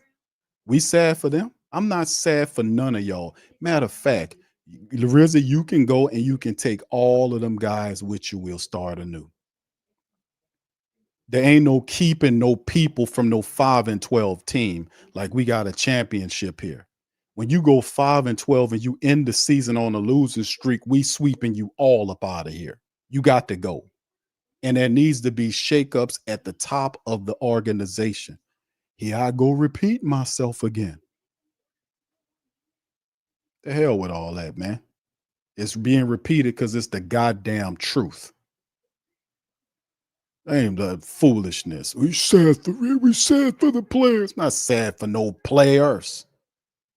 Out of here. You need to be sad for the people that was put up to watch this the entire season.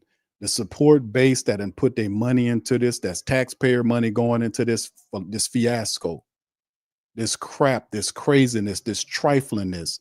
And they finished the season below the Carolina Panthers in the standings. They can't spin this. There ain't no spinning, no failure.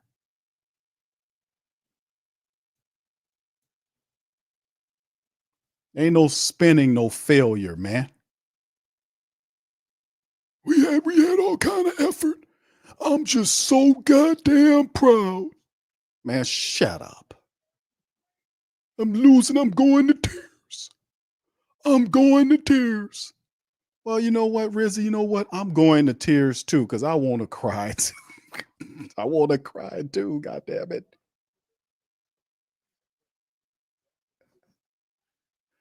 I want to cry too. You hear me? My goodness. You feel bad for the players. That's a hot one. You feel bad for the players. The same players that drop passes, that miss blocks, that don't know they playbooks. Them players. No, sir. No, we don't go there. We don't do that here. Because you know what? They have the ability to these guys have the ability to control what happens in these games. It's not dumb luck here. It's not dumb luck here. It's not dumb luck. The successful teams take the destiny in their own hands. They don't sit here and wait for other people to lose so they can win. Good teams don't do that. Good teams are intelligent. They stay under control. They stay disciplined. This team has a lack of discipline. They're a low IQ team.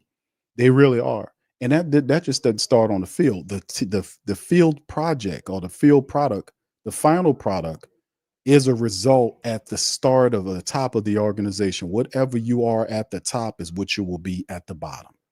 That's where that great biblical quote comes from: so above, so below. That's how that happens. That's a universal and biblical principle.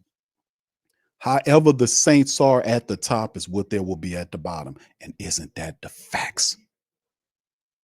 That is 1,000,000,000% fact.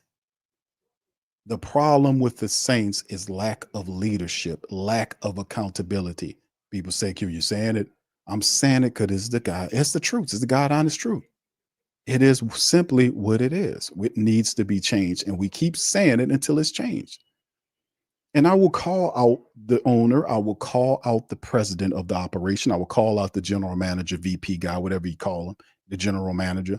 I will call out the players who come out to try to cool you down and tell you, hey, one day we're going to win. I don't know when it's going to happen, but I know it's coming. Man, shut up.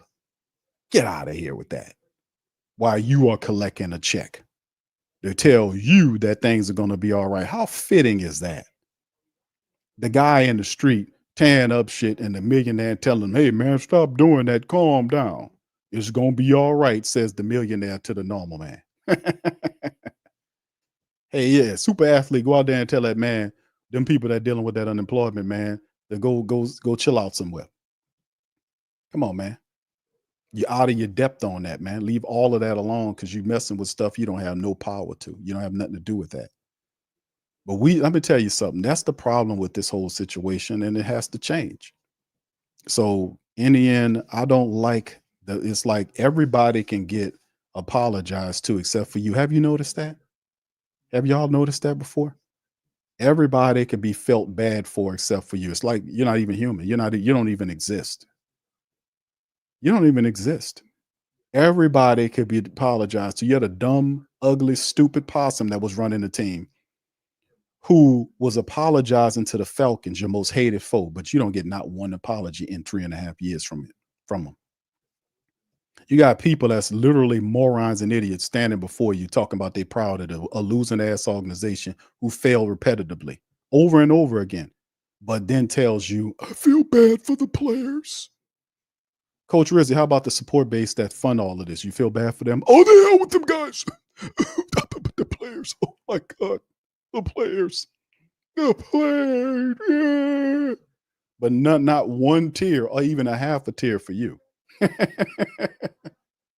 Dude, this is new. This is what we talking about here. This is unmitigated truth talk, man. Enough of this. Enough of all of the placation. Enough of all of the excuse making. Enough of all of the justification of failure by using injury and any awful excuse that you're going to try to throw up in the next several weeks. Because you're going to have these people coming out the woodwork blaming injuries. Like, where your dumb ass been at? Well, you understand that happened, but everybody has to deal with the same injury monster. Everybody. The same people.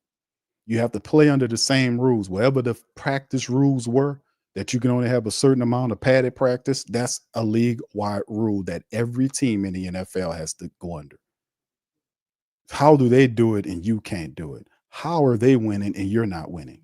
They're dealing with issues and injuries and everything else that you're dealing with, some more than others.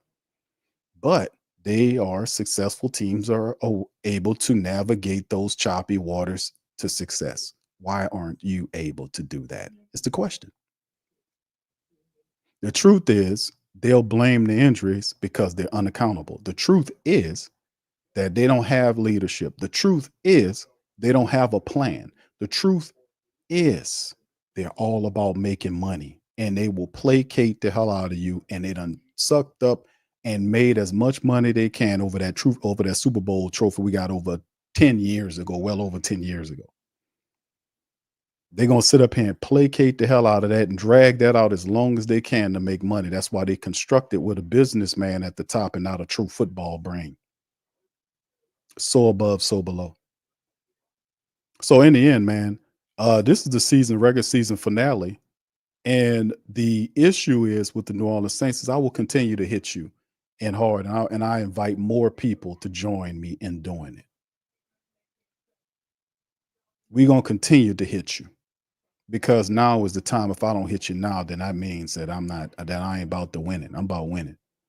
You see all these people making these excuses. Fam, do you hear these people sitting up here making all these excuses? Do you hear all these people? You hear the coach proud of losing ass team? Because they gave him some never mind the fact that it's his job to get winning out of these people and to tell you the truth. But he just happy they gave me an opportunity. And we're going to give you an opportunity to take your ass to the unemployment line. That's what we're going to do. We don't want no placators around here and justifiers for stupid garbage backwards football for the last 4 years and people coming out trying to spin religion and an opportunity to coax you to supporting a team that is failing and refuses to get it right. Refuses to change leadership like they don't know what they do. You stay in a tailspin. I don't know which direction to turn. Man, come on, man. How we know this much about the team and they don't know it. And we sitting up here looking at the team. How they don't have that. How they don't see what you see. Now you tell me they're supposed to be smarter than you, right? Huh? They're supposed to be smart. They're supposed to be the professionals. How they don't know and you know. Huh? How they know and you how do you know and they don't know? Come on. How they don't know? We sit up here and we do this is what we do. We know this team inside and out. How they don't know what you know. And we're looking at the same thing. How they don't know that? So in the end, 5-12, Saints in the bottom of the NFC South season finale. Fam, but it might be the season finale on football, but it's coming next week will be going into the carousel. We'll be covering the waterfront. We'll be talking about it all. It don't stop. It don't stop. It never stops. It don't stop. We gonna ratchet it up and we're gonna keep coming. The draft selections the Saints been having, the high cap situation.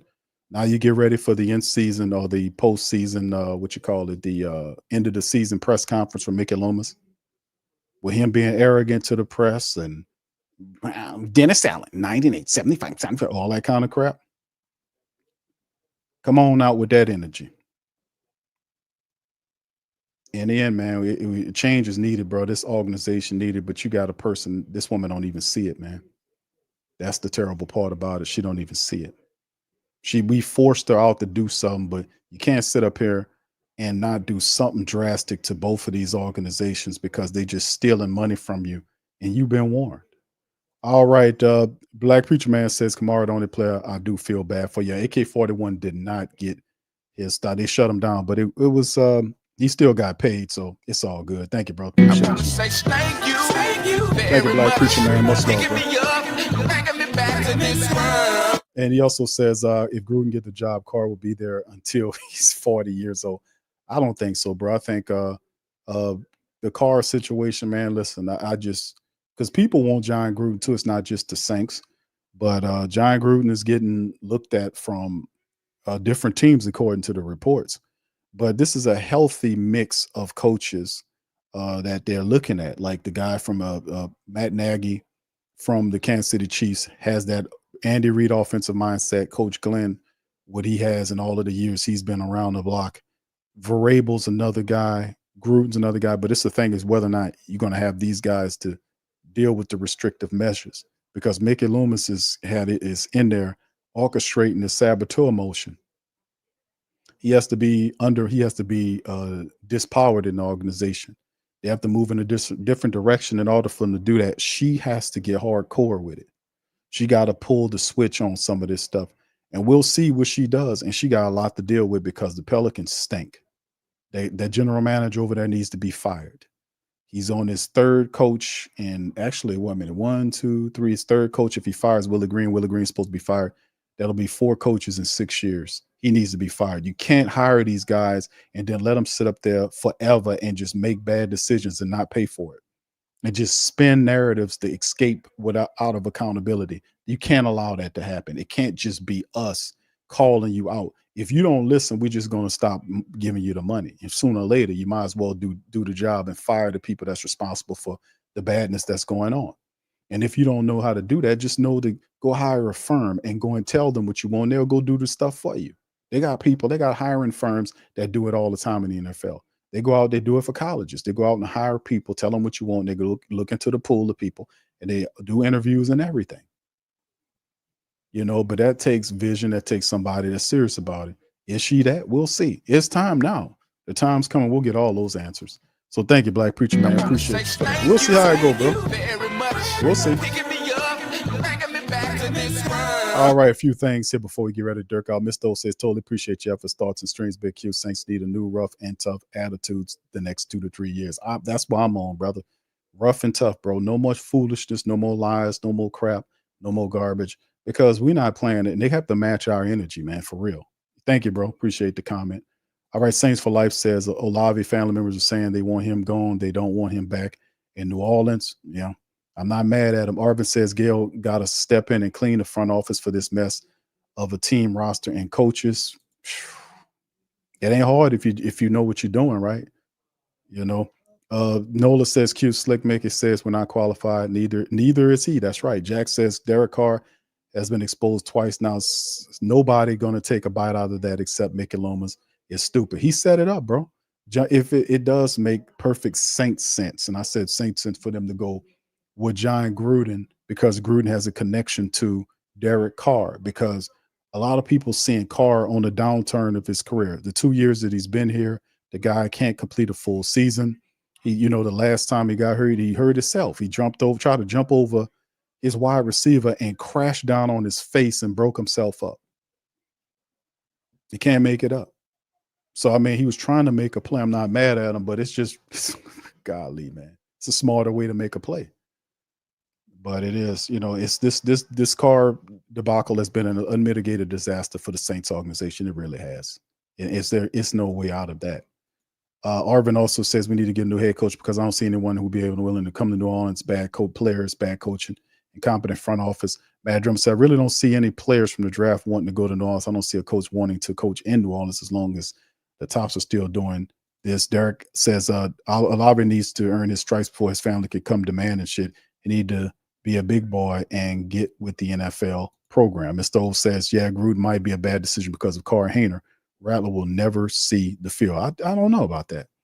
I think Rattler would see the field. I think Jake Hayner, regardless of Gruden was working with him or not, that still wasn't good enough to get him above Spencer Rattler. Spencer Rattler actually went in there. Jake Hayner could never have done what Spencer Rattler done in the game against the Tampa Bay Buccaneers. Spencer Rattler was going against a playoff team. The Tampa Bay Buccaneers are the NFC South division winners for the 4th straight year. They are a playoff team, right, with an established veteran quarterback who is having a really good year. And Spencer Rattler went toe-to-toe with that guy in there for many stretches of the game, despite the fact that Spencer didn't even have a running attack. Because we forget that. In the first half, they was moving the ball around because they could not pinpoint where he was going with the ball because he had like 10 or 11 receivers with catches in the first half alone. Did y'all see that? I called it out during the game. He had 10 to 11 receptions to people all over the field. He was fanning the field, finding whoever was open. It's difficult to defend that. But had they had a running attack that could have went along with the Saints able to, gain a little pace, eat some clock, things could have been probably a little different because it went away. When the Buccaneers decided to literally start putting pressure on Spencer, the Saints just kind of went away with the rushing attack. It just couldn't mount. And it's what I said in the previous stream. The Saints have to manufacture a running attack, and they didn't do it. They could not do it. They could not do it, and they put all that pressure on Spencer, and he didn't have a bad game. He stood in there and he made plays. He had 40-something attempts. He threw for over 240 yards, and he did a decent job against a playoff team. But it can't just be him by itself. It has to be a running attack you can balance off of, and they didn't give him any running attack. Nothing consistent anyway. And the Saints didn't make adjustments in the second half, led to the loss. Obviously, this is what they do, right? Pelicans Nola says, Gail can hire me and I will give you Avery Johnson basketball and Peyton Manning for football. I don't know about Avery Johnson. Peyton Manning could be an advisor. I would go for that, not a coach, but an advisor. Sleep says to be honest, pressure needs to go on Mrs. Benson publicly, or it's time for her to sell and enjoy that money. Indeed, bro. If you can't do the job right, get from up under the team, right? Say for life, unfortunately, Loomis is so stupid putting out there that he wants certain coaches retain their right there is already setting up the team for failure. It's the same thing David Griffin did when he hired Willie Green. Nobody wanted to take the head coaching job except for Willie Green, who knew that he had no head coaching prospects nowhere else. So he sold his soul and took the deal. That's what he did. So he took the deal. He took other coaches that he probably never worked with before onto his staff. He had some limited amount of success, but when the chips were down, he was forced to produce, and he can't because he has a limited philosophy on a lot of stuff, and he is not a head coach. He's not head coach material. When the chips are down, the guy is coaches constantly break him down. His philosophy is flawed. He can't coach defense consistently, and his team doesn't play full 4 quarters of football or basketball either. So it's kind of a mirroring thing going on right there. So what he's doing is simply what David Griffin did with the Pelicans several years ago. You see, they're just using the same thing. That's stupid to do that.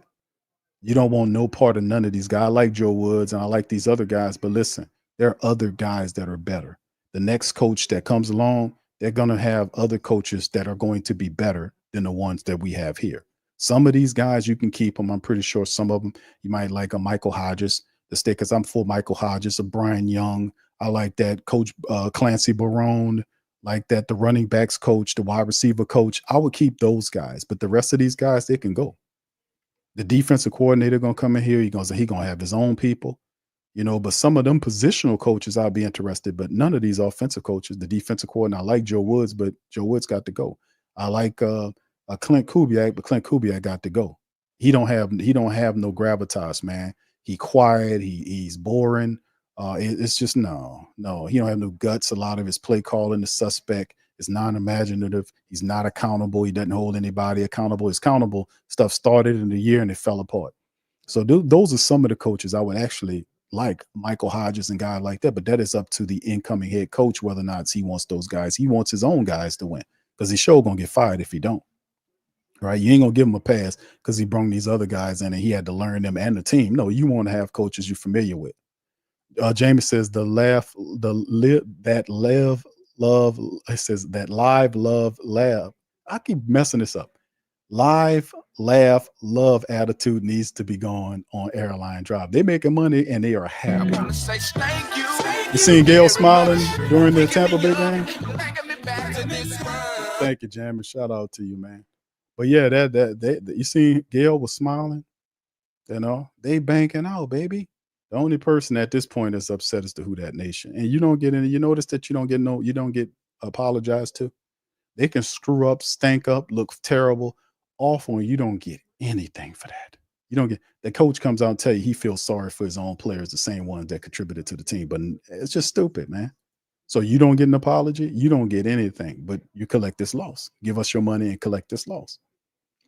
And stop talking crazy. Come over here and pay this team. Keep doing what you're doing. You know we gonna keep doing this. Come on. That's how they act. We're gonna change all that. We're gonna change all that up. No, he is not. Yes, sir. He showed a lot there, man.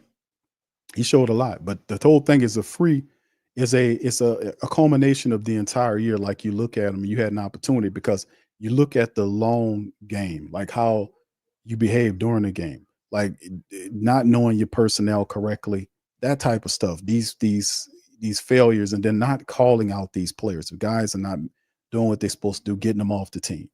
Aliudo stayed on the team the whole year. He shouldn't have been on the team. They had several players that should have been gone, and other players should have been developed that should have been here. It just did not do enough to fix the team because you had more than just shifting. The only thing Rizzy did was when he came in as demoted Ty Grantham and put Brian you over the defensive line, which worked for a little bit until it didn't work. You know, he didn't do anything with the offense. He was literally scared of the offense, didn't even go over there. Whatever they said, he let them do it. That's why he's a failure and he doesn't need to be back here in any capacity talking about coaching nothing. His resume is weak and we don't need that. We need somebody here that understands at a higher and grander level how to keep people accountable. And Mickey Loomis is the one instituting that search. You might have some problems. So we'll see how it goes. But anyway, fam, listen, man, I'm gonna cut out on that. I appreciate all you guys for being in the stream, man. Wish we had a better news today. The Saints would have collected a win. But in the end, all the Saints did is fulfill, what is it, the third straight loss of the season. They end on the losing note. Loss at home, the game finale, lose on the road. The Buccaneers, they secured the fourth straight NFC South crown. Atlanta also lost to Carolina, and Carolina is finished with the third best team in the NFC South. The Saints are in the cellar. The Carolina Panthers have much to build on going forward. So do the Falcons, despite the fact the Falcons lost. They can look ahead knowing that they got a rookie quarterback that's going to be good. Carolina's the same way. The Tampa Bay Buccaneers is what they are. And New Orleans Saints is a team that's looking at themselves like, man, what are we going to do? You know, we'll see. So a lot of these guys don't need to be here anymore. They really don't. Jamie says, why did Pete Kubiak, there you go, Pete Kubiak do that? He says, what did Pete Kubiak do that would make the team want to? I know. Clint Kubiak or Pete, yeah, you're right, Pete Kubiak. Pete Kubiak or Clint Carmichael doesn't need to be on this team, bro. He didn't do anything. I'm just keeping it real. He didn't do anything. He didn't show that he even deserved the head coaching role and none of it. He let him take his ass back out there with Shanahan. Go back to Shanahan. That's what he's gonna do. Let him go back out there with Shanahan up under him, and he'll sit for a couple more years until Shanahan steps down, and then again he might take the job after that. But he just don't have his temperament, man. He got a melancholy. I don't want him to be stupid, over passionate, like to a point where you're just a raving lunatic like Rizzy. But at sometimes, you know, we need a lot more of our offense out of our offense than what we was getting. And he had some really good players, and it just didn't work. We couldn't get it. They just looked awful. All right, shout out to my brother Scoop. Salute to my brother Scoop. Thank you, bro, for your support. Much love. I don't. Gail never speaks, bro. She's not gonna speak about football. You hear from Loomis and the rest of those guys before then. All right, what's up, JP? What's going on, my brother? He says, dear Gail, you cannot trust the arsonist of the current dumpster fire state of the franchise with the rebuild. Fire or reassign Mickey Loomis now. Shout out to you, my brother. Shout out to my dog, JP. You're right, sir. Much love. Derek says, no Nate Shepard. Colin Saunders been biggest fan, bust honestly more than Chase Young. Yeah, lines need help. People talking about the skilled players, fam. I said, listen, focus on those lines. When they're doing that mock draft, don't get caught up in the wide receivers and tight ends and all that kind of stuff. You need to build that offense and defensive lines. That is where your problem resides. You cannot run the ball. Even when you had your starters in, you couldn't run the ball. When they had all those guys together, two games ago, when they was together and they finally came back for the two or three games they were together before they started getting hurt again, they weren't even running the ball then. What was the problem then? You had the starters. That's what they was telling them. Well, we can't run it which is stupid in its own like. But what happened there, you know? So, I mean, it's stuff that needs to happen. It needs to happen right away. You know, you have to, from a defensive and offensive line standpoint, those lines, them inner lines needs to be retooled. The defensive tackle spots, that needs to be worked on as soon as possible. The inside line position, you talk about it with Q, we got Eric McCoy. Listen, fam, McCoy is breaking down. He's breaking down. He was hurt several times this year. The last year, he looked like crap too. Y'all remember? Used to name, I was calling Eric McCoy. What was I telling McCoy? McCoy Landscaping or something like that. Eric McCoy had a landscaping company. He must have, because he spent more time in the turf than anybody I ever seen playing football. He was always on the ground, to the point where I was saying a man doing landscaping or something. He on the ground all the time. He had a crappy year last year. This year he can't stay healthy. And listen, he breaking down. So you're going to have to find somebody at that center position anyway. You're going to have to find a left guard because Lucas Patrick is a backup. He's not a starting level guy. He kept getting broken down too. You got to have somebody at that guard position. And Cesar Ruiz you need to go somewhere else than Cesar Ruiz, because Cesar Ruiz is a bust too. Now, hold on, Q. Cesar Ruiz? Yes, Cesar Salad Ruiz is a bust because he always gets beat. He gets pushed around. He's out of position. Look at the tape. Caesar Salad. He had one good year when he got that money. Everything after that was absolutely mid-tier at best. Cesar Ruiz gets beat. He gets pushed around. His name is Cesar Salad Ruiz because that's what he is. It's just so like I said, that interior line is garbage. That's and the backups are awful. Ali Udo should never have been on this team. He was a unmitigated disaster and should have been released several weeks ago. That the Landon Young dude, his time is up on Landon. He did decently today, but Landon Young has been a guy we drafted. He didn't pan out, and it's time for him to go. The other guy, we have Shane LePew, like Pepe Lemieux, whatever. He might as well rename him LePew because he stinks. His game was garbage. He gets pushed around, doesn't know what to do most of the times. And the Saints had Connor McGovern, the guy they picked up from the Jets, who was better than Shane LePew, and put McGovern in the street for LePew. I don't get that part of it. But in the end, the Saints backups, and I'm giving it to you real, the Saints backup offensive linemen were garbage, terrible. The Saints all starting 5 guys outside of the first 2 weeks of football. They could not manufacture any more dominant performance. Well, how were they able to do it in weeks 1 and 2? Because they got enough film on you to know what you're doing to break you down, and you had no counterpunch. Simple as that. How they did it in weeks 1 and weeks 2, Q, easy. They got enough film on you and knew what you was doing, and then you didn't have nothing that you could go to counteract that. Just like today, when you fight and you're fighting, and they're hitting, they're wailing on you. If you don't have an adjustment or a counter punch, you out of here. The Saints don't have a second level or third level to go to. They don't have that. When teams adjust, the Saints just die. They can't adjust, and this is the truth.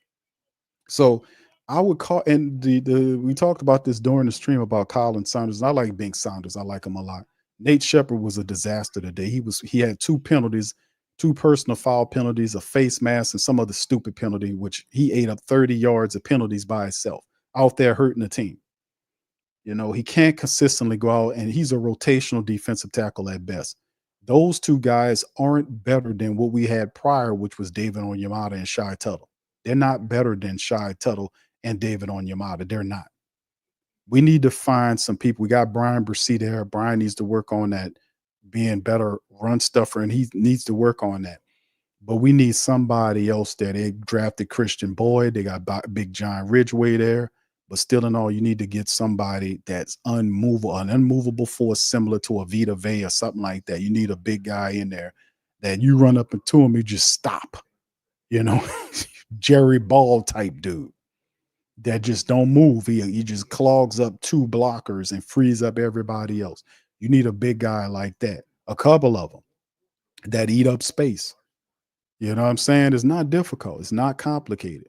You got to find a big guy, a couple of them, to put in that interior defensive line. So like I said, we're not safe with the Saints offensive line. McCoy is breaking down. You keep seeing him getting hurt over and over again. You can't count on him anymore, is what I'm saying. So you better find somebody else for him. The left guard position, that's a backup anyway. The right guard position, Cesar Salad Ruiz, we need to look at having backups ready to replace him too. Like I said, man, if you want success, you got to start in these interior lines because it's a problem. You can't run the ball. You can't stop the run. That's what happened today, right? Saints couldn't run the ball, and they could not stop the run. That was the last 3 games the Saints got ran on badly. They got ran on by Amir Abdullah, a guy that I don't even think ever had a 100-yard rushing campaign in the 10 years that he'd been in the NFL. I don't even think he did. But if he did, he had the big one on the Saints. So you had the Packers game when they put up I forgot. The game against the Raiders and the game against the Bucs where Bucky Irvin was able to put up, he ain't put up 86, 67, 80 something yards, and then they allowed your boy was Baker Mayfield to run all around him with no spy all day. What part of the game was that? They didn't even spy the man, and he made him pay. So Joe Woods, shout out to your brother. You catch on with somebody. Clint Kubiak, go back to San Francisco. What's his name? Darren Rizzi, go back to the special teams room, and let's begin again, Saints family. But anyway, with that being said, man, we're going to do it all over again, man. We're going to start with the Mickey Loomis press conference. Mad Drummer says, Q, do you think the Bucs purposely let the Saints look good for a while due to the events that happened? I don't think so, bro. I don't think so because I think they had the Pelicans had a loss on that same night, I want to say, or the next day or something like that. I forgot. But I don't think that happened. I don't think they do that. They trying to play for a playoff spot. That's not up to them to give you no grace. They'll shake your hand and say condolences to you, then out there and beat your head in. That's what they train to do. That's what they paid to do. That's just a professional. I'm not paid to give you any grace. I'm paid to kick your teeth in. This is the harsh truth of it, right? So now I don't see that. I think what happened with the Buccaneers in the first half is they didn't put it all together.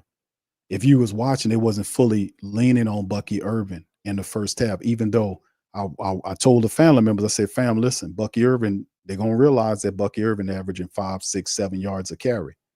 They're just not utilizing them right now because they're trying to work through Baker Mayfield, who was inconsistent. But when that second half started, they started working through Bucky Irvin hitting the Saints with the draw pass, the draw run, the dive run, the same stuff that the Raiders did and the Packers did against the Saints. The Saints defense gave way. And then next thing you know, they start dropping back and then they tore them up.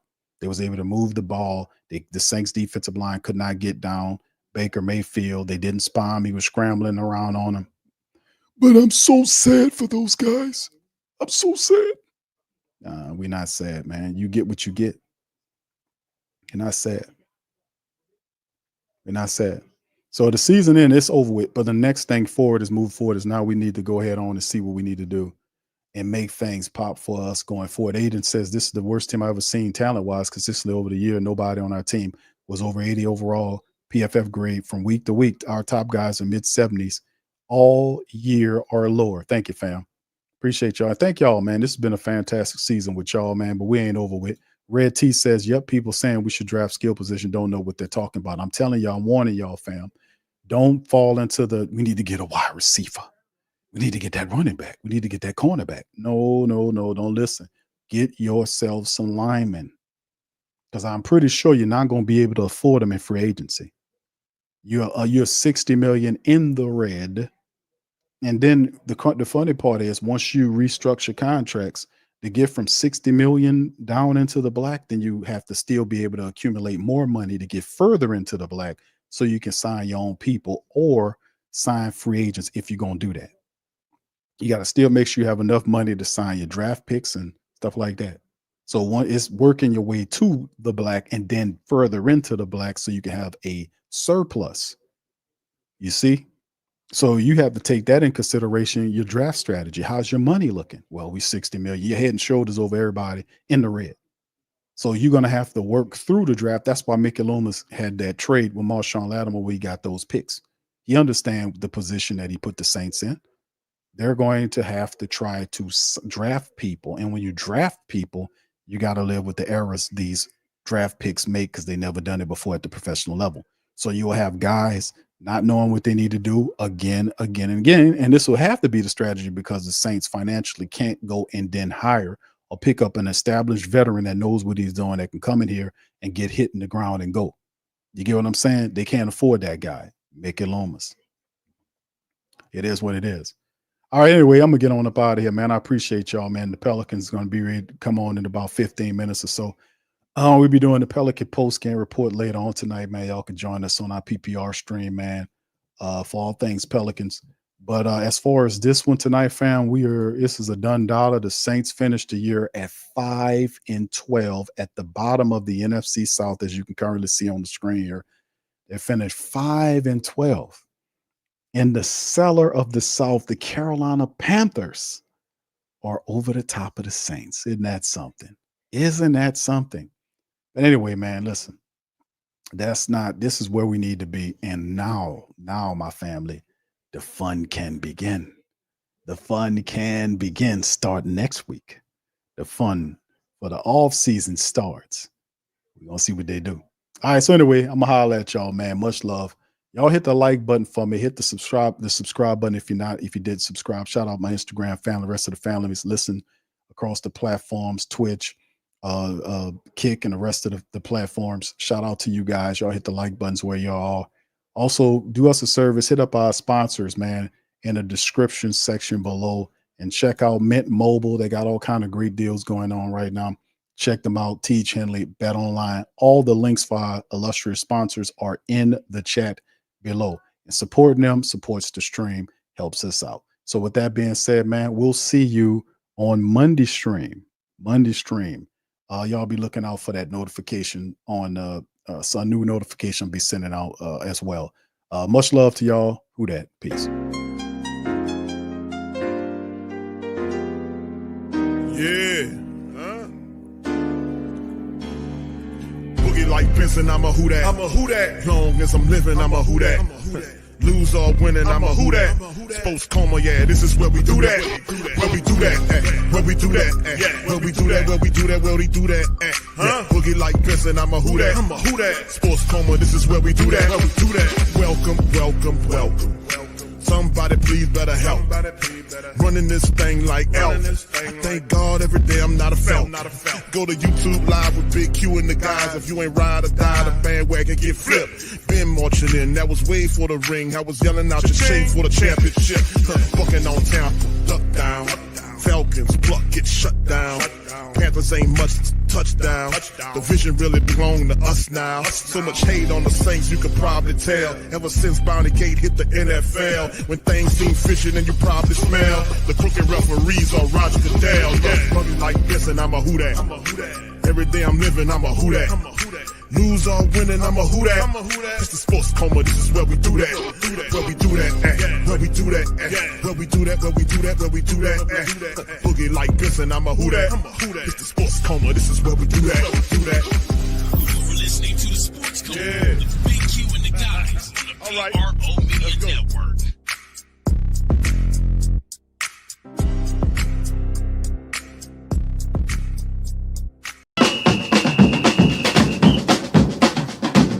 Who that say they gon' beat them Saints? Who that? Who that? Who that say they gon' beat them Saints? Who that? Who that? Who that say they gon' beat them Saints? Who that? Bet Online continues to be the world's most trusted betting platform and your number one source for online betting. From the earliest odds to in-game live betting, Bet Online provides you with all the action and the ability to watch the games as they happen. With the largest selection of odds on everything from football, the NBA, and college basketball, NHL to UFC. Head to Bet Online today and don't forget to use promo code BELIEVE, that's BLEAV, for your welcome bonus on your first deposit. Bet Online, the game starts here.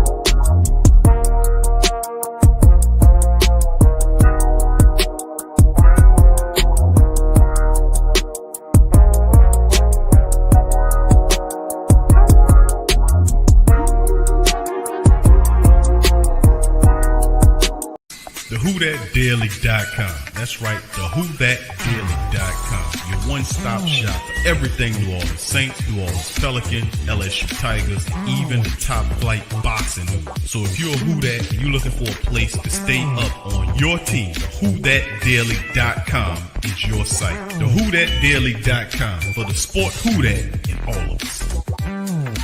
That's right, the Pro Shop is the platform store where you can go and buy all the latest merch to support the platform. Available at the Pro Shops, we have dozens of hundreds of products available for you and your family. Unisex tees for men and women, hoodies and sweatshirts, tank tops, kids and baby items, long sleeve tees, mugs, pillows, wall art, bath bedding, face masks, phone cases, stickers, bags, fanny packs, socks, hats, and many other items. Please feel free to check out the Pro Shops. The link is in the description section below. Remember, it helps the platform continue to grow. Check out the Pro Shop and Who Dat too.